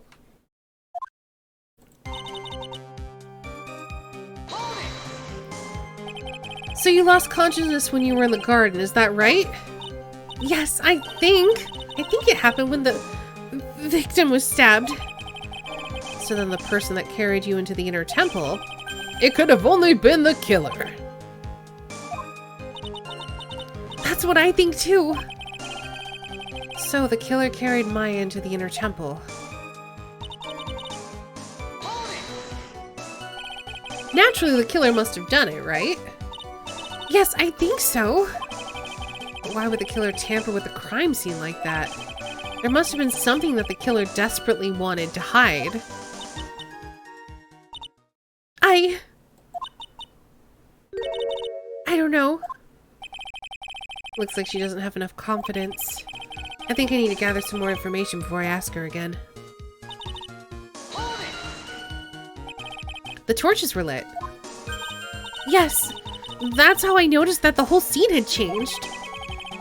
I'm gonna say it was the killer who lit the torches. I mean, who else could it be? The killer probably lit them since it'd be impossible to do any cover-up work in the dark. However, if that's true, then one thing that still bothers me. Why did the killer go to the effort of moving the body? That's true. It's hard to see how that would have been of any advantage to the killer. The only one who would gain anything from that would be the only person that was at the inner temple, Maya. Yeah, clearly he was doing it to help Maya, so she didn't seem guilty, I guess. Very well, let me hear some more about the condition of the crime scene. So you're saying the killer cleaned up the snow? It did look really odd. Snow was removed in a natural-looking rectangular shape around the lantern. There were a lot of shovels around the inner temple. Of course! That's how we know it's Godot, because he didn't know. That's why he was so shocked that the lantern had blood on it. He couldn't see it. Otherwise, he would have cleaned that up too to protect Maya. Because just like Dahlia went after Maya because of Mia, Godot is helping Maya because of Mia. There were a lot of shovels around the inner temple. But they're all really heavy. Way too heavy for me to use. An odd fellow indeed, this killer. Why on earth would anyone want to take snow away? Well, there's one thing I can think of. Didn't you say that a lot of the victim's blood sprayed onto the snow? Yeah. The area I collapsed in ended up being spattered. In other words, the killer's purpose was to hide the bloody snow. I think that's the most reasonable explanation. How could he see the bloody snow, though? If you couldn't see the bloody writing? Perhaps. Maybe that's why he cleaned up the whole rectangle, because he couldn't see it, but he knew it had to be there. I don't know. There's something that's bothering me. If the killer just wanted to hide the snow with blood on it, there was no need to remove that amount. Because he couldn't see it! He could have scooped up just the snow that was stained with blood. It looks like there are some mysteries behind this issue. But I think this will help explain them.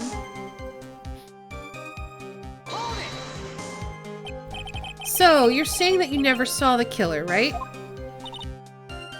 Yes. But earlier, you very clearly stated that you saw a man behind your attacker. Nick, I'm sorry. The killer certainly went to a lot of trouble. Can Godot not see red? Apparently not. Or maybe he only sees in red.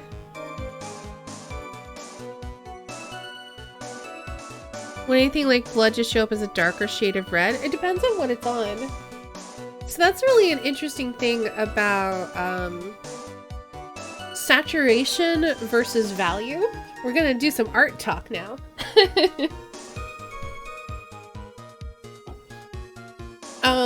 Technically, if we look at this black and if we look at this for example, and it could just be that he can't visually process red.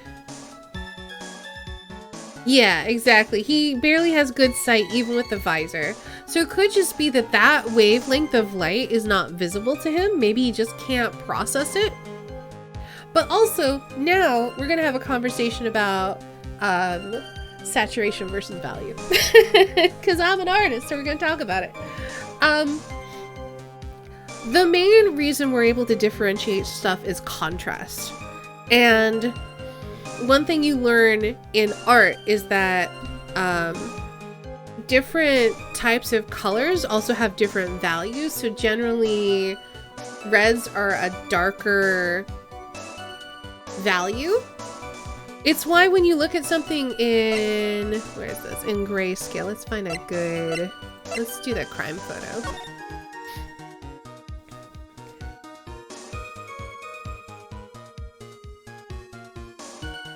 So it's like why this looks so dark in this black and white photo, because it's a darker value. However, you can't see blood here because they're like the same value, but this is probably covered in blood. But we know that the color of that, do we have a picture of her lower down?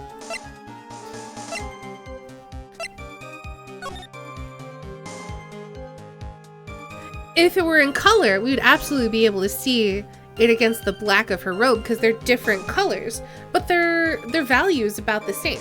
So I just think that's interesting. But not relevant.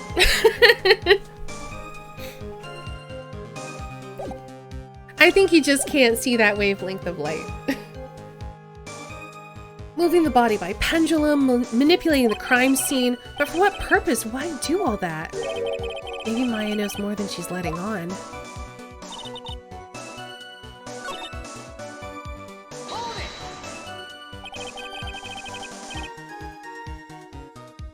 If you changed it from monochrome to a red hue, you'd see dark red where the blood is. If you can see red.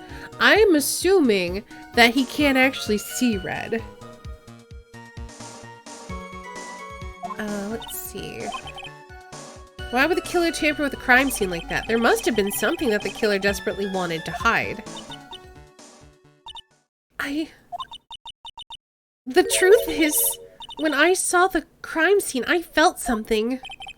You did? Yes, I felt like the killer was hiding the evidence for me. For my sake. What? Hiding it for you? Everyone knew I was the only one at the inner temple that night. If Sister Bikini had come back and looked at the garden, she may have thought you had done it. No, she definitely would have thought so. And you're saying that's why the killer cleaned up the crime scene to make it look like nothing had happened? Yes, I'm sure of it. Well, that certainly is an important piece of information. I want you to add that to your testimony. Yes, Your Honor. Well, now we just present this. The body of Elise Nim was carried all the way to Hazakura Temple's courtyard. Then, at the garden, the real scene of the crime, the snow that we suspect was covered in blood was scooped up and removed. It's reasonable to believe all this was done in an attempt to hide the true crime scene. However, there's still one matter that seems somewhat odd. Oh, and what would that be? You must have figured it out by now, Mr. Godot. It's the message written in blood on the lantern. It was written very clearly on the white stone lantern. Maya.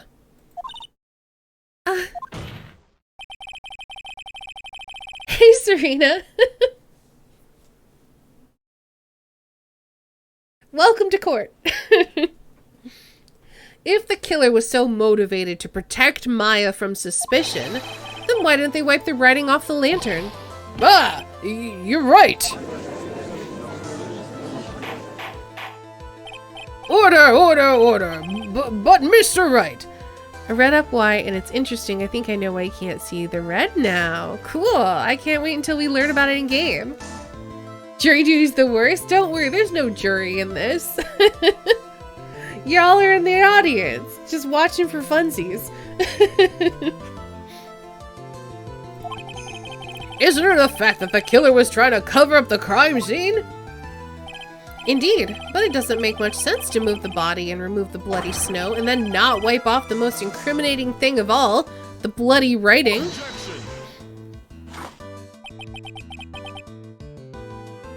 Is this the Great Ace Attorney waiting room? Never mind, bad question. Wait a minute, hold up. Great Ace Attorney, that's the new one that's coming out, right? That takes place in like Sherlock Holmes times? Then yeah, it kind of is, because I really want to play that. I didn't get it at all until you just said that.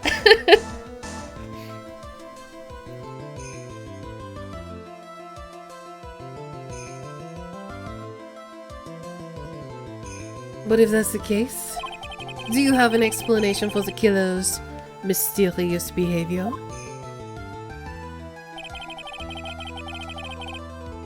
Why would this killer move the body and remove all the snow, but then leave the bloody writing on the lantern?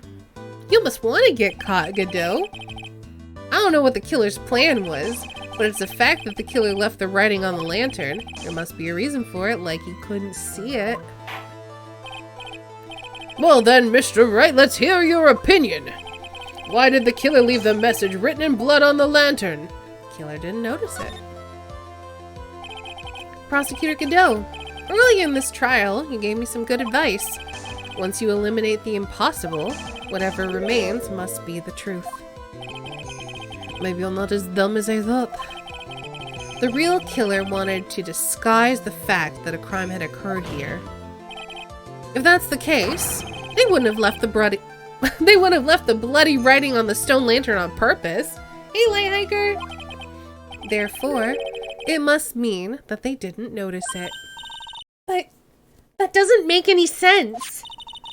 The torches were all lit and everything. There's no way any normal person would miss something as glaring as that. You're right. There's no way any normal person would.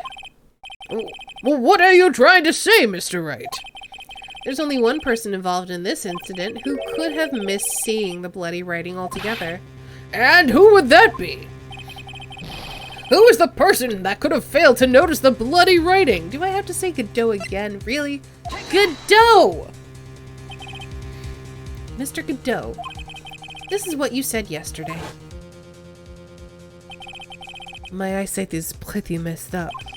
Even with these huge goggles on my head, I still can't see everything. You can't see everything.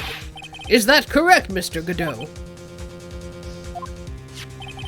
This lantern was submitted as evidence today. I would like the court to think back to the moment it was first presented. This lantern. There's something written on it. Why, it's written in blood. Nonsense. This lantern is as clean as a whistle. Mr. Godot, just admit it. There are certain colors you can't see, correct? You can't see red on a white background, can you? Oh, he can't tell we're wearing a tie. Interesting. That's right. We went through this once before, during the poisoning case at Tribulations. Oh, that's right! He couldn't see that there was blood on there. He could see the coffee stains, but not the blood.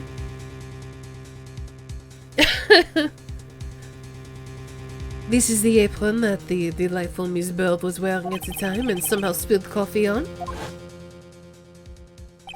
There's something still bothering me, Mr. Godot. Why have you not explained the bloodstains to the court?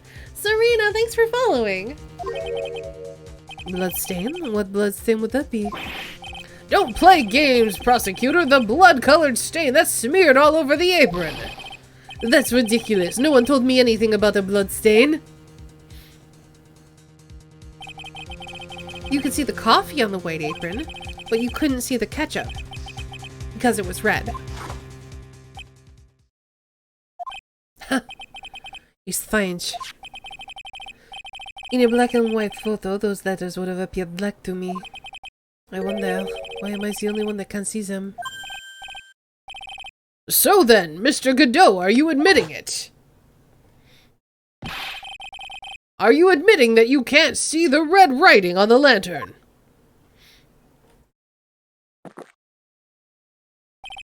Hey, Clamps. Didn't you know? That's the reason why I don't drink red tea.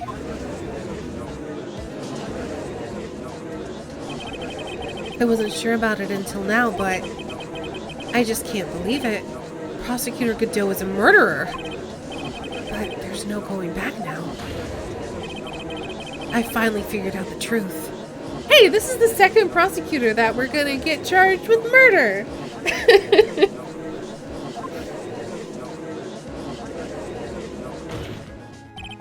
Mr. Godot, the defense at this time formally accuses you. You are the murderer of Miss Elise Denim, also known as Ms. Misty Fay.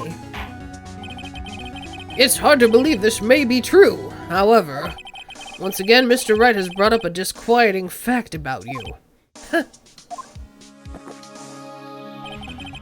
Just make sure you don't fill out the indictment in red ink, Clamps. Come on, how's the little graffiti make me into the killer?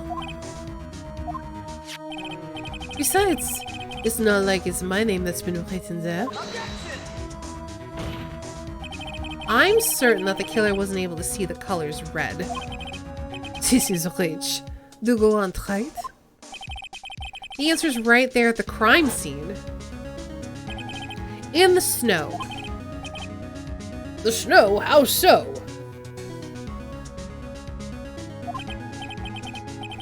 Again, this is Japanica, Oreo. They consider murdering in self-defense a murder. Or even in the defense of someone else. Definitely murder. Well, for example, why did the killer move all that snow? Your Honor, you said it yourself. If he wanted to hide the bloody snow, why not take out just that area? Yes, why didn't he take out just that area? Could it be? Yes, the killer couldn't see the red blood that had seeped into the snow. So we had to remove all the snow, but also, there was that little charm there as well. He couldn't be sure of where the blood had landed, so he removed the whole area. This is also red, and he couldn't see it. So that's how they realize that she was there, I think. Objection! Isn't it more likely that the killer couldn't see the blood because it was dark? Not a chance! The torches were all lit. He would have been able to see just fine. It seems that once again this trial has taken an unexpected turn, to say the least. Can you explain this, Mr. Godot?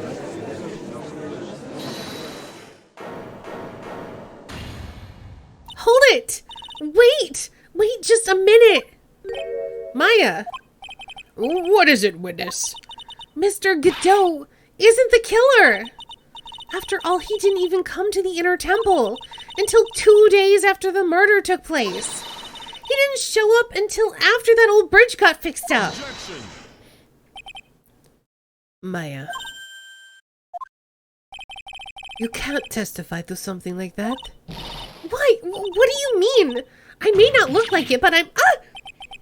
After the murder happened, you didn't even exist. She did. I'm afraid I don't follow. Oh, you senile old man, we established this just a little while ago. At least Godot's pointing that out. After the murder, this witness was unconscious for a long time. Because she was channeling Dahlia Hawthorne. Oh, that's right. Please, Your Honor, let me add to my testimony. Nick, please listen to me. You plan to cover up for Godot no matter what the cost. If that's the case, then I've got no choice. Your Honor, let's hear her testimony. If it means we're going to hear the whole truth, I say we should not silence her. Nicely done, Wright. Very well, let's hear the witness's testimony. Please tell us what happened at the inner temple after the murder. Yes, sir. After I woke up, I began channeling, and my spirit left me, as it were. But little Pearlie was there at the inner temple, too.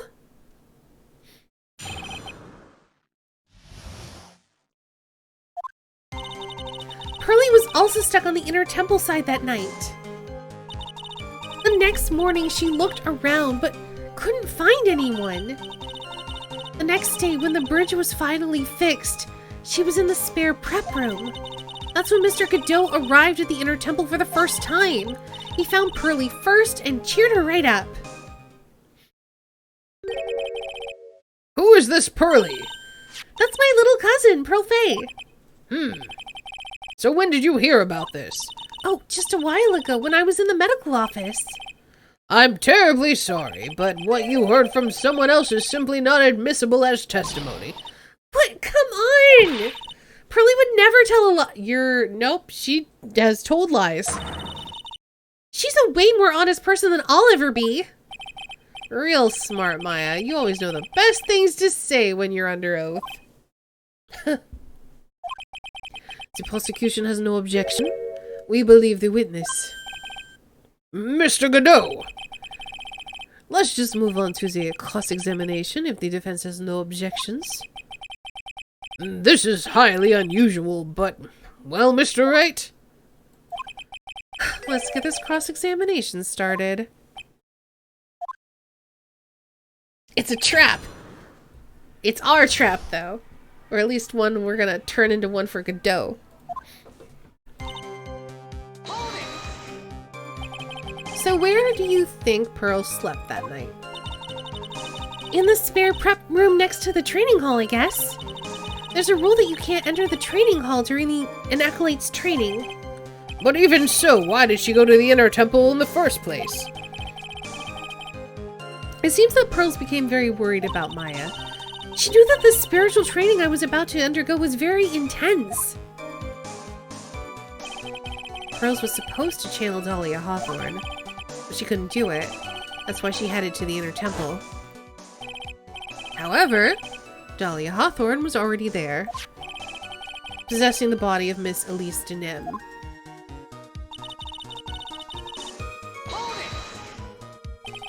She searched the entire inner temple side, end to end. Well, you see, Pearlie gets pretty scared when she's alone, and there weren't that many places to look. She says that she even went back and forth several times. The inner temple side has two structures, the training hall and a spare prep room. And there's also a storage shack, I think. That's about it. There's a storage shack too? Pearls was looking for other people, right? Would she have really examined a storage shack all that carefully? Well, if it was me, that would have been the first place I would investigate. So that means it's possible someone may have been hiding in the storage shack.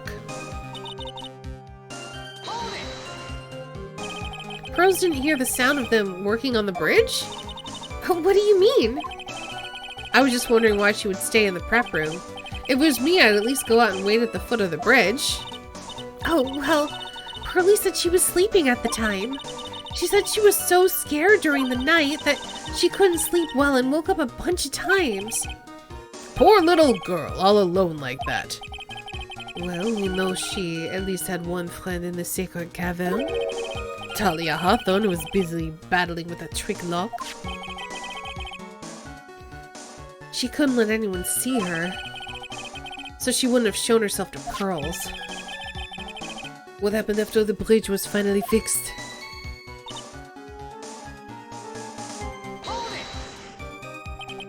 So, it was your first time on the inner temple side, Mr. Godot?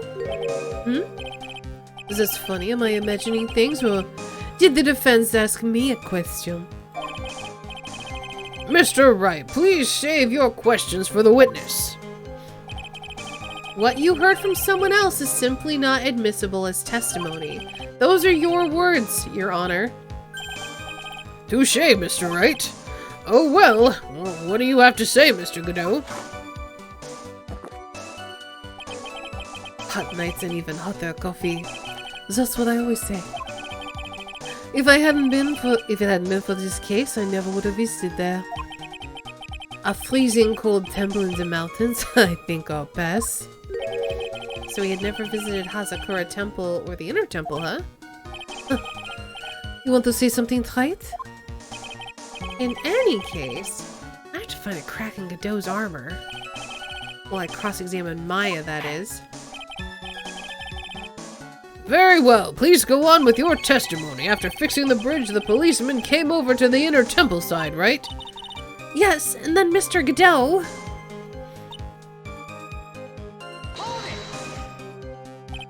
He cheered her up? That's what Pearlie said! She said that he was a very nice older gentleman. Thank you for looking after my cousin, Mr. Godot. And here I was thinking you were nothing more than a coffee addict. Cut it out. You're making me blush. This guy's really getting on my nerves in more ways than one. The truth is there aren't many places to look on the inner temple side. The policemen were all busy going over the garden with a fine-tooth comb. So I decided to carry out an investigation in my own way. Godot style. I'm the same way. I like to hand out my verdicts in my own way. Judge style. Maybe I should ask some questions Phoenix style? So you cheered Pearls up? When I found the little girl, the first thing she asked about was her cousin, Maya Fey. Really? The bridge had burnt down and she was huddled up in that tiny shack with no heat. Had Pearls not met Godot before this? I don't remember. Even though she must have had a truly terrifying night out there. Godot is 3 to 4 years older than me. How old is Godot? But he's question mark, question mark, question mark. How old is he supposed to be? Actually, don't tell me. I'm sure they'll reveal it when he comes out as Armando. She asked about you before she said anything about herself. Pearlie?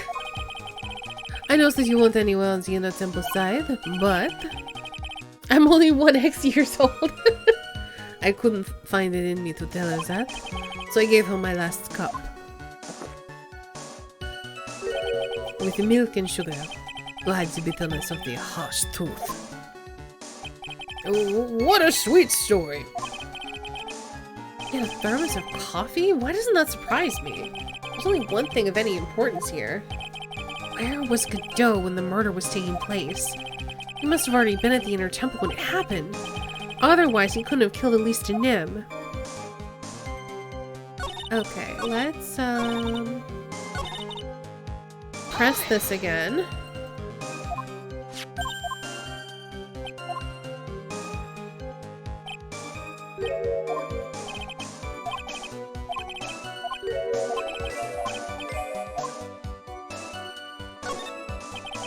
You said that you conducted an investigation of your own. Did you find anything? It looks like my investigation went about as well as yours, Wright. After all, I did miss the bloody writing on the lantern. Well, I didn't miss it, so speak for yourself, Goggles. The only odd thing I discovered was the beauty in the training hall. Beauty? Misty Faye, naturally. Clad in her stunning Japanese garb, surrounded by the hue and aroma of Western tastes. Western taste? Could he find a stranger way to describe gravy? So from there you headed to the prep room. Wait a sec, what did Godot just say now? I think I found his proverbial weak spot. How would he know it was Misty Faye? If he hadn't been there before. With the exception of his vest, Godot is the color inverse of Armando. Interesting. There's only one thing of any importance here. And obviously his skin color. But yeah, he is, isn't he? His weak spot, he sees nothing without his coffee, and also... let's see. How do I...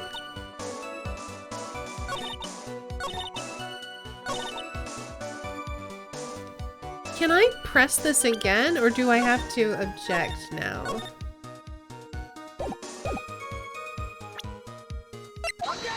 There we go. Mr. Godot. The first time you crossed Dusky Bridge and went to the Inner Temple was long before the murder took place. Why do you say that? Because he just made one fatal slip-up. The hanging scroll in the training hall. The hanging scroll? But... Mr. Godot is right! That scroll shows a picture of my mother! Maya... I know you know who it is, but here's something you didn't know. By the time the bridge had been repaired 2 days after the murder, the hanging scroll in the training hall looked like this. Oh, what's that wonderfully... Oh, did we just unfurl the whole scroll? I thought it was a picture of it. What's that wonderfully delicious smell? The morning after the crime, someone covered it with gravy. Gravy? But why gravy, Nick? Because gravy was much more than a condiment to the culprit. Well, Mr. Godot? If you really hadn't seen the hanging scroll until after the murder, you wouldn't have had any way of knowing that it was Misty Faye. Wait a minute, Nick! Yes? Take another look at the hanging scroll. Look at the top! There's a crest there. Ah.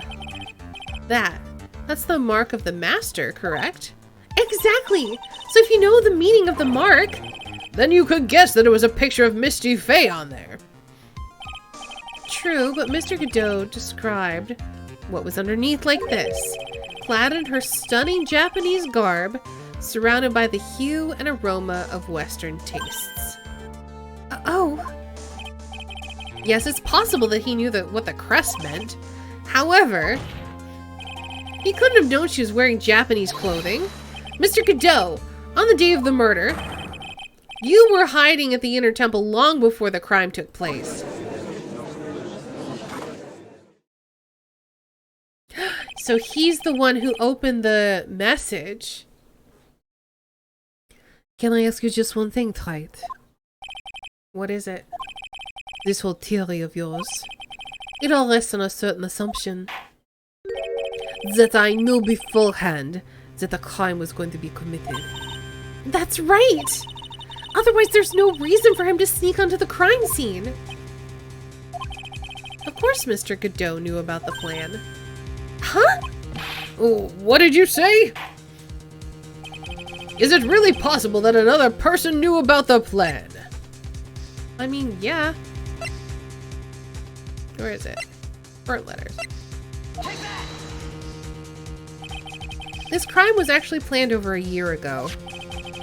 Morgan Fay authored the plan for her daughter's future, and these instructions were hidden somewhere in Fay Manor for a year.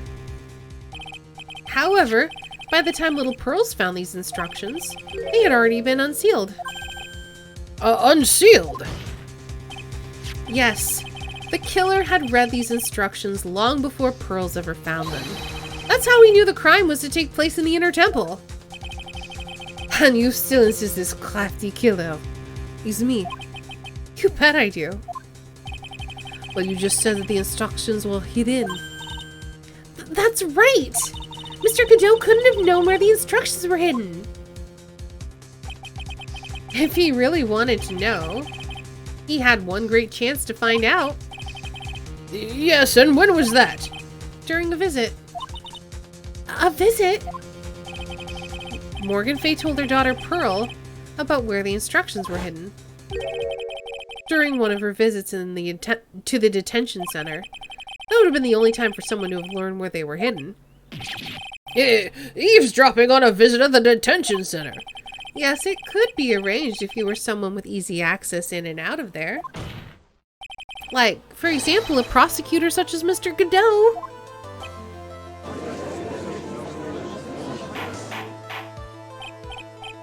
Order, order, order! Mr. Godot, you're under fire again! This murder could not have been carried out without prior knowledge. And you were the only one that could have acquired this information before the murder.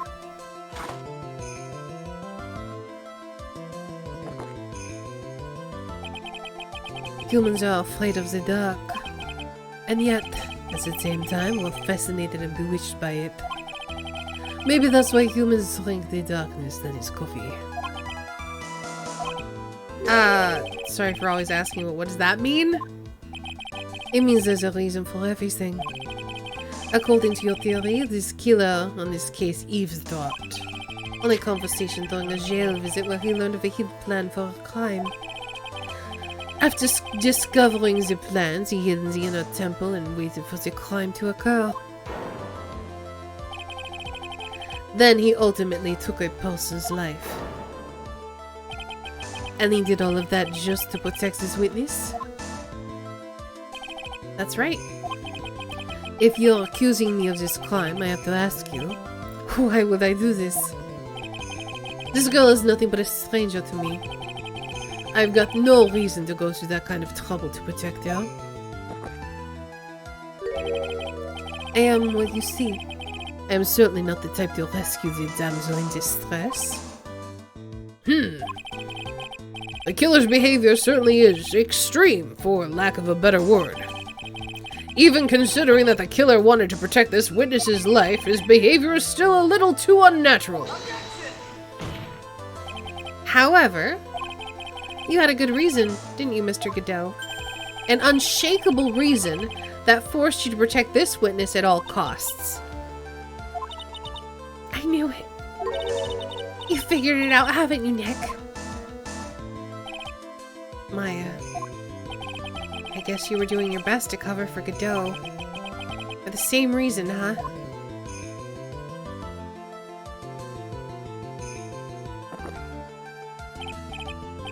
Okay, Wright, I'm all ears. Let's hear it. It's very simple. Maya Fey is a lot more than just a stranger to you. What is this?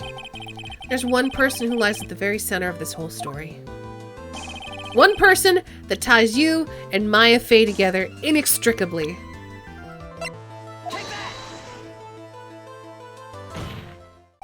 There's a very good reason why Maya Fey's life is so precious to you.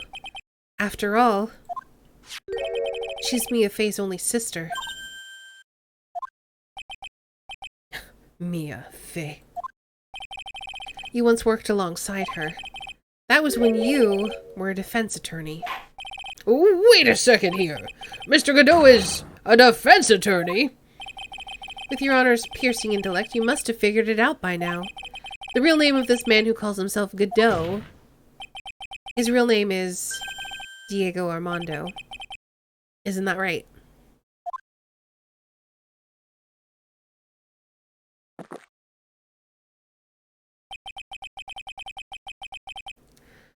The last time someone called me by that name was over 6 years ago.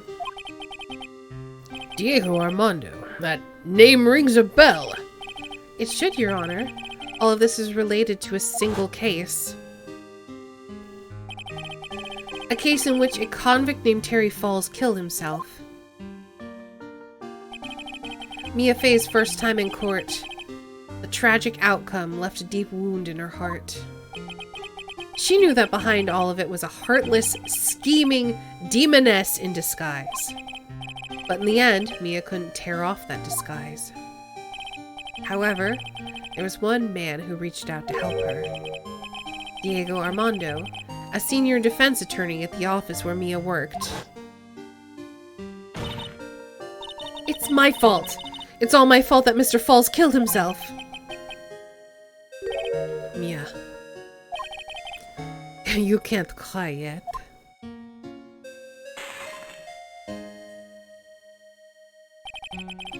The only time a lawyer can cry is when it's all over.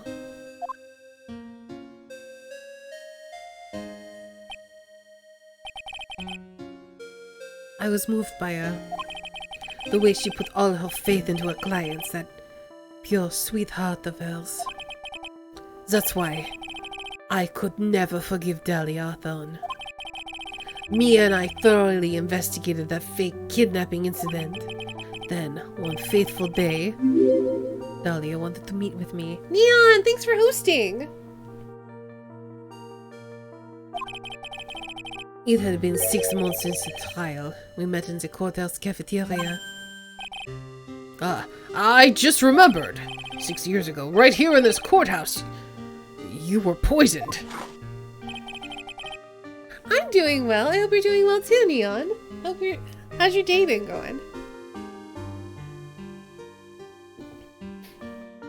Even I didn't see it coming.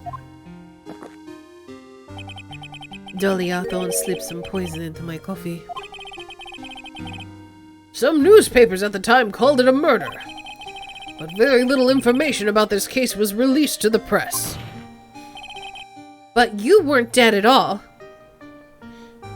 It's been slow, just been cuddling pets most of the day. I hope that's been good.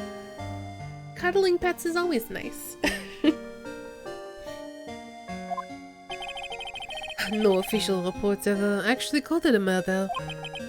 I was just in a deep, deep coma. I see. My body shut down and my life became nothing but a long, deep sleep.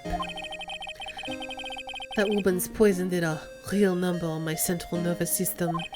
I lost my sight, and all of my hair turned white due to the damage it caused. That's terrible. Apparently it was a miracle that I ever regained consciousness. 5 years had passed since I drank that poison brew. Then, one morning, my eyes flew open. From the smell of a doctor's cup of coffee. 5 years? You were asleep for 5 years. And the worst possible news was waiting for me. Mia Fey was dead. From the very moment I opened my eyes, I had already lost everything I thought I had. The woman I loved had been murdered, and the woman I loathed had been sentenced to death. The woman you loathed? The woman who had spiked my scalding hot coffee, Dahlia Hawthorne.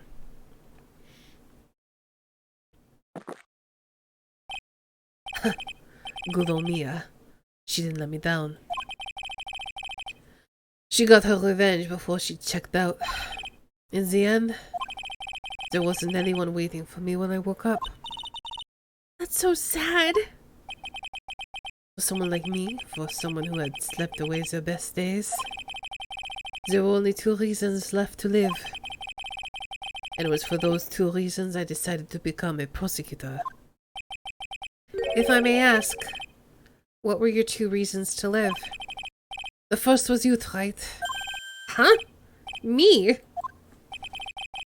If I hadn't drank that stupid poison, Mia Fey never would have died, much less the way she did. You was the only one who was there to protect her, but you let her die. It was all your fault. It wasn't like that. I wanted to see for myself what kind of man you really were. So that's why you became a prosecutor? My other reason for living, she goes by the name of Maya Fey. Huh? You mean me? It was the only way I could make up for the sin of not saving Mia. 1 year ago, when the Korean village incident was resolved, it was obvious that Morgan Fey was planning something. Whatever her evil plan was, I was determined to stop it. My role as a prosecutor put me in the perfect position to do something about that. That's how you overheard Pearl's visit with Morgan at the detention center. I knew that the time was drawing near. Since I knew the plan, I thought I could foil it. My goal was to outwit the plan. I thought if I could do that, I could keep that girl from being caught up in it. That makes sense. If Pearls had known the actual purpose of the plan was to kill Maya, she never would have helped out. Finally, the day of the plan was drawing near. I contacted both of my accomplices. Accomplices? Iris of Hazakura Temple and Misty Fey. I especially needed the help of Iris. She was to take the fall in my backup plan in case we couldn't control Pearl Fey. But how did you contact my mother?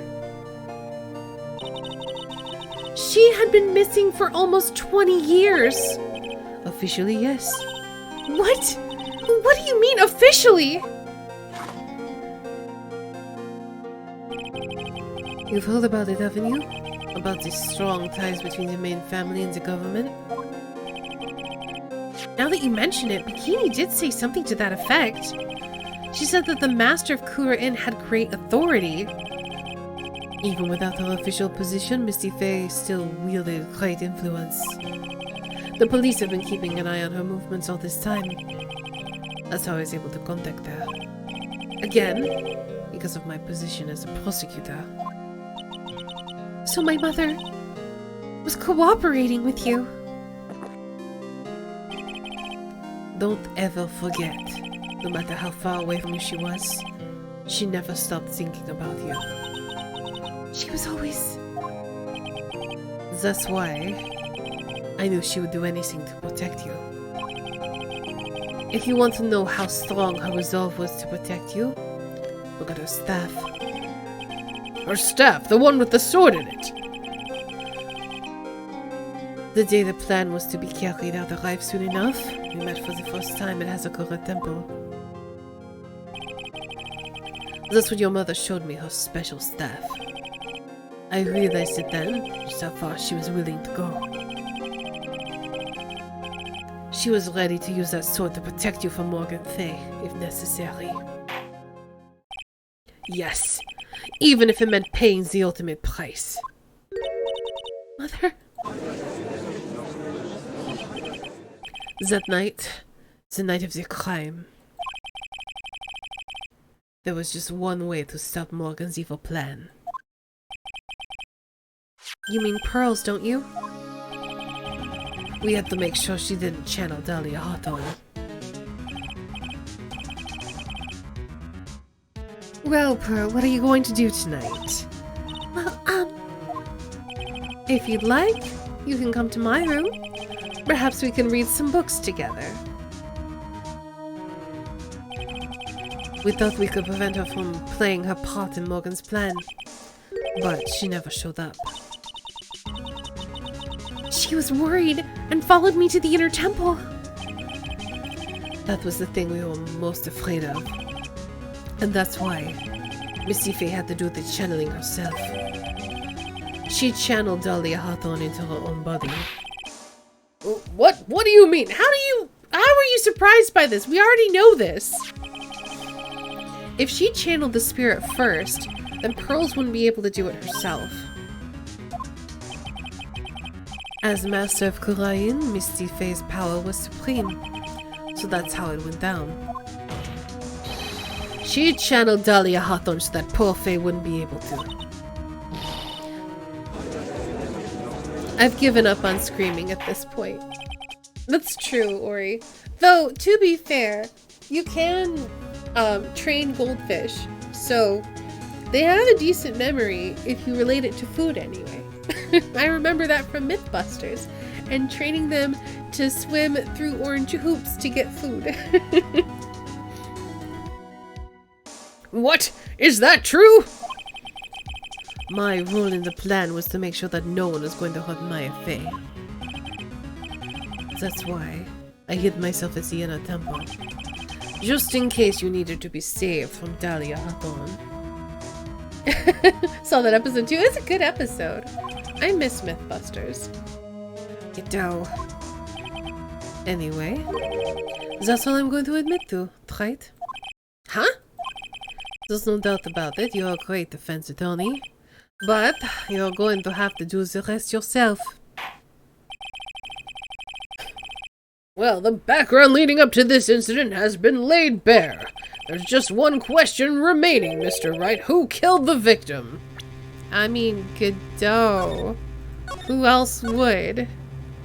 It's been so long since I've seen Mythbusters. Same! It was so good. I wish I could find the old episodes somewhere. I would probably like rewatch all of them.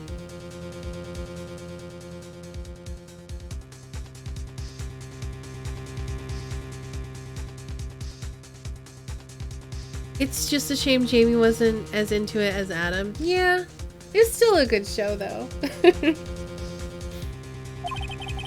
There are only two possible suspects right now, Maya Faye, and I'm sad to say you, Mr. Godot. They have episodes up on Hulu. I do not have Hulu. Are they not still on Netflix? I feel like I looked for them on Netflix and couldn't find them. I'll have to check after the stream when I'm looking for something to watch tonight.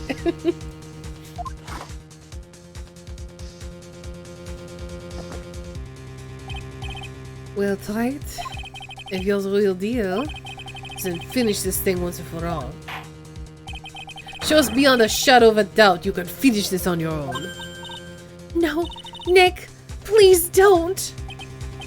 Maya, I heard the whole thing from my sister in the medical office. That's why I have to protect Mr. Godot. I can't do it. I can't testify against him. After all, he's the man who put his life on the line to protect Mia and me too. Maya, I know that. Nick. But even so, Hulu only has season 16 and 17? That sucks. It doesn't absolve him of his crime. Please, Maya, testify. Miss Faye, your testimony, please. This is the final testimony. Don't bother trying to hide anything, because I'll know. I want to hear the truth from your own lips. I understand. I'm sure you're right. I'm ready now, Nick. All right, young lady, tell us about the moments before you lost consciousness. What exactly happened at the time of the murder?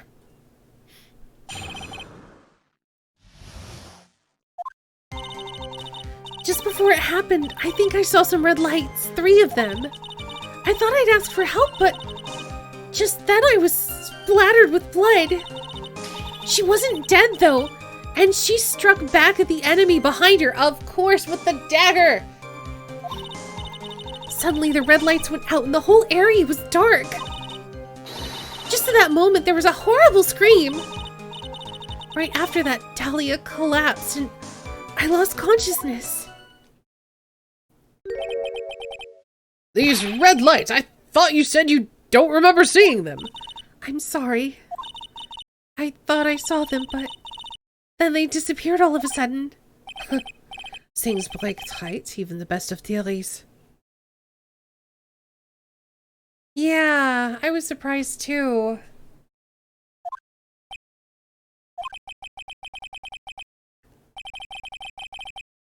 What was it that stabbed Misty Faye? It looks like you still can't prove it. Yes, I can. Maya's telling the truth this time. I know it. The rest is up to me. Whoever's blood is on that dagger is the killer. Well then, Mr. Wright, proceed with your final cross-examination of the witness. I don't feel like I even need to. I just feel like, Judge, whose blood is this? Let's get on that.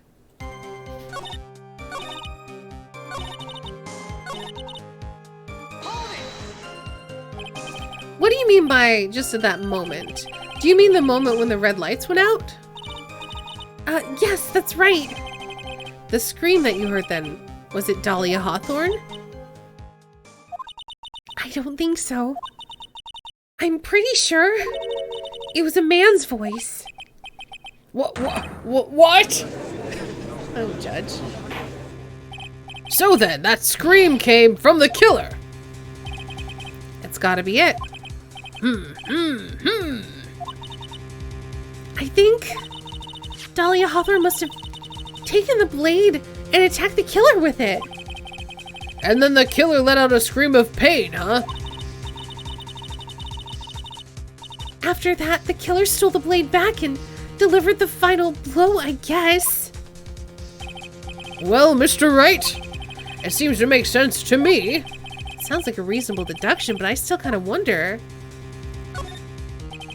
I'm sorry to say this, but that interpretation would create an enormous contradiction.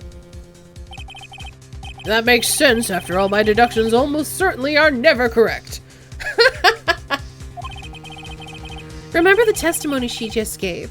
Before the killer let out a scream, Maya said she'd already been spattered by the victim's blood. In other words, the blade and the staff had already been plunged into the victim. Is that right?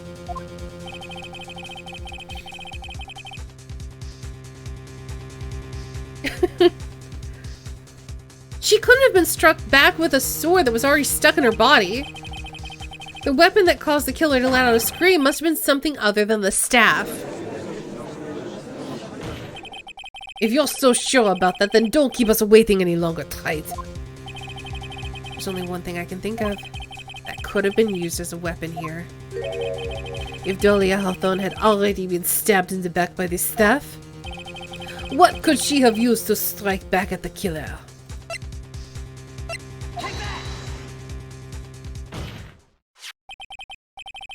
Naturally, the dagger the killer brought to the scene of the crime. Oh, that's right. I forgot about that. The dagger was found at the crime scene stuck into a pine tree. yes, the detective found that this morning and brought it to me. Dahlia Hawthorne struck back at the killer with this, and she managed to wound him as well. Just because he let out a scream doesn't mean he was wounded. For all we know, the blood on the dagger could have been from the victim. Excuse you, they've already identified that it is not. Have you forgotten that the blood has already been tested? Since we learned it wasn't the victim's blood, it must be the killer's blood. The killer must have a wound somewhere on his body. Alright, Godot, off with your clothes. So you're saying the blood on this dagger belongs to the killer? Exactly. A DNA analysis of the blood would prove it beyond a shadow of a doubt. And yes, Mr. Godot, it would prove that it's your blood. Nice theory, right? Order! Order in the court! Is this the end? Have I done it? Even he won't be able to change the results of a scientific test. Let me ask you something, Wright. Let's just say it turned out that I was the killer. Do you really think I would be stupid enough to leave evidence like that? What makes you think you could see it? Just think for a second. This dagger was found this morning by a detective and brought to me. There was already blood on it, correct? But even so, I was the one who brought this dagger here to the courtroom. Yes, what does that prove? Well, if I really was a killer, I could have washed the blade off and then planted another person's blood on it. It can't be! In any case, there's one thing I can guarantee, right? That blood, it doesn't belong to me. Not a chance. What? In any event, it seems to be established that the killer was wounded. Alright then, witness, continue your Well, wait a minute! What's the problem? I know I probably shouldn't say this, but there's a big contradiction in Nick's explanation. Maya! This dagger? You said it wounded the killer. That's right. But, if Mr. Godot had really been cut with the dagger, his clothes should be bloody or have a rip in them, right? As if he doesn't have more than one set of clothes? Maya? Maybe he just changed his clothes? That solved the contradiction pretty easily. What are you talking about? It's not that simple at all. Remember back to the day of the murder. Everyone that was on the inner temple side got trapped there. That's right. And once the bridge was fixed and the police had headed for the inner temple, Mr. Godot was already there waiting for them. Where did he get cut then? He never had a chance to change his clothes.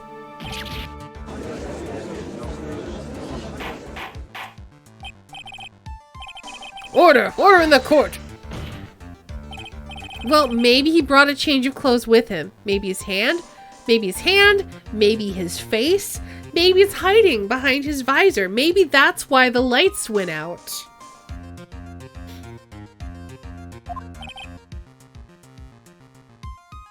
But no one could have predicted the lightning strike that shut down the bridge.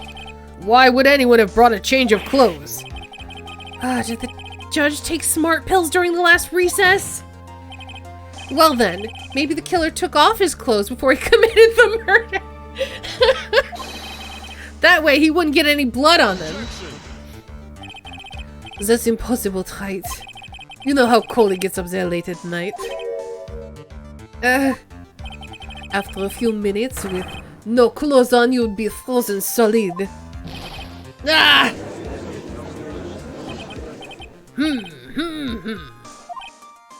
Huh. So that's all you've got? I knew you weren't tough enough to finish this. Ugh. Right now, if Mia Fey were here, she would have closed the book on this case already. Mia Fey were here. So come on, Wright! Can you do it or not? How about it, Mr. Wright? You've accused Mr. Godot of being the killer. Let's save it. Naked Godot running around in Justice Mask. Oh, jeez. But can you prove it? Have you even got one piece of evidence? The question isn't whether I can prove it or not. Fact is, I have to prove it. That's the only choice I have. I was taught that it's one of the rules of being a lawyer.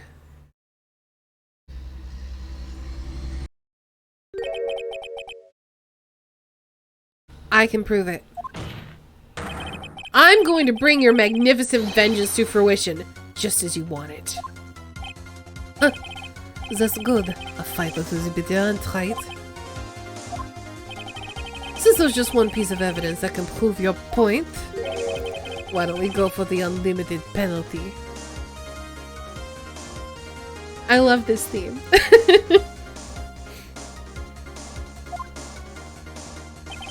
Are you trying to pressure me, Mr. Godot? Because it's working and I'm gonna save the game. Because it doesn't matter to me, I've got the one piece of evidence I need. Give me a break. You've got nothing tight. So what do I do at a time like this? It's simple. I've got to think outside the box and approach this from a different angle. Alright then, Mr. Wright, let's hear what you've got. There's one thing I've demonstrated in the previous cross-examination. The killer was wounded. That was proven by the blood on the dagger. But we decided it was impossible for him to have hidden such a wound. If he had been cut by a dagger, there should have been a blood stain on his clothing. There's one place. One place the killer could have hidden his wound. What did you say? Hidden? This is it. My last stand. I need to think about this from a different angle. I don't need to think about why there's no bloodstains on his clothing. I need to show how he hid the wound. The end of the line. The final stop, Wright. Let's hear what you've got. Where's the location where you say the killer hid his wound? How do I say your face? Can I just do this? It's on your face, my dude! Ha! I don't know what you're talking about. And frankly, I don't need to know. What I do know is you'll never be half the lawyer she was. Isn't that right, right? What was that just now? Mia? It can't be. You're living on through him. Even as we speak, you're still hiding the wound.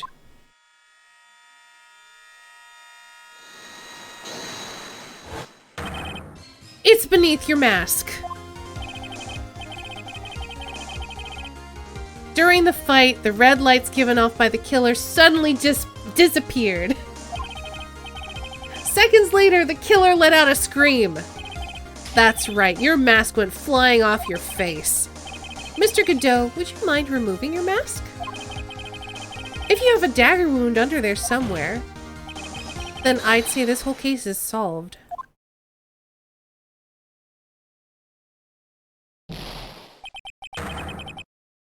Ah!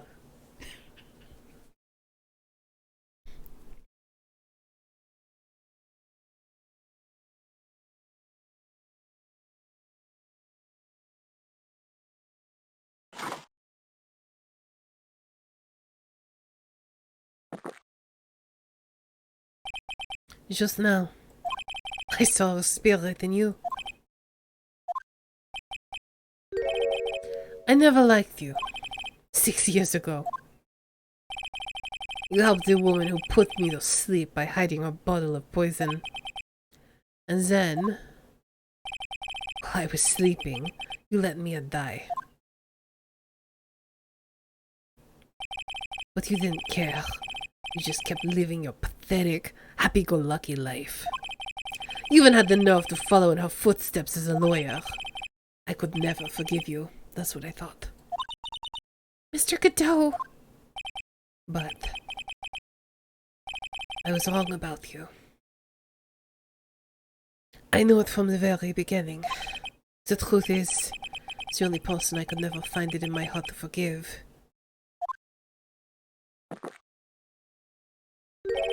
was me.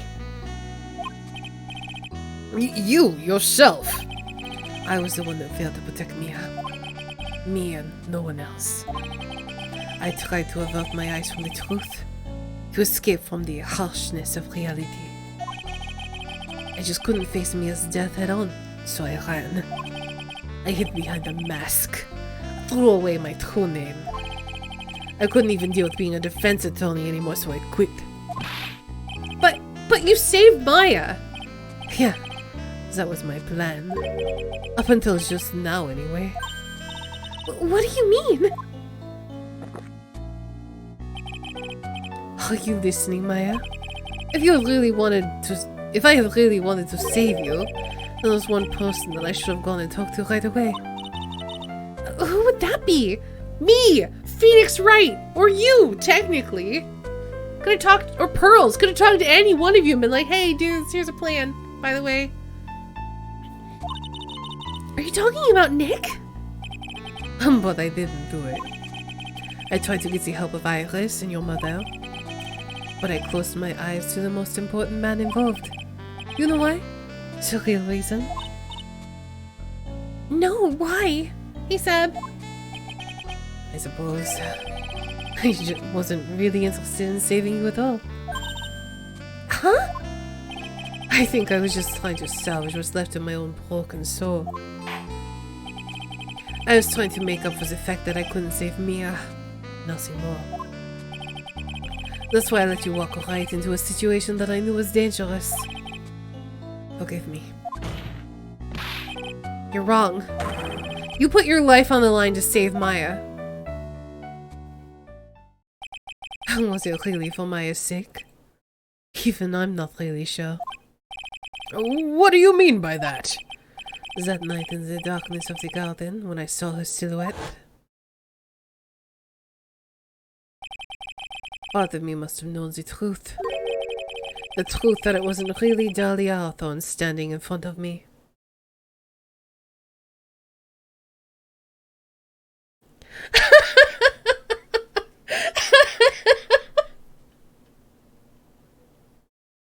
That's really funny.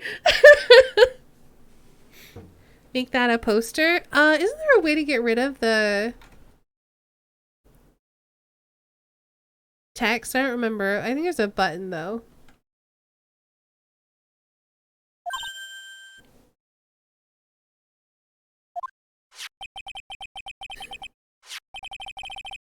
I feel like that just goes to show how invested you are in this story and the voices I'm doing. That makes me happy. It could have been Misty Faye or even that little girl. But I still picked up the blade. It was like I was dreaming.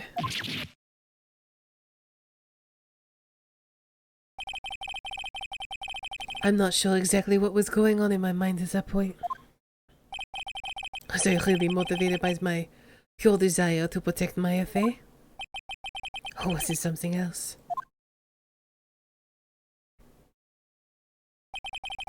Was it my hatred for a woman who had stolen everything from me 6 years earlier? Could it have simply been a desire for revenge? And now, I don't know anything anymore.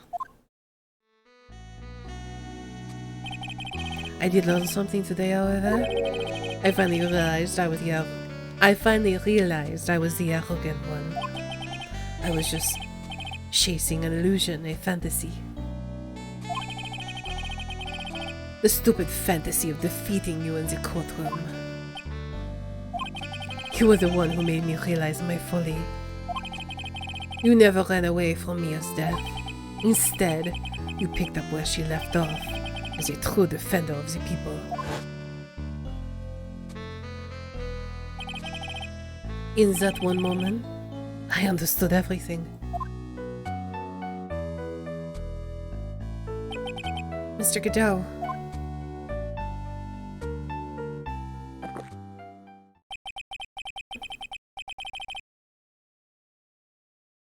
Really good at these voices. Thank you. Love hearing people do voices for these games, but yours take the cake out of all the other. Aw, thank you. That's very sweet to hear. I'm glad that y'all are enjoying it. I think you already know this, but if you don't, my name is Diego Armando. Mr. Armando, I believe in you. I know you were trying to save me.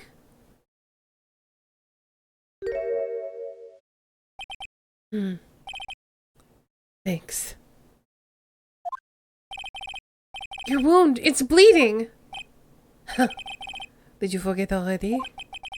In my world, the color red doesn't exist. These must be my tears. Tears?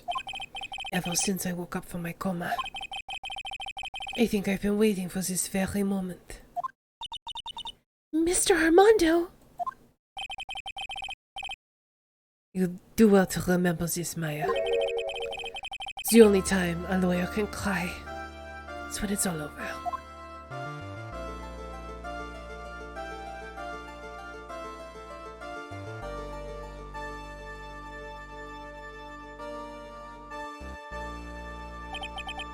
This time, it really is all over, isn't it? Remember the killer of Mia Fey? Red White! Oh my gosh!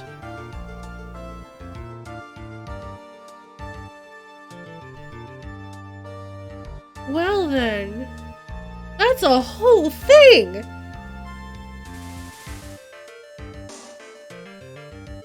Defendant, Yes, Your Honor.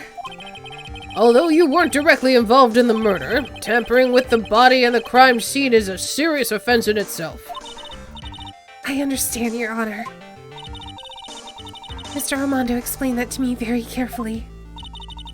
I knew the risk, and I willingly cooperated anyway. Very well. Before I hand down my verdict, is there anything you'd like to say? Well, there is one thing. I'd like to say something to Mr. Wright. I want to apologize to you. Apologize to me? For what? For the case 5 years ago, of course.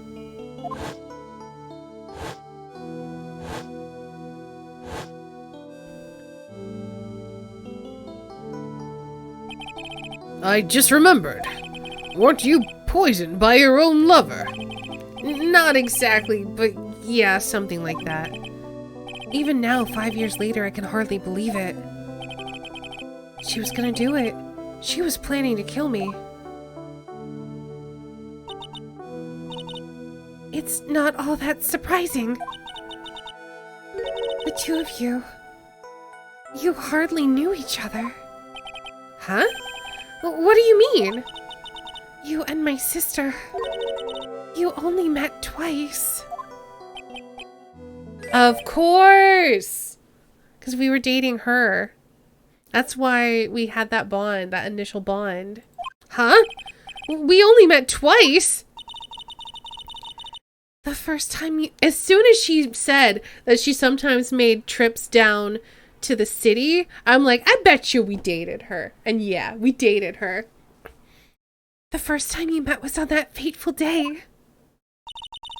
The day she poisoned Mr. Armando in the cafeteria of this very courthouse. The next time you met was 8 months later. You met her again on the day that she stole your cold medicine. And Doug Swallow was killed. No way! It can't be true. I mean, during our whole relationship, we were...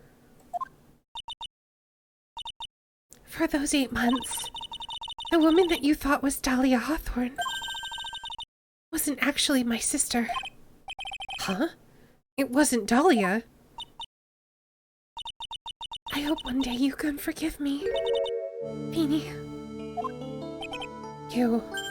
You mean... That's right. I lied to you. For 8 months. But why? Why would you do such a thing? Ever since she gave you the bottle that day, my sister was trying to get it back as soon as she possibly could. Because of the police investigation and their surveillance, she couldn't move about freely. So that's why you... My sister, from the beginning, she was prepared for the worst. Prepared for the worst? She thought that you might somehow discover the truth. And that's why she was always ready to deal with you at a moment's notice. You mean she was ready to kill me, don't you? She already had so much to answer for. I didn't want any more sins on her soul. I begged her not to do it, and she agreed to give me a chance. And that's why you came to me. You came to get the bottle pendant back from me in her place. But I couldn't get you to give it back. I failed at something even as simple as that. 8 months passed and I still couldn't get it back from you. Finally, my sister couldn't wait any longer. She didn't consult me about her plans for you that day. It was the first time that had ever happened. It was a bit strange, wasn't it? Up until that day, you two were partners in crime and she would confer with you. I think she must have noticed. Noticed what? My feelings for you. If I had found out she was planning to kill you, I would have done whatever was necessary to stop her. Even if it meant her life. Or mine. Iris. After spending those 8 months by your side, my feelings towards you, they changed. I have something to say to you too. Yes? You really are the person I always thought you were. Even after Dahlia Hawthorne was found guilty, I still believed in you.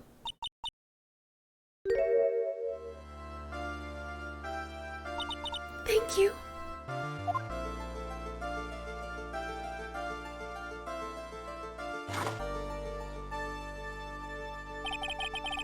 How many cups of darkness have I drank over the years?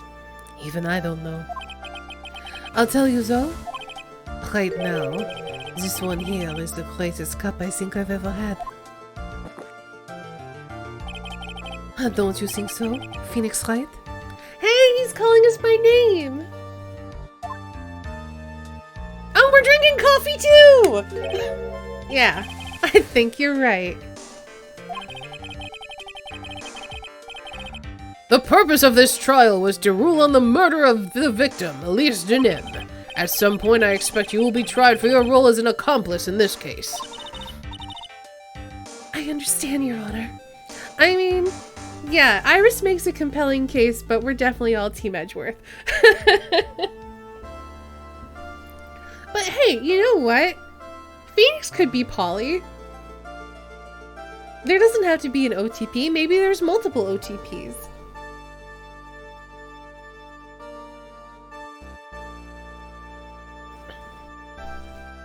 Let's get Iris in on this. Very well. On the charge of murder, I hereby find the defendant. Want you, Polly? Yes. Not guilty. Woo! Court is now adjourned. What a ride. Whew.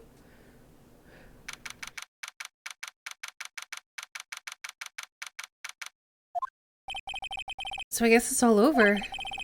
The way everything ended, was justice really served? The man who risked his life to save Maya is being sent to prison by my own hand.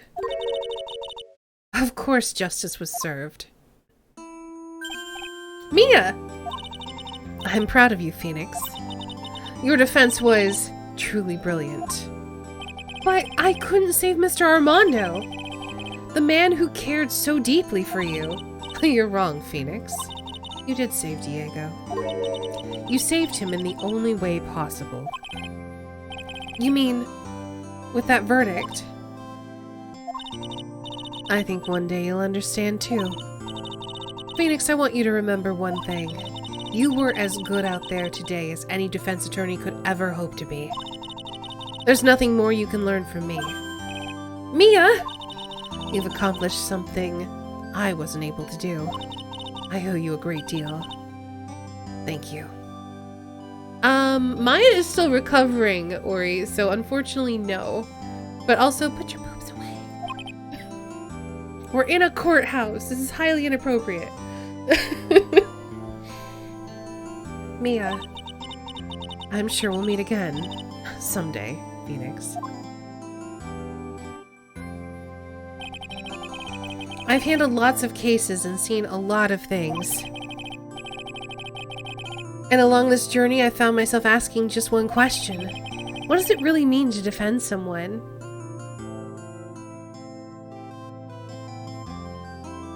Iris is not capable of channeling spirits, though.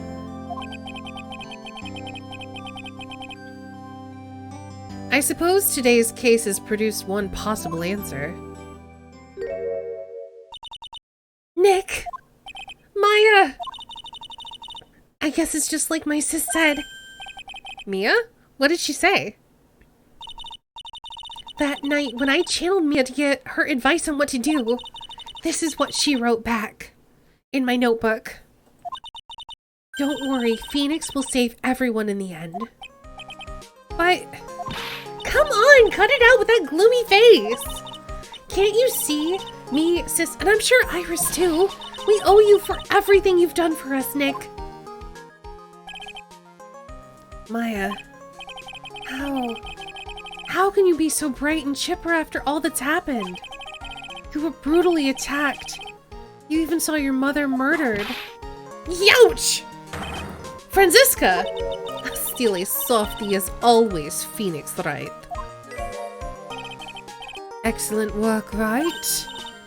Huh? Mr. Edgeworth, when did you get back? Oh, that's right. I guess no one filled her in on that.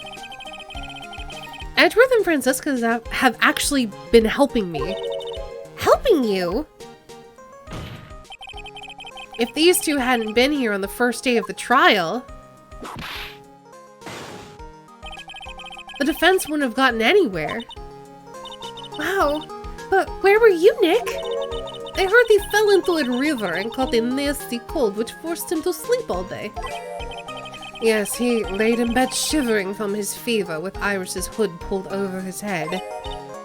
Oh, ouch! Talk about embarrassing, Nick. You definitely need more training. Anyway, thank you, Mr. Edgeworth. And you too, Franziska. I don't suppose... This is Larry. Yeah. I don't suppose there's room for me in this group hug, is there? Oh, Larry! What's with the longer than usual face?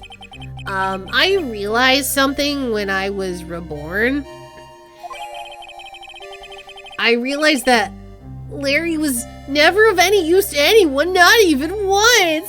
Oh. That's not true, right, Nick? What? You're asking me?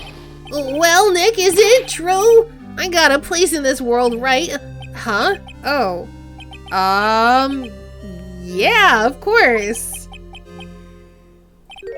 I knew it. Everyone would be better off if I were gone for good. No. Oh yeah. Those portraits you painted, they were really good. I need to watch more of the anime. I did watch the first episode and then I got sidetracked.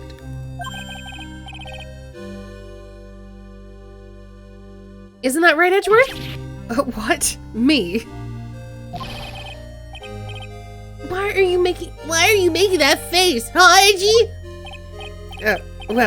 Yes, indeed. I certainly can't say that they lack resemblance. You really mean it? What about you, Francie? Did I draw you well, too? Ah! My beauty can't possibly be captured by a mere crayon. Nevertheless, I recognize the effort you put into it, and that's worth something. So then you'll do it? Like you promised? You're gonna model for my next picture book, Francie's... Wow! Don't get carried away.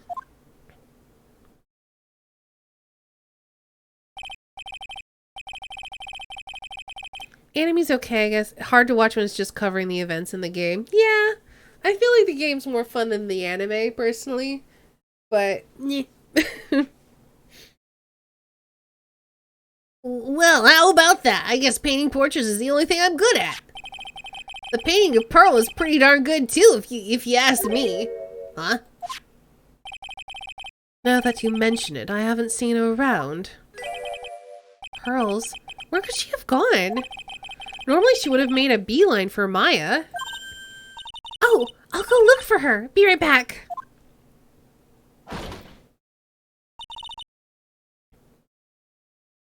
They fixed the circus case. I might get through it when I'm out of things to watch, so I'll have to see what they do with it. Hey, Pearly! Right. You seem to be uncharacteristically puzzled. I suspect you're wondering how Maya can be so cheerful despite all that has happened? Yeah. To be honest, I can't understand it either.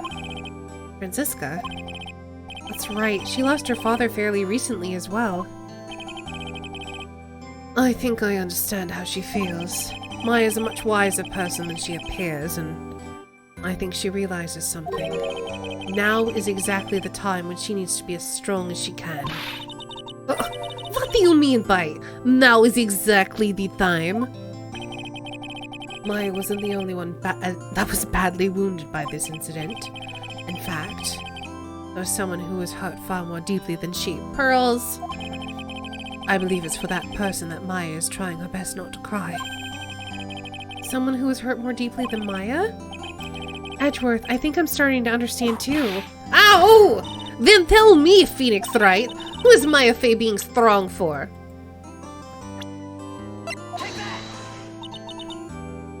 Pearl Fey. The poor kid.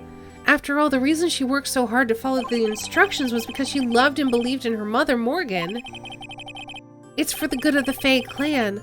I'm sure she believed every last word. She thought that she was doing it for Maya. That's why she was so happy. It shows how truly devoted she is to Maya.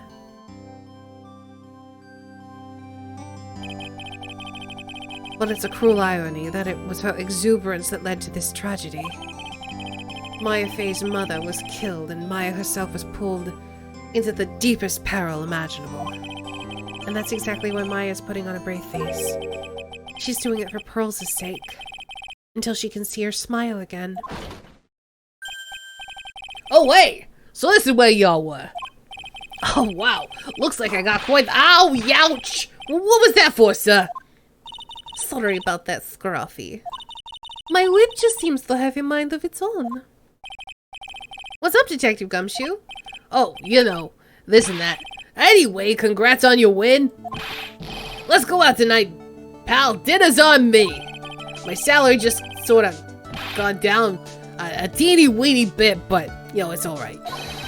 I made reservations at a first-class French restaurant tonight. Oh, please don't tell me it's très bien. Ah! Pretty good work, Scruffy. That whip was your reward.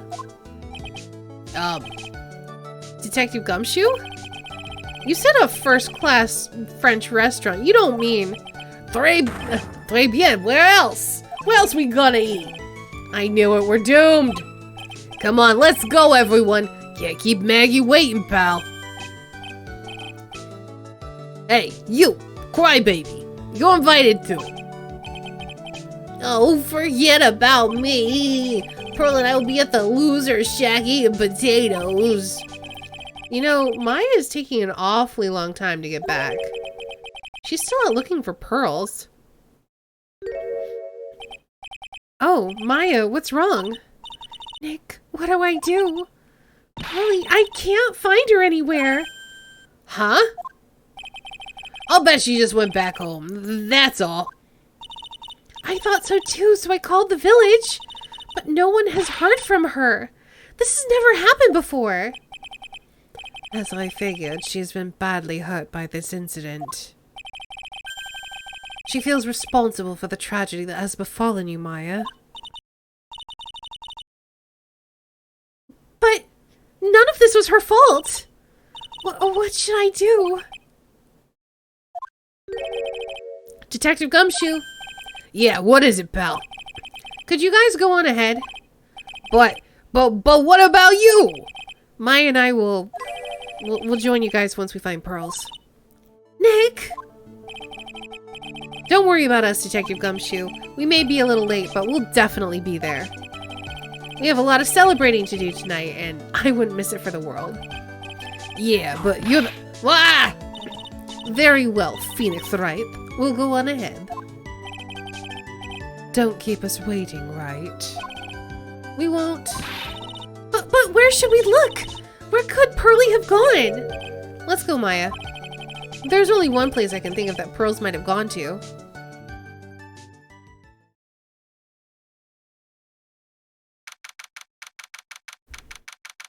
How'd she get all the way to the temple by herself? Asakura Temple? For Pearls, I bet this is a very important place. After all, it's where this whole incident started. What's this? You're all back again so soon!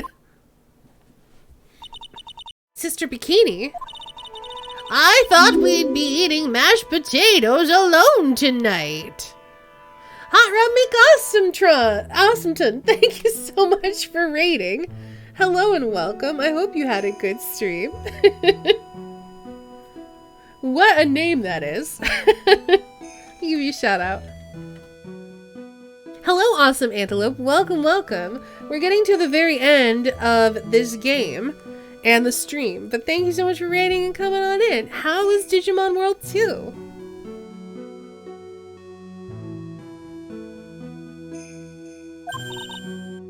So she's here?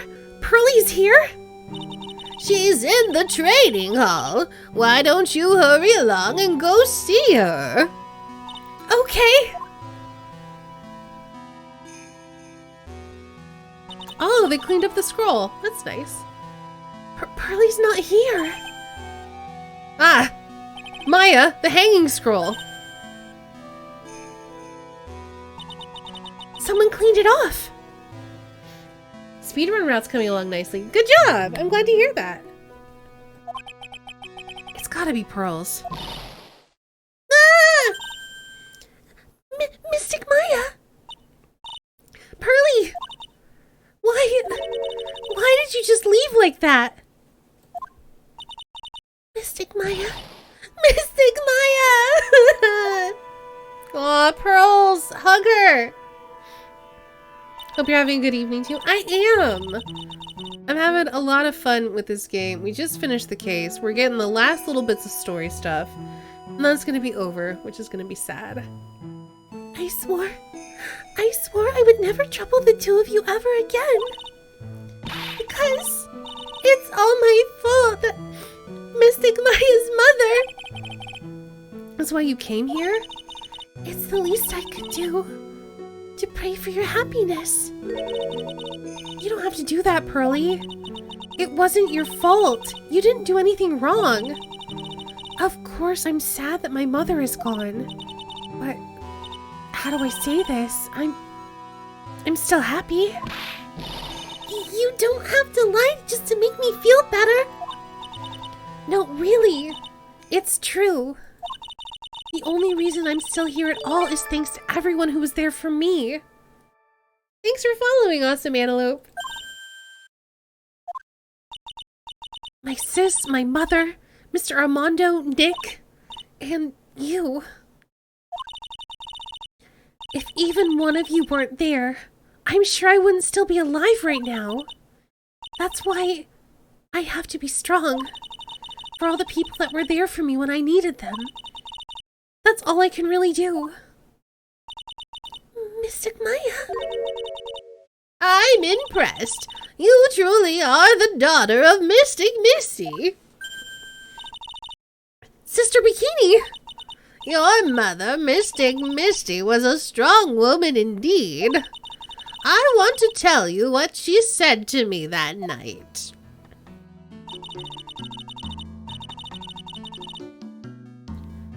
After dishonoring the good name of Kuei-in, I don't have the right to face my daughter. But still, Maya is always in my thoughts. It's true, she'll always be with me until the day I die. You should have just talked to your daughter! Goddamn. Your spirit was with her, that's why your mother was so strong. Even at the end, I'm sure she had no regrets. She'll always be with me until the day I die, huh? There's a rule or something all masters are to follow, isn't there? To never take their charm off until the day you die. That's the Master's talisman. The thing that Misty kept by her heart and would never take off. It wasn't the container that was important, rather, it was the contents. That's... A photo? Mother. It's gonna be a photo of her holding Maya, isn't it? It's only natural for living creatures to fight to protect their own lives. But what makes us human is that we fight for others. Thanks for the hydration reminder. I need it. I have been voice acting for 6 hours. But who do you fight for? How hard must you fight? That's the true measure of what human life is worth. We defense attorneys are warriors who are constantly challenged by that question. Aw, look! It's Mia and Maya! Oh my gosh, they're so cute! And they already broke the urn! Oh my gosh, that's adorable. That's like heckin' adorable. Even when the battle is over and the bonds that connect us are severed, we always return time and time again. Mia, Maya, Pearls, Mr. Armando, and Maya's mother too. I learned that from all of them. They're so cute. Well, shall we get going? Everyone's waiting. This is a day to remember. A day when a lot of things were finally put to rest. I think we should celebrate what we've overcome today. But I still can't. Oh, go on, sweetie. You can come back for training anytime. Okay. Alright, I'm gonna make a brand new start too. Sister Bikini, I'll be back for more training, I promise. I know, and I won't go easy on you just because you're the future master. I'll make sure to prepare reservations for 3 when you come back.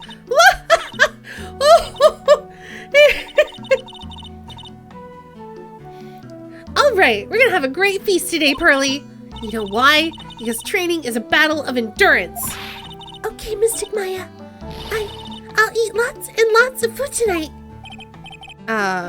You know, there's one thing I don't get and probably don't want to, but... What is it, Nick? Whoop, wrong voice. What is it, Nick? Reservations for training is fine and all, but why for 3? Oh, come on, what do you think? You're one of us, Nick. Next time you can train right alongside us. Huh? I'll be waiting for you. Sister Bikini will take special care of you. Huh? Huh? It'll be great, Nick. We're gonna do the special course naturally. Huh? Huh? Huh? That's a great idea. After all, Mr. Nick, you'd do anything for Mystic Maya, wouldn't you? Even walk on hot coals, right? We'll have a nice big meal right before we come next time, right, Nick?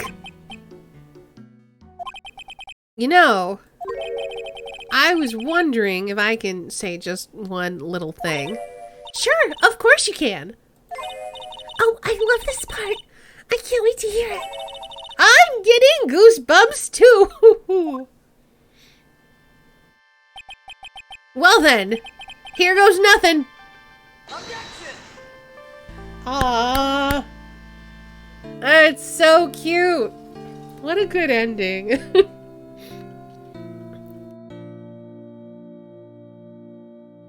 I'll really have to work extra hard now. Master of Kura Inn and the office manager of Wright & Co. Law Offices?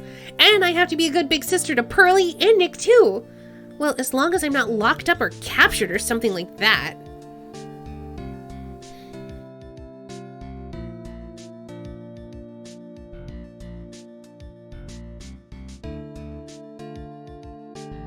So it's true. Mr. Nick and Mystic Maya knight in shining armor. He went through this special course all the way to the end. Actually, I heard there's a legendary extra special ultra course here too. I think I'll surprise the two of them by making a secret reservation. Aw, pearls.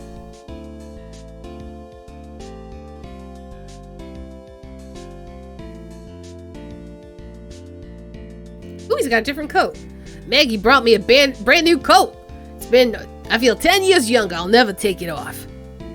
Yes, but somehow you just don't seem the same. I guess a dirty, shabby old overcoat is more detective-like, sir. Don't worry about it. In the name of love, a man will soil himself silly.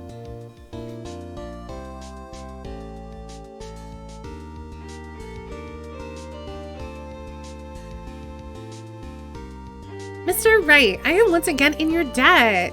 Thanks to you, the Treasures of Kurat exhibit was a great success. I even got to see Ms. Von Karma, who I hadn't seen for almost a year. She taught me how to use a whip and said I must, show you what I've learned.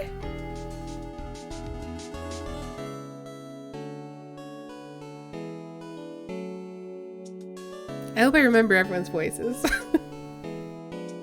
Desi and I started a company called Mask to Mask Consulting. We're dedicated to stopping the evil plans of all the criminals in the city. Our motto was cut it out, please! Pretty cute, huh?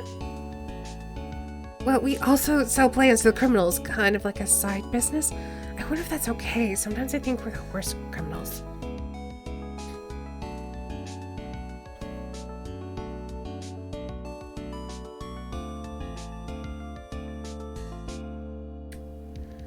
I wanted to show my appreciation to Mr. Wright for exterminating Don Tigre, so I lent him $500,000. A special thick tea, one I mixed with my own two hands. I bet he's drinking it now. Win through compromise.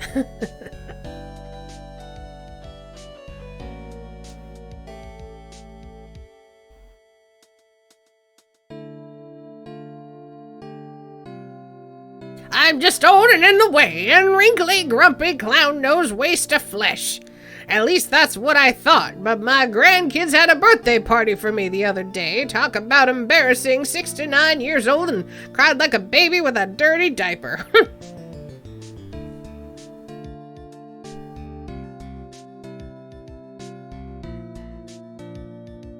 As usual, we have an abundance of work to do. We've hired a new programmer to replace Glenn Elg.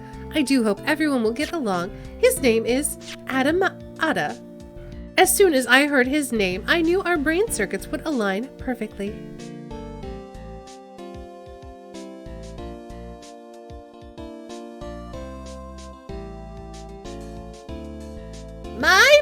My, more reporters. Since the murder, we've made so much money, I hardly know what to do. I think the magazines like us because I provide such a nice visual, and I can hardly wait for Iris to come back.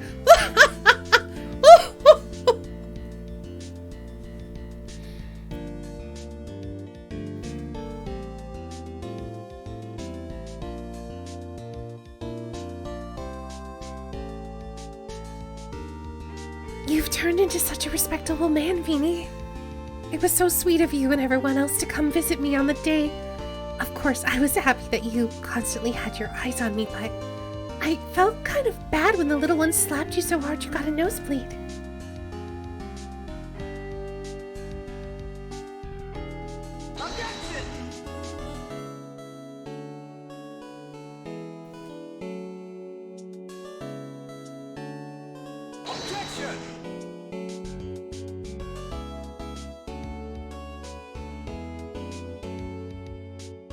We're gonna hear a lot of objections.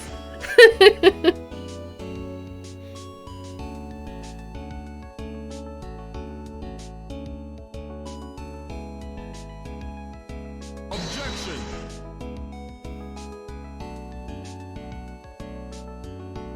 He's got a nice objection, I'll give you that.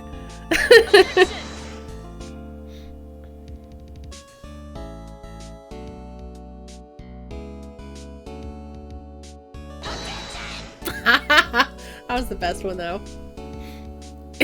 Good job, David. That was fantastic.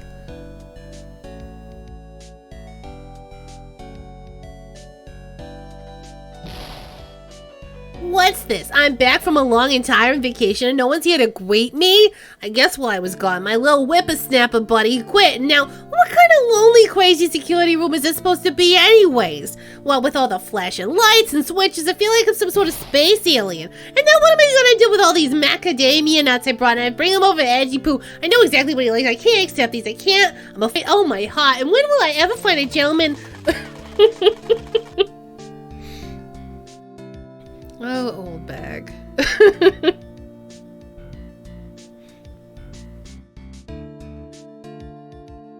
I finally found something I love to do. Franzie's Whippy Whip trip is gonna turn the art world on its head. I should have realized it sooner. Self-centered, lazy, antisocial. I am an artist. A really good portrait artist. I'm not a loser after all.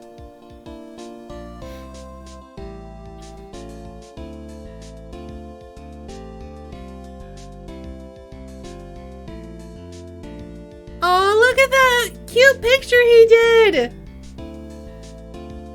He actually is a good artist. Oh, look at this good art.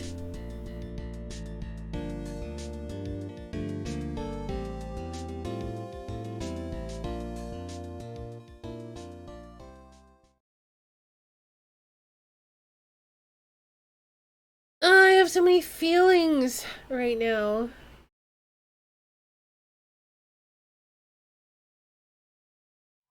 The end. So I have, I believe, a prediction to resolve. Oh, wait, where's the last prediction? Maybe it got broken.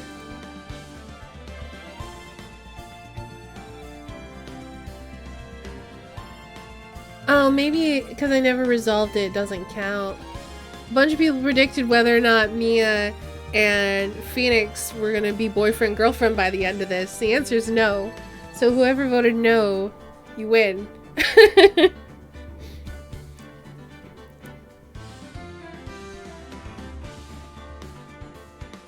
Didn't you end it last time because it wasn't resolved by the end of the stream? No, because I wasn't feeling... No, I forgot to, actually.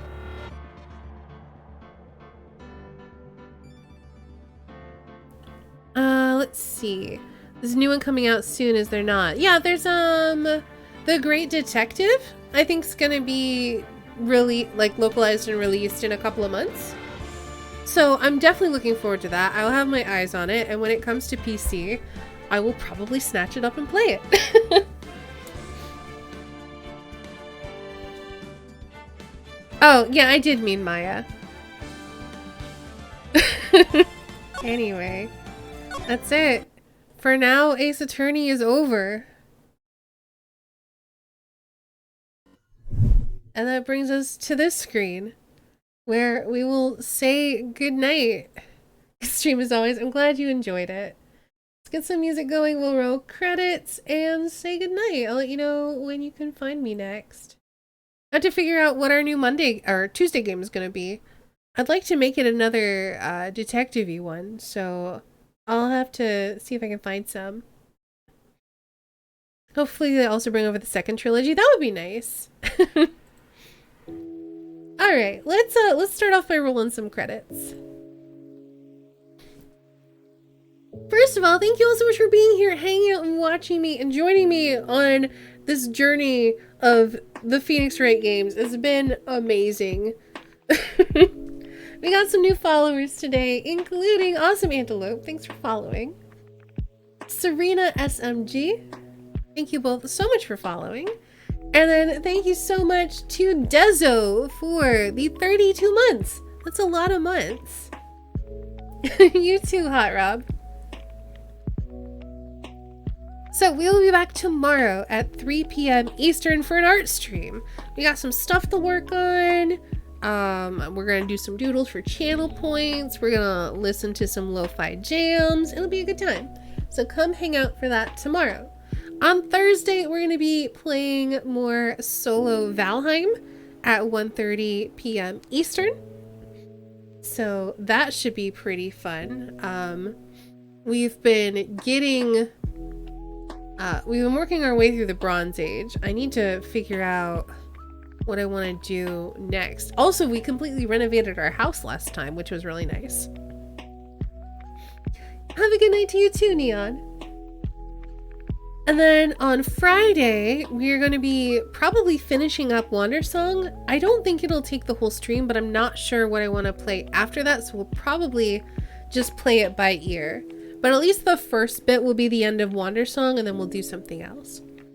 And then on Saturday, we're doing a special bonus stream for charity. My stream team is doing a 48-hour relay event. So we're basically having someone on the team live for the full span of the 48 hours. And our time slot is Saturday at 1 p.m. Eastern. We'll probably go live a little bit beforehand just to make sure that we're ready to be rated. We're going to be streaming for just over 2 hours, maybe 2.5. And then at 3 o'clock, we're going to raid into Jude's channel, Mermaid Royal. And I'm probably going to be playing Keep Talking and Nobody Explodes with one of my teammates, Pamels. So that should be pretty fun. And it's for a good cause because we're doing that all for charity, supporting Stop AAPI Hate. So please join us on Saturday and Sunday. And then I'm gonna drop in the Emporium link so you can check out all of our teammates, and you can find them on Twitter to find out who's participating when. The official Emporium Twitter has tweeted out a schedule, so if you want to check that out, you can find that on Twitter. Alright, I'm gonna drop my links and then rest my voice because dang, it is fading. If you're new here, you can follow me here on Discord, on Twitter, and you can follow me here on Twitch. Great places to get notified when I go live. Discord is also the best place for stream news, like game updates, schedule changes, and more. I do polls there sometimes too, so join the Discord. I have a Patreon and a store if you want to check out my art. And then last but not least, I am a Humble partner. So if you're looking for another way to support the stream, use that affiliate link. Alright, let's find someone to raid. Send y'all over to someone amazing.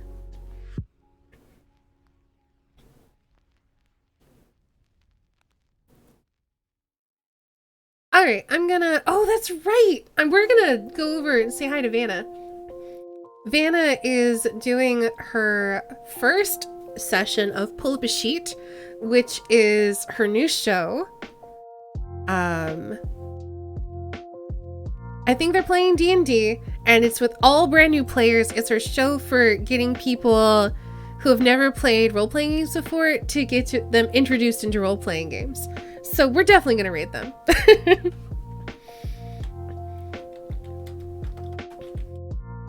Thank you all so much for hanging out and watching. Have a great night, and I'll see you all again very soon.